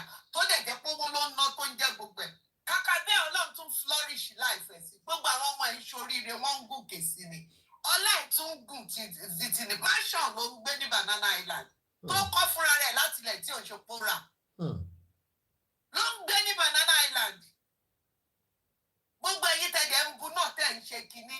Inú ahóró kọ̀lẹ̀kọ̀lọ́kọ́ lórí half a plot or 1/4 of a plot ni most of you kọ́lé sí tẹ̀tẹ̀ ń ṣe kínní. Ó dẹ̀ tún yí yín lórí, ó yí yín lórí. They are just a bunch of idiots. Ṣé kò fẹ́ kó wàhálà ẹ̀kọ́ tí Bíọ́lá tó kàn wá ń bẹ̀ ló ṣe mí láàánú.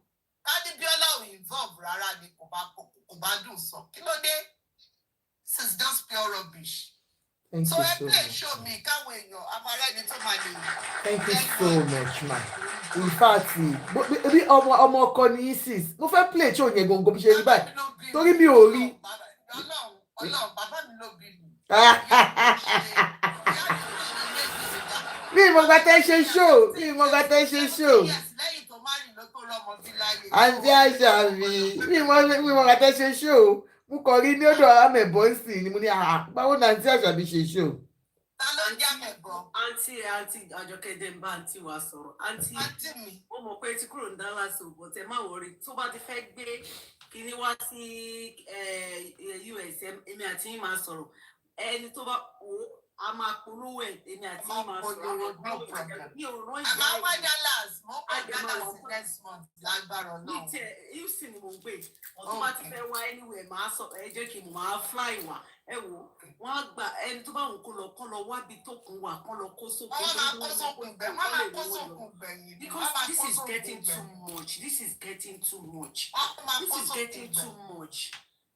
ó ti pọ̀ jù ó ti pọ̀ jù bọ̀tọ́ ló máa gbé wọn lọ́kàn tún sí wọ́n á bẹ̀rẹ̀ sí wọ́n máa sunkún wọ́n lọ fọwọ́ lágbá wọn lójú nǹkan tó sọ̀sọ̀kúsọ lọ́jọ́ kìíní tí Bísọ́lá Badmus àbí kí lorúkọ gbogbo big girls tó gbé lọ tó lọ tìmọ́ prison wọ́n parí wọ́n lọ fọwọ́ lágbá nípa Tóyìn ti tọ ọmọ kan mọ́lé o tó ń ṣe Ẹ̀yà àti Àṣàbí somebody is greeting you on Facebook.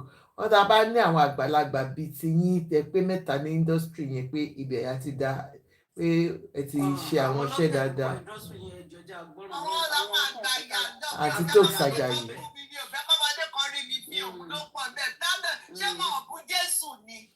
Ọmọdé kan fún mi kémi náà gbẹnu mi pamọ́ náà. Gbogbo wọn ò lè sòótọ́.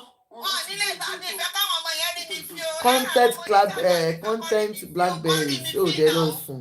Ìyálà ìyá nínú wọn wo ni mo tọrọ owó lọ́wọ́ ẹ̀. Àǹtí Àjọkẹ́ àǹtí ẹ̀jọ̀ má bínú máa mú fowó àtọmọdé lẹ́nu.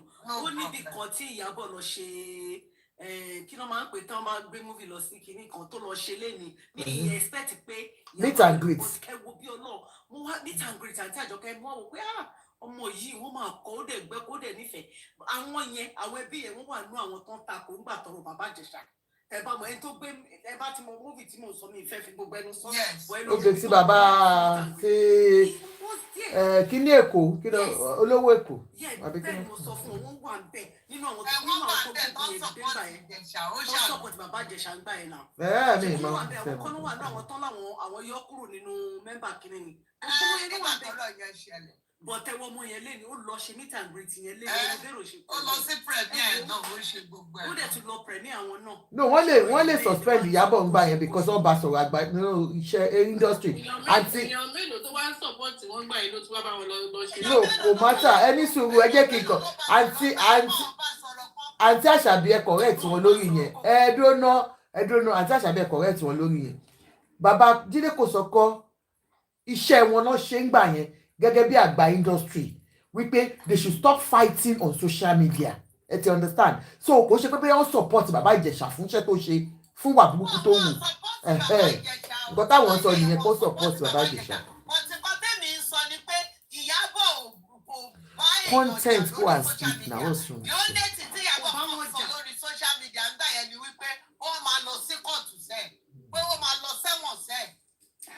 Kò ń ṣe pé bóyá Ìyábọ̀ ohun àti bàbá Ìjẹ̀ṣà àti ẹ̀kọ́ wọn àti Yọ̀mí ni. Ìgbà yẹn ni Yọ̀mí lọ ṣọkọ Ìyábọ̀. Á dà fún yín bọ̀ èmi kò sọ pé kẹ́kọ̀ọ́ correct àwọn èèyàn because wọ́n sọ pé àwọn bàbá yẹn wọn ò support Ìyábọ̀ gbà yẹn. Àǹtí Àjọkẹ́ sọ pé kínní ẹ tún wo bàbá yẹn tún ṣe interview àwọn èèyàn dá ọ̀rọ̀ yẹn lẹ̀ pé nǹkan tó lọ nínú movie tó ṣe ń báṣì Ìyábọ̀ tó ń báṣì Ìyábọ̀ bọ́lá ẹni wo kíní yẹn tí mo wo interview wọ́n ní ẹni táyé bá ń yẹ ṣe mọ̀ ó yẹ kó máa ṣe jẹ́jẹ́ kíní kan. Àgbàlagbà ni wọ́n lè sọ yẹn wọ́n lè doesn't matter àgbàlagbà ni wọ́n ẹ má wọrí nípa yẹn Ìyábọ̀. mo like bàbá yẹn okay ọkọ tèmi sọ ni pé kí ẹ wá wo Ìyábọ̀. ma yes ma. Àgbàlagbà máa ń pe àwọn ọmọ kékeré méjì tó bá ń jà wọ́n máa pè wọ́n sílé irú Ìyábọ̀ àti Bíọ́lá ń sìn mo pè wọ́n sẹ́yìn ní kọ̀ọ̀kan mo bá wọn sọ̀rọ̀ lọ́tùn lósì. Are you telling me àgbàlagbà tẹ bá pe àwọn méjèèjì sílé kẹ invite wọn sáàárín àwọn elders tẹ bá wọn sọ̀rọ̀ èyí tí ò bá gbọ́nu wọn ẹ wá lè suspend ẹ̀. Ẹ wá lè suspend èyí tí ò bá gbọ́ tẹ bá pè wọ́n one on one wọ́n jọ jókòó síwájú yín tẹ bá wọn sọ̀rọ̀. Àǹtí kan tó yìí tiẹ̀ sọ wípé wọ́n mọ yẹn ní wọ́n á jáde lẹ́nu ó wà náà tó ń support yín lẹ́nu understand nǹkan tí mo sọ. Jerry nation ní ká ní bó ṣe rí Uncle Jide to be sincere Uncle Jide is one of the nice elders in that industry. Lára wọn náà dẹ̀ gbàgbọ́ dọ̀tí gan ara wọn gbà dọ̀tí gan wọ́n dẹ̀ kó ọmọdé mọ́ra that is Uncle Jide for you wọ́n kó ọmọdé mọ́ra gan ara wọn gba ìdọ̀tí gan ṣèbí gbà yẹn náà Yomi náà bá àṣì wọn ó bú gbogbo wọn pọ̀ ó bú everybody ẹ jẹ́ sáré ṣe Iyabo ẹ bá bú gbogbo wọn ó kàn create gap ní kò ẹ bá bú gbogbo wọn.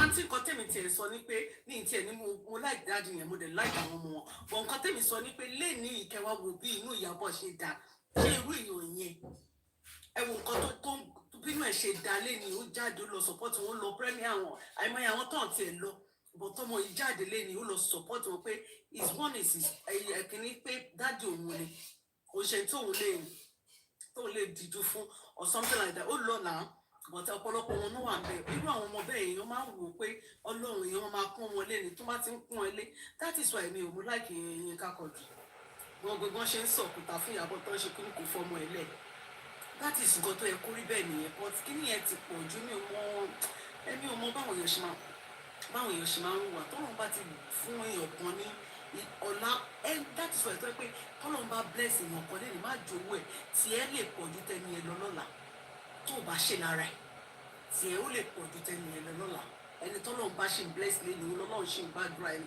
tó bá dọ̀la ó di dandan kọ́lọ́run gbọ́ tiwa náà kó dẹ̀ fà wá lọ́wọ́ sókè gbogbo wa ìta àwọn diaspora ṣé Ìyábọ̀ ń gbé nǹkan jẹ fún mi ni yes ó níbi kan tí mo tiẹ̀ tí ò tiẹ̀ kí n tiẹ̀ ti support Ìyábọ̀ àǹtí ẹni tí mo ti mọ̀ ẹni yẹn ló dẹ̀ sọ fún mi pé àwọn ọmọ dáadáa ni o he's a lawyer ọmọ dáadáa ni Ìyábọ̀ ọmọ dáadáa you need to get close to her láti mọ̀ wípé lọ́yà àgbàlagbà àwọn àǹtí àgbàlagbà lọ́yà lẹ́ni yẹn ní uc yẹn tèmi dẹ̀ mọ̀ ni tó ti jẹ́ pé bóyá ẹ máa ti bá ṣàlàyé fún yẹn àǹtí Àjọkẹ́ máa ṣàlàyé fún yẹn ó dẹ̀ nígbà yẹn máa wọ pé àwọn kíníkan ẹni ẹ ló wá ní come here I want to sit you down àgbàlagbà lẹ́ni over 70 years old wọ́n ní kí n jẹ́ káwọn sọ fún mi wípé Ìyábọ̀ wọ́n ní àwọn tí ń rí ẹni tí inú ẹ̀ dalẹ̀ ayé pé ọmọ yẹn ni pé ó lè tẹ̀lé pé àwọn ò plan láti fẹ́ ìyàwó méjì pé káláwọn ṣe ni àwọn ò bá dọ̀bálẹ̀ fún báyìí pé káwọn wá fẹ́ wọ́n ní kò dẹ̀ sí ẹni tó bá rìn tí ògo Ọlọ́run òkú yọ láàrẹ̀ máa nà àgbàlagbà yẹn lọ sọ fún mi bẹ́ẹ̀. ó yẹ jẹ́ ká go on with the show stop talking about Iyabo Ojo alone please let's talk about no kíní yẹn náà ni no kíní yẹn ni mo fẹ́ play because ọ̀rọ̀ kíní grape tá à ń sọ yẹn ṣe understand. Your bosom friend invited you to it. You did what you did. Olarewaju Omiyinka, you did what sent you to jail. You know inside you, me know. The government know. The judge, the High Court judge, was biased to you, as you said, right? What about the Court of Appeal you went? Because you are the one who went to the Court of Appeal. Are they being biased as well? Olarewaju Omiyinka, you are an actor, a producer, a director, right? Your bosom friend invited you to a location. She did not discuss the script with you. As close as you are to a princess, you're supposed to play. After a producer, director, you have no knowledge of the script. You go there, no producer, no director on ground, no production manager, no cast, no production assistants, and no crew. And you said she invited you to movie shooting. You met only that little girl. Only that little girl that you acted with, that you were kissing her fingers and all that. And you said they set you up. It is when you know how to eat best that they use against you. It was because you've been doing it. Olarewaju Omiyinka, I am putting it to you. That when you came to my house in Maryland, that I host you there, you wanted to do the same thing to me. I gave you a dirty slap. Tim was there that day. Big Tim, my big brother in Maryland, he was the one that was begging me. I sent you out of my house. It was that Tim that now took you to some of his family friends in Virginia. Have you forgotten? And because I see you as my brother, I push you out of my house. So what are you now saying? When you came to England, when I was living in London, the house I took you to, didn't you do the same thing to them there? Iyesha came out. She said the same thing that some people that took you to one house, you attempted it with them.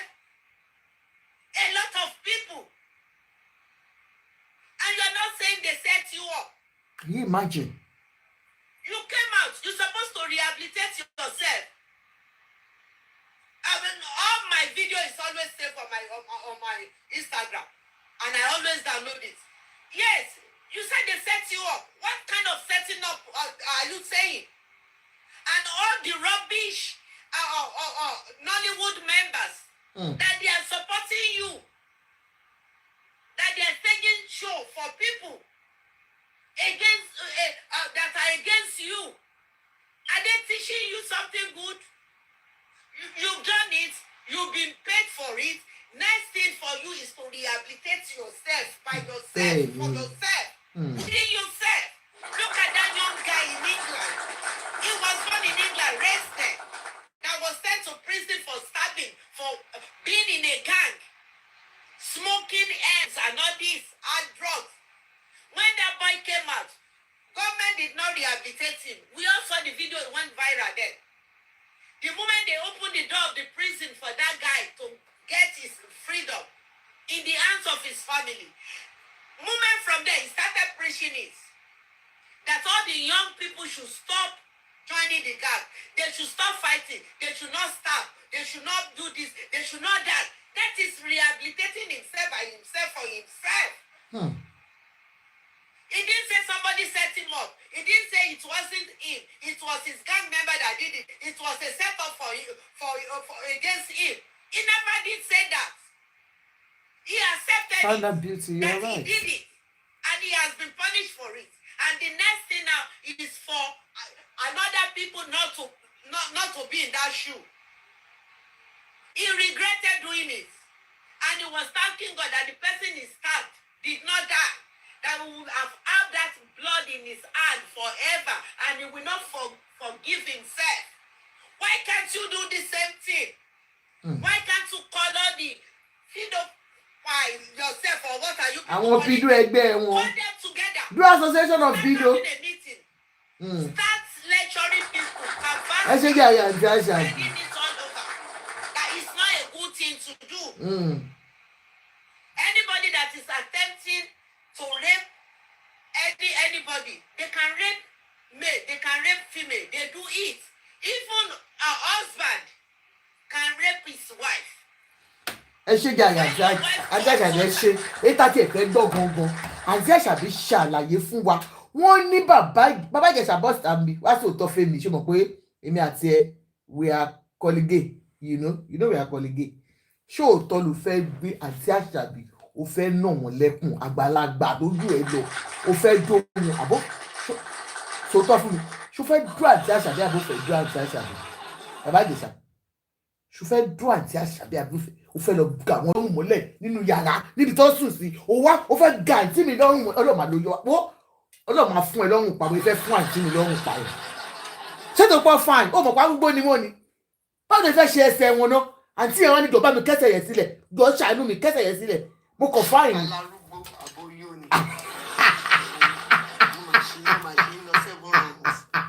irọ́ ni àǹtí mi ẹgbọ́n náà gan abájọ́ Bàbá Ìjẹ̀ṣà fẹ́ lò ó fẹ́ lò ní sẹ́jẹ̀ kẹ́ni mọ̀ pé ó sìkì ìwọ tó ṣe nǹkan burúkú tí wọ́n gbà sílé tó ń ṣàánú ẹ tó tún fẹ́ ẹni tó tún gbé ẹ sílé ó tún fẹ́ lọ bá lóru you can imagine ó ga o ẹ jọ mo fi yín láàyè sílẹ̀ ẹ má sọ̀rọ̀ lọ. ẹjọ́ kí n sọ̀rọ̀ mo fẹ́ lọ sùn tí ń kún mi mọ́mí ẹ ṣe gan ẹ kú àtúntò àgbáyàdálẹ́ mà. Thank you, gifters. Please help us to gift, because we have to meet the goal.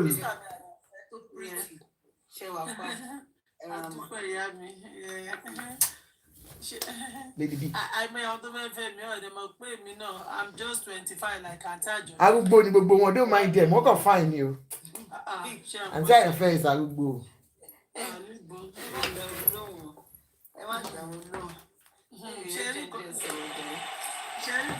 Oh, thank you, gifters. Please gift more because we need. We are doing good. And she was a very gentle person, still like Thank you. but just a pity. Elegance, I was check so out. Thank you so much. disappointed in her too. I was disappointed in her because kò accept orun nǹkan bẹ́ẹ̀ yẹn because Biola náà máa ń wà caution gan. So it's just a pity. Tẹ́lẹ̀tẹ́lẹ̀ mi ìfẹ́ blame ẹ̀ lípẹ́ má jẹ́ ká blame ẹ̀ because even go stylish go fi style ìbèrè ọ̀wọ̀ lọ́wọ́ bàbá Ijesha. Òun wà mindful of what to say. But not this time tí Iyabo fẹ́ ṣe premiere. Wọ́n ṣe gba àjọdé tí wọ́n drag ọmọ ọlọ́mọ. Now nísìnyí ọ̀rọ̀ tó ti lọ tó ti kú. Tó mi sí sọ pé ex-husband àwọn pé wèrè ni. What's up with Baba Ijesha? Can you imagine? So, you know, to jẹ́ pé time tí Iyabo wa fẹ́ ṣe premiere lọ tún wá fẹ́ máa wú lọ, you know. We're just like mommy said and everybody said pé kò sí ẹni tọ́lọ́run ti gbéga kò sẹ́ni tó lè fà wálẹ̀ kò sí ní mi tí ìrì babaláwo náà ẹni tọ́lọ́run tó ti ọdún bá lọ ṣe pé ẹni tọ́lọ́run ti ṣe tiẹ̀. Kò sẹ́ni tó lè fà kò sẹ́dá kan tó lè fà wálẹ̀. So, you know, Biola, you made a lot of mistake, not this time. I know you are one of Iyabo fans and you love Iyabo very much. Ṣé o ti gbàgbọ́ ọjọ́ kan tí Iyabo wá ọ̀run ti blog tó jẹ lọ́wọ́ àwọn tìbí tó blog ẹ̀ dáadáa. Ẹ má sọ̀rọ̀ yìí ojú ẹ ti mọ̀. No, I know. I'm not mentioning. You know our rule here, please. Don't talk about Yeah, that. I know. That's why I said talk about general things. Stop talking about Iyabo because it's going to bring down some because you know things. people were at least a lot of people who were angry to more rules whereby the way one cause Biola one book at least bóyá masquerade road lè ní but àwa di pé lórí platform àti Àjọkẹ́ wọ́n ṣépè fún wọn bu kò dé nímọ̀ pé nǹkan tóun ṣe ló ń bí àwọn Nigerians nínú. You know, Iyabo jẹ́ nǹkan tó yẹ pé yes kò sí anybody yes I náà mọ̀ Iyabo at least mo ti rí Iyabo nígbà party yẹn. I was invited by my friend which is my junior sister. Amúdẹ̀rí tí Iyabo ṣe tọ́jú I keep saying it mo bá ra aṣọ 24 hours sábúrò mi pé mi ní pé àǹtí ẹ máa ra aṣọ kìíní kan kéèyàn kúrò láàrin 24 hours kó ní kí wá ra aṣọ 65 láṣọ 3,000 which is 65,000. You know, Amúdẹ̀rí tó ṣe kẹwàá so Iyabo is love èèyàn tó pé inú ẹ̀ mọ́ ni ẹ̀tọ́nà ọlùkọ́ tó lọ́ọ́ dẹ̀ fẹ́ nìyẹn ẹni tí inú ẹ̀ bá ti mọ́ kò sí lọ́wọ́ máa gbégbá kò sí kọ́ta aráyé lè ṣe fún. So as for baba Jide ṣe mọ àgbàlagbà ni wọ́n do àgbàlagbà ń ṣe lágbàlagbà náà but àgbàlagbà náà I can understand èèyàn máa ń play èèyàn máa ń wà in between ní òun ni ṣebí gbogbo àwọn Yínká Quadri ló lọ sí wedding ọmọ wọn even gan Madam Chaje gan ń ṣàdúrà fún lọ́jọ́ wedding lọ pé a lot of àwọn àgbàlagbà tó jagun they all went to their kini because ọmọ à ń sọ ọmọ náà even Yomi gan tó ń bá Iyabo jà ó sọ ní pípa tí ìyá òun kọ́kọ́ kú tí ìyá òun kú ó ní Iyabo lọ́kọ́ gbé owó fóun fóun ò lè gbàgbé oore tí Iyabo ṣe o so Iyabo has been like that she's not a proud person ẹni tí ò bá mọ̀ but they see her as a real proud ó show everything that's the way èmi gan like video ẹni tó dẹ́ bá lọ kiri mo like video mo like kí n bùgá kò ṣe pé bóyá mo ń tọ̀ láti ṣe kíní fún èèyàn that is my lifestyle because ẹlòmíì kó jáde kó ṣe fàájì kó múra òun lẹ́lòmíì fi ń dúró ẹ̀ lẹ́nu because a lot of gbasgbos left and right you know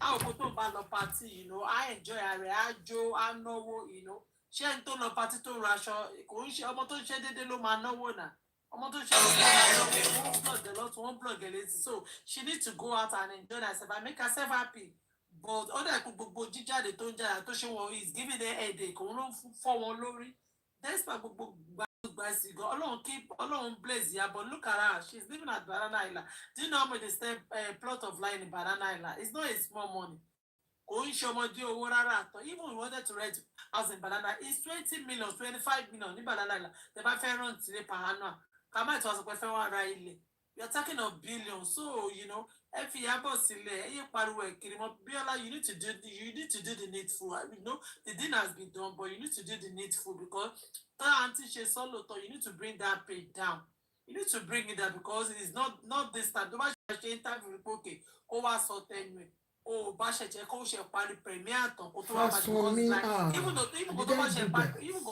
kó ṣe má ṣe aláwọ̀ orúkọ bẹ́ẹ̀ such because like lójú sí àwọn tó máa gbé ọmọ àbí pé wound tó ti lọ ìwọ ló ṣẹ̀ṣẹ̀ tó wá lọ reopen ni You know, that's nobody hates you here. Torí ẹ̀ gbogbo àwọn tó ń ṣépè fún ẹ bá I block them because we don't do that here. Àwọn tó dàgbà tó wà mature ló wà mí, but we don't hate on anybody. And we don't curse on anybody because we are mothers. So, please, Biola, like Auntie said, that she has called you, please do the needful because Kobama Jewo, because I know you very well. You know who is talking. Omento Soro. So please do the needful or they adjust. We love your program. Everybody love your program. So Jotoro Matori so kekere kon wa fi ba nǹkan dada tó ti ṣe jẹ́. Because I can see the comments, we are going to report you. Some people said they have reported you, they are blocked, you know. They block Biola, but please, Biola is not that kind of it's just nobody's about a mistake. Biola is not like that, you know. But please, Biola, please do the needful. So that's my submission. Okay. Thank you, sis. Thank you so much. God bless you. Sound effects. Let's clap. Next person. Next. Ṣọlá Ṣemílérè ti sọ̀rọ̀ tẹ́lẹ̀. Goodness ti sọ̀rọ̀. Adebanke, or whoever wants to speak, please go on. Adebanke ma. Good evening. Good evening, ma. Yes, ma. Yes, ma. Yes, ma. First and foremost, èmi tẹ̀ fẹ́ comment yín ni pé ẹ lè jáde léni láti ṣe show yìí because a lot of people wọ́n fẹ́ sọ̀rọ̀ nípa ẹ̀. So ìgbà tí mo wá débi tí mo rí pọ̀rọ̀ yẹn lẹ́ ń sọ, even gan bẹ́ẹ̀ ṣe bẹ̀rẹ̀ gan àwọn ọkùnrin yẹn ti bẹ̀rẹ̀ sí ní attack yín. Wọ́n attack ẹlòmíì gòkè, wọ́n wá ń ṣe kúrà dáadáa. Wọ́n ṣàfẹ́ wá máa distract yín but ẹ ṣì stand sórí òtítọ́ tẹ́ fẹ́ sọ. Now, àwọn àǹtí tó wà lókè àǹtí Àṣàbí wọ́n sọ kọ̀ọ̀kan wọ́n ní pé bàbá Ìjẹ̀ṣà ló kó tiẹ̀ lọ bá ó kàn fẹ́ kó bá Bíọ́lá ni. Màmá kò fẹ́ kó bá Bíọ́lá kankan. Bíọ́lá ló kó kúnlẹ̀ kó tó gbẹ̀pà sí. Ó mọ̀ wípé ẹni yìí kò ṣe ẹni táyé ń fẹ́ mọ́. Kò ṣe ẹni tí àwọn èèyàn fẹ́ gbọ́rọ̀ ẹ̀ mọ́. Pàápàá jùlọ àwa obìnrin. We are not ready to go back. Ready láti listen to anything tó fẹ́ sọ. Even gan tó bá gbé máìkì sí tó bá fẹ́ ṣáná sí láàdù tó lóun fẹ́ bẹ̀bẹ̀ gan, a lot of women wọ́n fẹ́ gbọ́ because the deed has been done. So Bíọ́lá ti rí ó mọ nǹkan tó ṣe kì í ṣe pé ó mọ̀ àbòsí náà ń pè yẹn. Ó mọ̀ pé kò bóyá nǹkan tó ṣe lè ní ìpè kìíní kan ló ó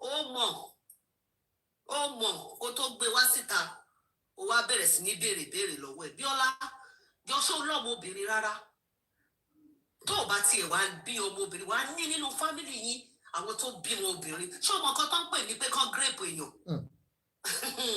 Eléyìí tó rọra ṣẹlẹ̀ lẹ́nu ọjọ́ mẹ́ta ẹ̀ ní Delta. Ṣé orí nǹkan tó ju àwọn èèyàn? Ayé imagine. Jẹ́ kí n sọ fún ẹ, àwọn tí wọ́n gírèpù ẹlòmíì títí dè ní kò fẹ́ rí ọkùnrin mọ́ láyé. Àwọn ọmọ tí wọ́n pass through kínní yìí, go and look at them. Ẹ lọ wò wọ́n bí ẹni pé wọ́n pa wọ́n sáyé ni.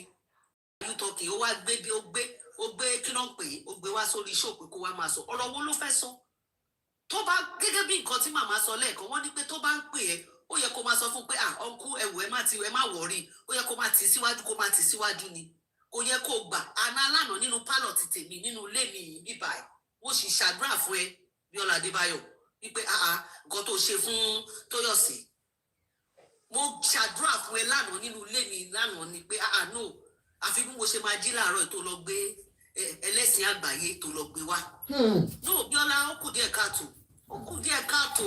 go and apologize. Kó jáde kó ṣe apology. Kó jáde kó gbẹnu sí máìkì kó bẹ àwọn obìnrin kó ṣe the right thing. Èmi máa ń wù ẹ́ gẹ́gẹ́ bí ọmọ tí wọ́n kọ́ láti léèrè tó dẹ̀ gbẹ̀kọ́ tó dẹ̀ kàwé. Tó dẹ̀ mọ̀ tó dáa yàtọ̀ sí nǹkan tí ò dáa. Nǹkan tó dẹ̀ gbé dání ó jẹ́ nǹkan tẹ́ pé àwọn èèyàn máa ń ready láti listen sí ẹ irrespective of nǹkan tó bá lè máa pass through. People are ready to listen to you and that's why every dick and carry wọ́n máa wá bẹ́ẹ̀ ẹ fẹ́ gbé wọn wá sórí kíní ẹ máa tọrọ owó fún wọn because wọ́n ti mọ̀ pé ìwọ ohun táwọn èèyàn fẹ́ gbọ́ ni. Bíọ́lá, go and do the needful. Kò sí pé bóyá èèyàn kankan bẹ̀bẹ̀ fún ẹ àbí pé wọ́n bẹ̀bẹ̀ fún ẹ àwọn kan bẹ̀. No, you do it yourself.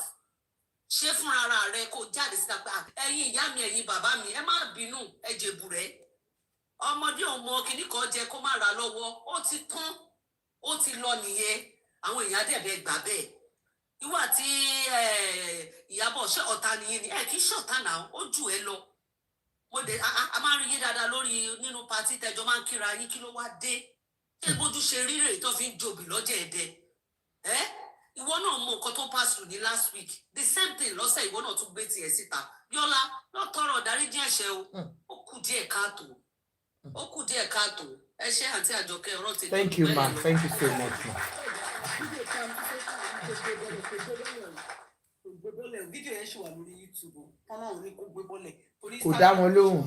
kó má drag ẹ̀ dànù orí àpé. So kò yọ fídíò tá àǹtí Àṣàbí ní kó ṣe yẹn. Kò yọ náà ó ṣì wà lórí YouTube. Wọ́n ti ń drag lórí Twitter.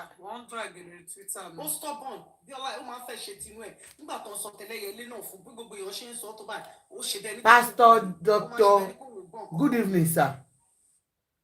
Pastor good evening sir. Good evening, ma'am. Yes sir, you're welcome to our meet sir. Ẹ má bínú o. Yes sir. Ṣé rí ọ̀rọ̀ yìí tó ń ṣẹlẹ̀ yìí even though náà ní tí ìwé interview yẹn mo kàn rí ṣe preview ọ̀nà ìrọ̀lẹ́ ni. Now n kò fẹ́ sọ́kè dàbí ọ̀rọ̀ òun ṣe rí nǹkan tó ṣẹlẹ̀ I'm not condoning to start with torí náà lọ́mọ.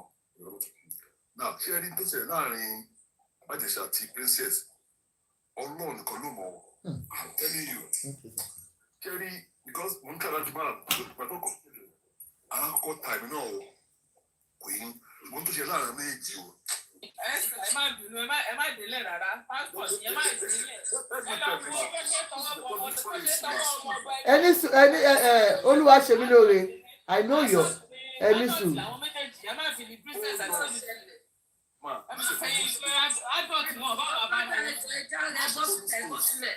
Ilẹ̀ ń sọ lẹ́nu adult ni wọ́n bá máa dóra wọn problem wọn nìyẹn yín pásítọ̀ tẹ máa wọ náà yìí olórí burúkú. Ẹni sùúrù. Wọ́n ṣe fọwọ́ ọmọ yẹn bẹnu dà. Báwo ni irú excuse wo ló fẹ́ máa bí? Àwọn ará wọn rèé. Àwọn ará wọn rèé. Àwọn olùlòṣè lórí burúkú. Lédè bí ìbínú tán àwọn kóòkè wọn bínú tán ni. What kind of àgbàlagbà ni wọn kí ló kún wọn kékeré pẹ̀lú rẹ̀. Wọ́n ti sick. Àwọn kankan náà. Ọ̀gá ẹ ti ẹ̀gbá fún bàbá oníbàbà rárá. Bàbá tó bá lọ́mọ ní òde máa give excuse rú nonsense yẹn. Kí ló fẹ́ máa sọ? Go lọ for another platform. They don't welcome such here. We are all mothers and they understand. Any sùúrù pastor, any sùúrù ẹjọ mi fẹ́. Pastor, you said, okay, let's assure you that you will pay for your statement. I guarantee you. Oh, Pastor, I don't know. You wanted to say something. Unfortunately, I don't think people want to listen to anything. But sir, what statement have they said that they will, they will? I don't understand. I think you should go and watch the interview, sir, and then go back to the video of that child. Like you said, sir, we don't know what happened between the two adults, like people said.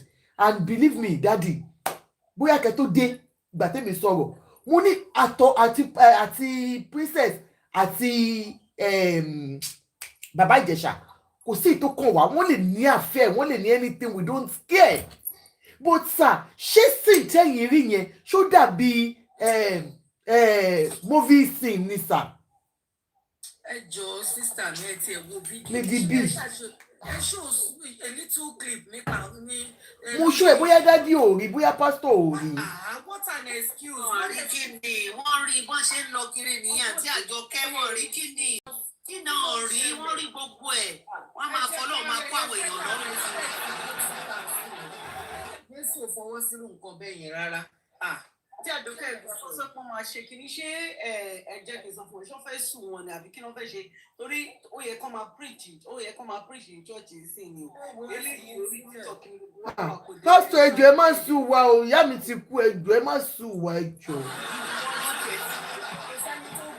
wọ́n ṣe tó fún wọn kí wọ́n wá lórí títọ̀ pé wọ́n mọ̀ fún ẹjọ́.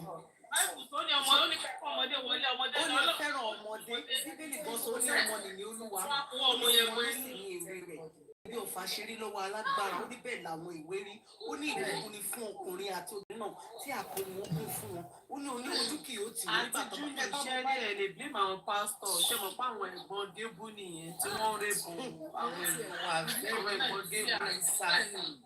àwọn nǹkan téèyàn ò gbọdọ̀ ẹ̀dùn wa fẹ́ máa fi báìbù kó wa lómi ọ̀dọ̀ ìjẹ́ nígbà wa kó mọ báìbù fà àwọn báìbù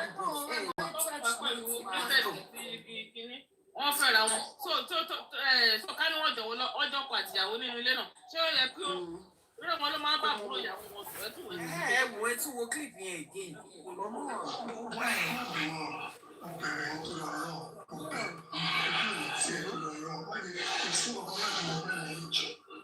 But I want to understand. I took out my time, registered you in the school. The only thing I didn't even do was allow you to stay in my house. Oh, I'm sorry. I know you are saying I'm sorry, but I know you. But did I do anything to offend you? No. Why would you molest a 7-year-old?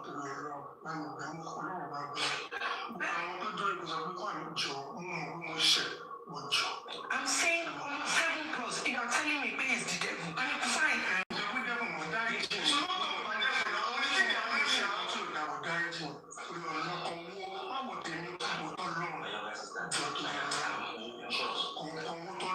But after everything I did for you, why you tried? But why? Daddy, Pastor, mi mọ̀ bóyá ṣé rò pé movie set ni Daddy. Daddy, ṣé movie set ni nǹkan tẹ́ wò yìí? Ṣé yín rò pé movie set ni? It's not. I'm not saying it was not set up. Even Princess said she invited him based on what she learned from that child. She didn't lie about it. So why are you saying set up now after the court of law has investigated, the police has investigated, the court found him guilty, sir? Sherry, most of us will speak with emotion, and then I understand majority of Nigerian men are fond of, enabling our men. The men themselves, they are doing it, and so most of you will stand behind yourselves.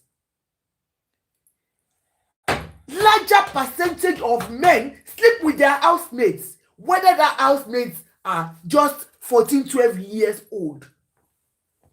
The majority of you, a man ba one more do ìyàwó yìí so you're underage soon. And God knows. So to you, you want to cover yourselves up. Kuda, Daddy. And I can see most men will not come up today. And I'm happy because I understand their own plight too. But when you know there is a problem, and okay, if that child were to be my child, how will I feel about it? Am I wrong now?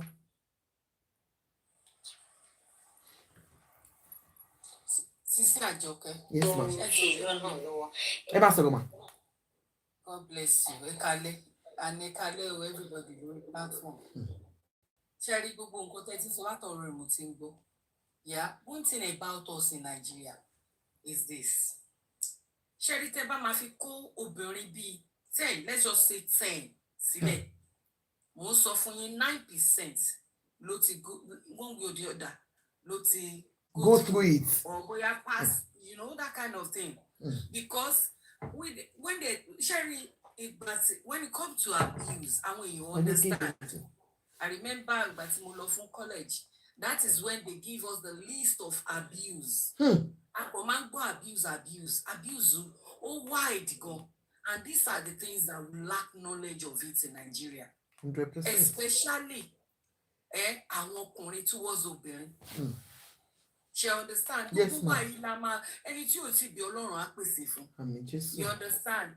Gbogbo àwọn tó dẹ̀ ti bí náà kó ẹni tó mọ bó ń ṣe lóyún ọmọ ẹ̀ tó tọ́jú ẹ̀ tó dẹ̀ ń jẹ́ kó tó tọ́ nọ́ọ̀ṣọ́ ọmọ ẹ̀ láti kékeré tí tó máa dàgbà ẹ jọ̀ọ́ ṣe máa wo ẹ máa love ẹ̀ láti rí kọ́mọ yín pass through it, or especially ẹni tó ti pass through such thing and wá tún ṣí ojú ẹ̀ sílẹ̀ báyìí kí irú nǹkan bẹ́ẹ̀ yẹn tún happen somewhere.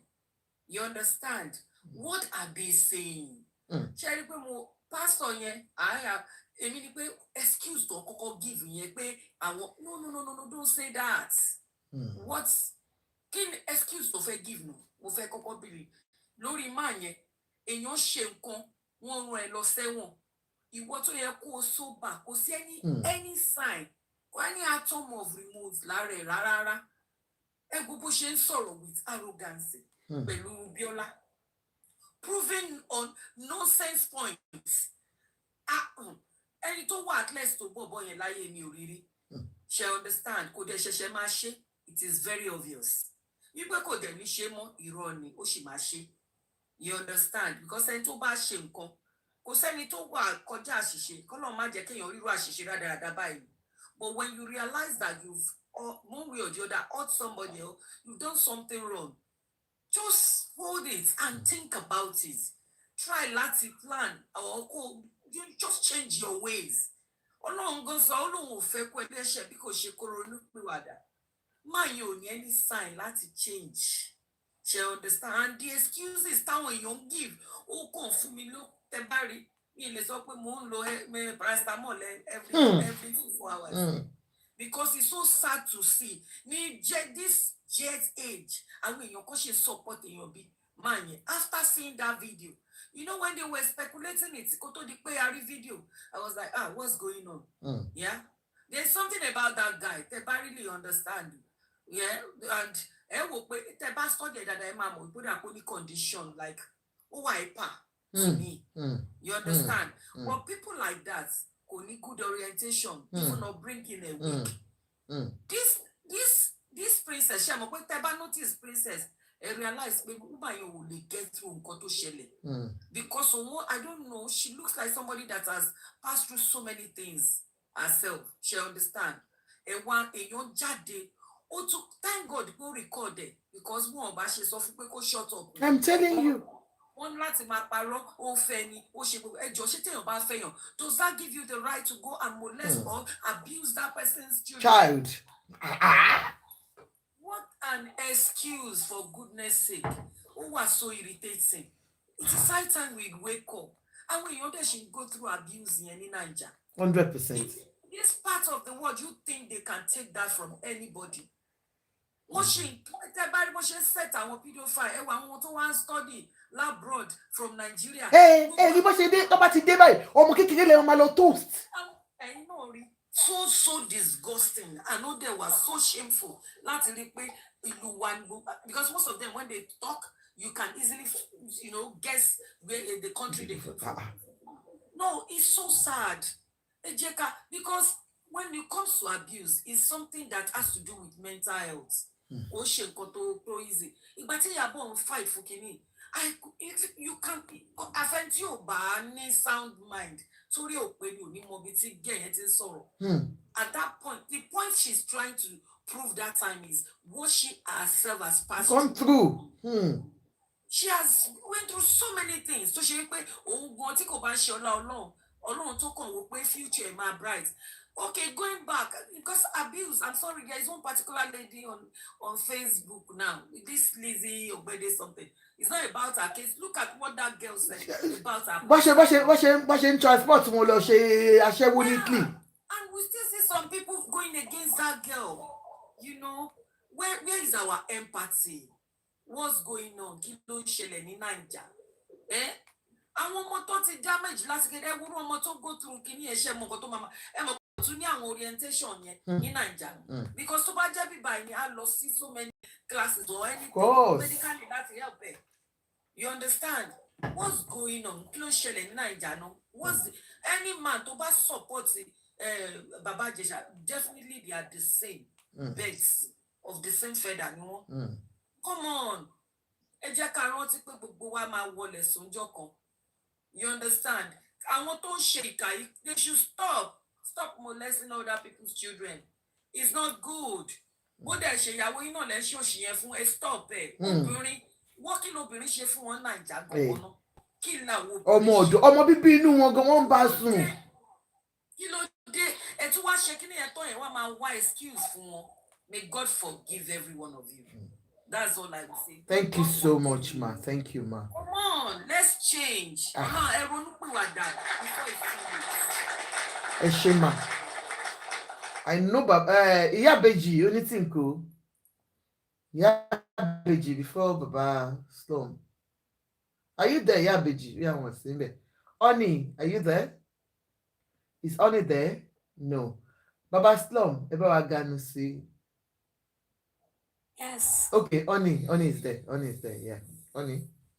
Yeah, go on. I'm sorry, Yoruba thing is not that good. No, please speak English. We can understand more English on this platform. Thank you.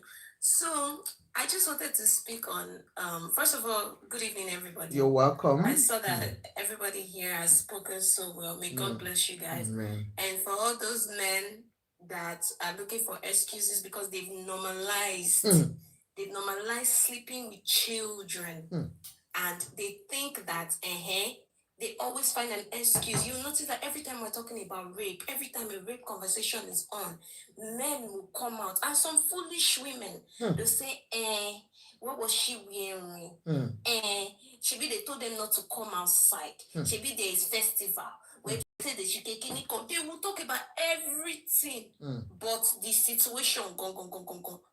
This particular situation, I'm very, very disappointed in Biola. Because I watched the video, so I'm not on it. Them say this. I watched her YouTube because I needed to understand where she was coming from. And from that video, Baba Ijesha was telling Biola that when Biola came to see him at first, that he was not ready for the interview. So she's the one that was looking for interview. It's not that Baba Ijesha even went to go and beg her for interview. She's the one that went to go and look for him for interview, number one. Number two, she's also the one that they said that I understand that, he's your colleague and everything. If you're visiting him in prison, yes. Somebody in this comment section, when I was like, I said somebody person said, Baba Ijesha Kuni. Nobody's asking him to die. Nobody cares for him. But if we continue platforming foolish people, if you continue platforming foolish people, what message are you sending to victims? Omota Nsoyi was 7 years old when the situation happened. It took her 7 years to confess the situation to the person she was living with. I want you to deep that. It took her 7 years since I was a kid, man. That was Moti Kere, ni Moti Mango Shioro. There was one time when one man then, Alagbara Omi, raped 9-month-old girl. This one, raped 7-month-old. That one, 8 months. Like, I'm trying to say, like, even when they rape older people, they always make excuses. When they rape younger people, they'll be like, Ofishin, Connie, Ogunofi. No, these men are useless. That is what it is. And then women too will not call out situations. I was hearing about a situation recently where a man was raping his wife's sister that has been living with them since she was a kid. That man has been raping that girl since she was 13. The woman never found out. Sorry phone, receive WhatsApp messages. Fiancé, but she will buy a gbon.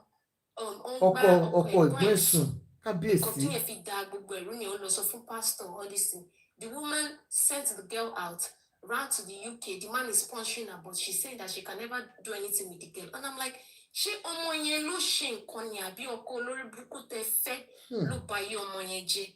what is a 14-year? What does a 14-year-old girl know?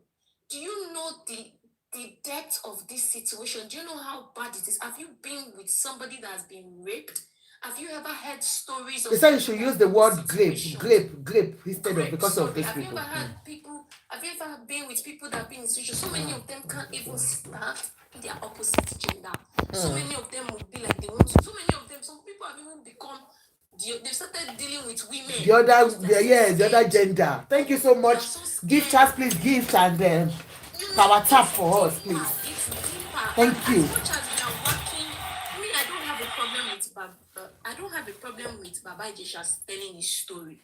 Even though I don't think it's a story that anybody cares to hear. My problem is with that woman that felt that, okay, she is a good source of platform to share that story. And then, ṣebí Iyabo Ojo ló fi Priscilla àti Festus kí nìyẹn kọ́ wa kí nìyẹn ní láti ṣe pé. He's trying to justify the fact that he doesn't abuse children, that she has left the children. Can you imagine? I'm trying to tell you pé this Biola lady is intentional with what she's doing. There's no justification because tẹ́ bá wo fídíò yẹn fúnra rẹ̀ tẹ́ bá lọ wo fídíò yẹn lórí YouTube nǹkan tí wèrè má nìyẹn sọ ni pé nígbà tó òun kọjá ní ṣọ́ọ̀bù Iyabo òun gbà yẹn òun wá lọ kí Iyabo lọ ra coke ó fọmọ that was pé ó fọmọ ọmọ tó example tó lò nìyẹn Èpo fọmọlẹ̀ so ó lọ ra fóun. coke ó fọmọlẹ̀ sínú ṣé at the time ó mọ̀ pé lórí burúkú nìyẹn ni ṣé ó mọ̀ wípé àwọn ọmọ kékeré máa ń tọ́nà sí ẹ lójú ni. So what does that have to do with the current situation? Nígbà tí Biola máa post ẹ̀ sórí Instagram kò post ẹ̀ bẹ́ẹ̀ yẹn they made it seem like if Iyabo can leave her children with him that means he's not a bad. Come on now. I don't understand why she did that. I don't understand it. Even if you want to do anything, why are you platforming these people? Why are you trying to give them, like, even if you want to give them second chance, we don't need to hear from them. It's one thing to just like, okay, one set it up, 5 years, ló ṣẹ̀wọ̀n 5 years, ọdún gbére ló padà. So I just think that it's high time we start calling women to out because as much as olórí burúkú làwọn obìnrin mi because why are you platforming rapists in TikTok terms? Why are you platforming people? Kí ni ìtàn tí Bàbá Ìjẹ̀ṣà fẹ́ kọ́ wa? Kí ni nǹkan tó fẹ́ sọ? If he had come tó jẹ́ pé interview yẹn ti lọ the other way pé Sherry gbogbo àṣìṣe mi ìgbà ẹ̀mọ́ nìyẹn mo ti lọ sẹ́wọ̀n I've served my time. I want to start anew. I want people to forgive me. You understand what I'm saying? If you have been, be reasonable. Instead, they'll be doing is a man's word. It's a man's word. They can get away with anything. And we too will be there platforming. That's my problem with this situation. I'm very, very disappointed that because I rated her so high. As a human being. But now I've seen that she's an AK. She's just a nonsense person too. And the man too, it should continue. He will meet his own in front. So yeah, that's all I have to say, Maeshe. Thank you so much, honey. God bless you. Thank you. Abebioba, are you? Oh, no, before that, Baba Slum. How can I forget my Baba Slum? Okay.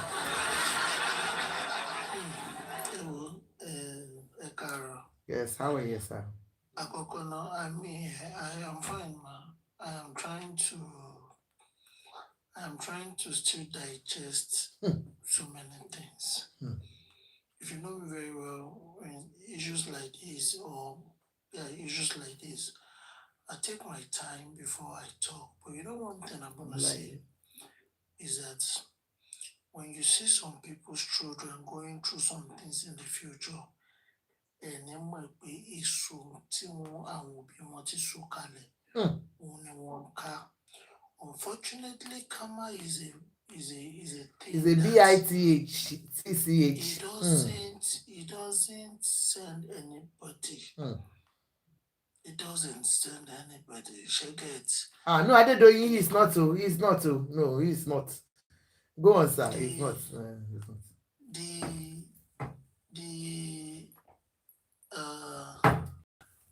What's the name?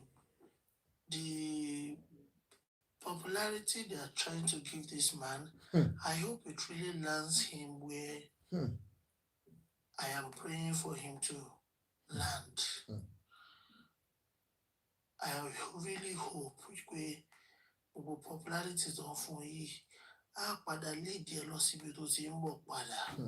You know, I am not going to blame this man this time around.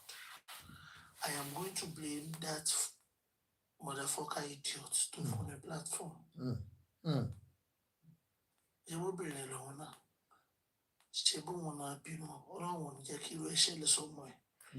Because I see some things. But I inherit àwọn wealthy àwọn parents wa tó ṣe pé òṣì àti lábúrú tó bá ti ṣe kalẹ̀ là inherit. That is very unfair. Nítorí kálukú bá ṣe jẹ́ kó jèrè iṣẹ́ ọwọ́ ẹ̀ kó tó dípò kúrò láyé. Tẹ́lómi bá fẹ́ ráre kẹ́yìn ayé jẹ́ ó ráre torí tó ti ṣe. Because àfọwọ́fà lélẹ̀ ṣe gidi sí ní. Nígbà míì tó bá fẹ́ ṣeré ẹ̀tẹ̀ á ní kó gbé òun lọ sódò lọ́wọ́ ẹ̀. Òun lọ́rọ̀ Bíọ́lá. Àbẹ́mọ̀ pé ilé ẹ̀tẹ̀ ló bá wà. Unfortunately, Olongo, I don't even know how to listen to that podcast. Sorry to say. She had never made any sense to me. It's just because we celebrate nonsense in this part of the world. And that is why people elevate themselves. Because tell me why somebody will set up a camera, invite somebody you called your colleagues who has been convicted over a case against him against a child. You now lost your empathy. You lost your empathy. I want to believe that if The you YouTubers, are human good enough, night. do you know that you You can can actually come to invite TikTok. every other person Love you. aside this person? Don't forget. I can never understand. Call me for You check glasses the to whole help my world. condition. Tí ìbá ṣe Okay? pé Intel make a man fẹ́ make if film nígbà What míì tó máa fẹ́ fi wà still to stay relevant is always very not making sense.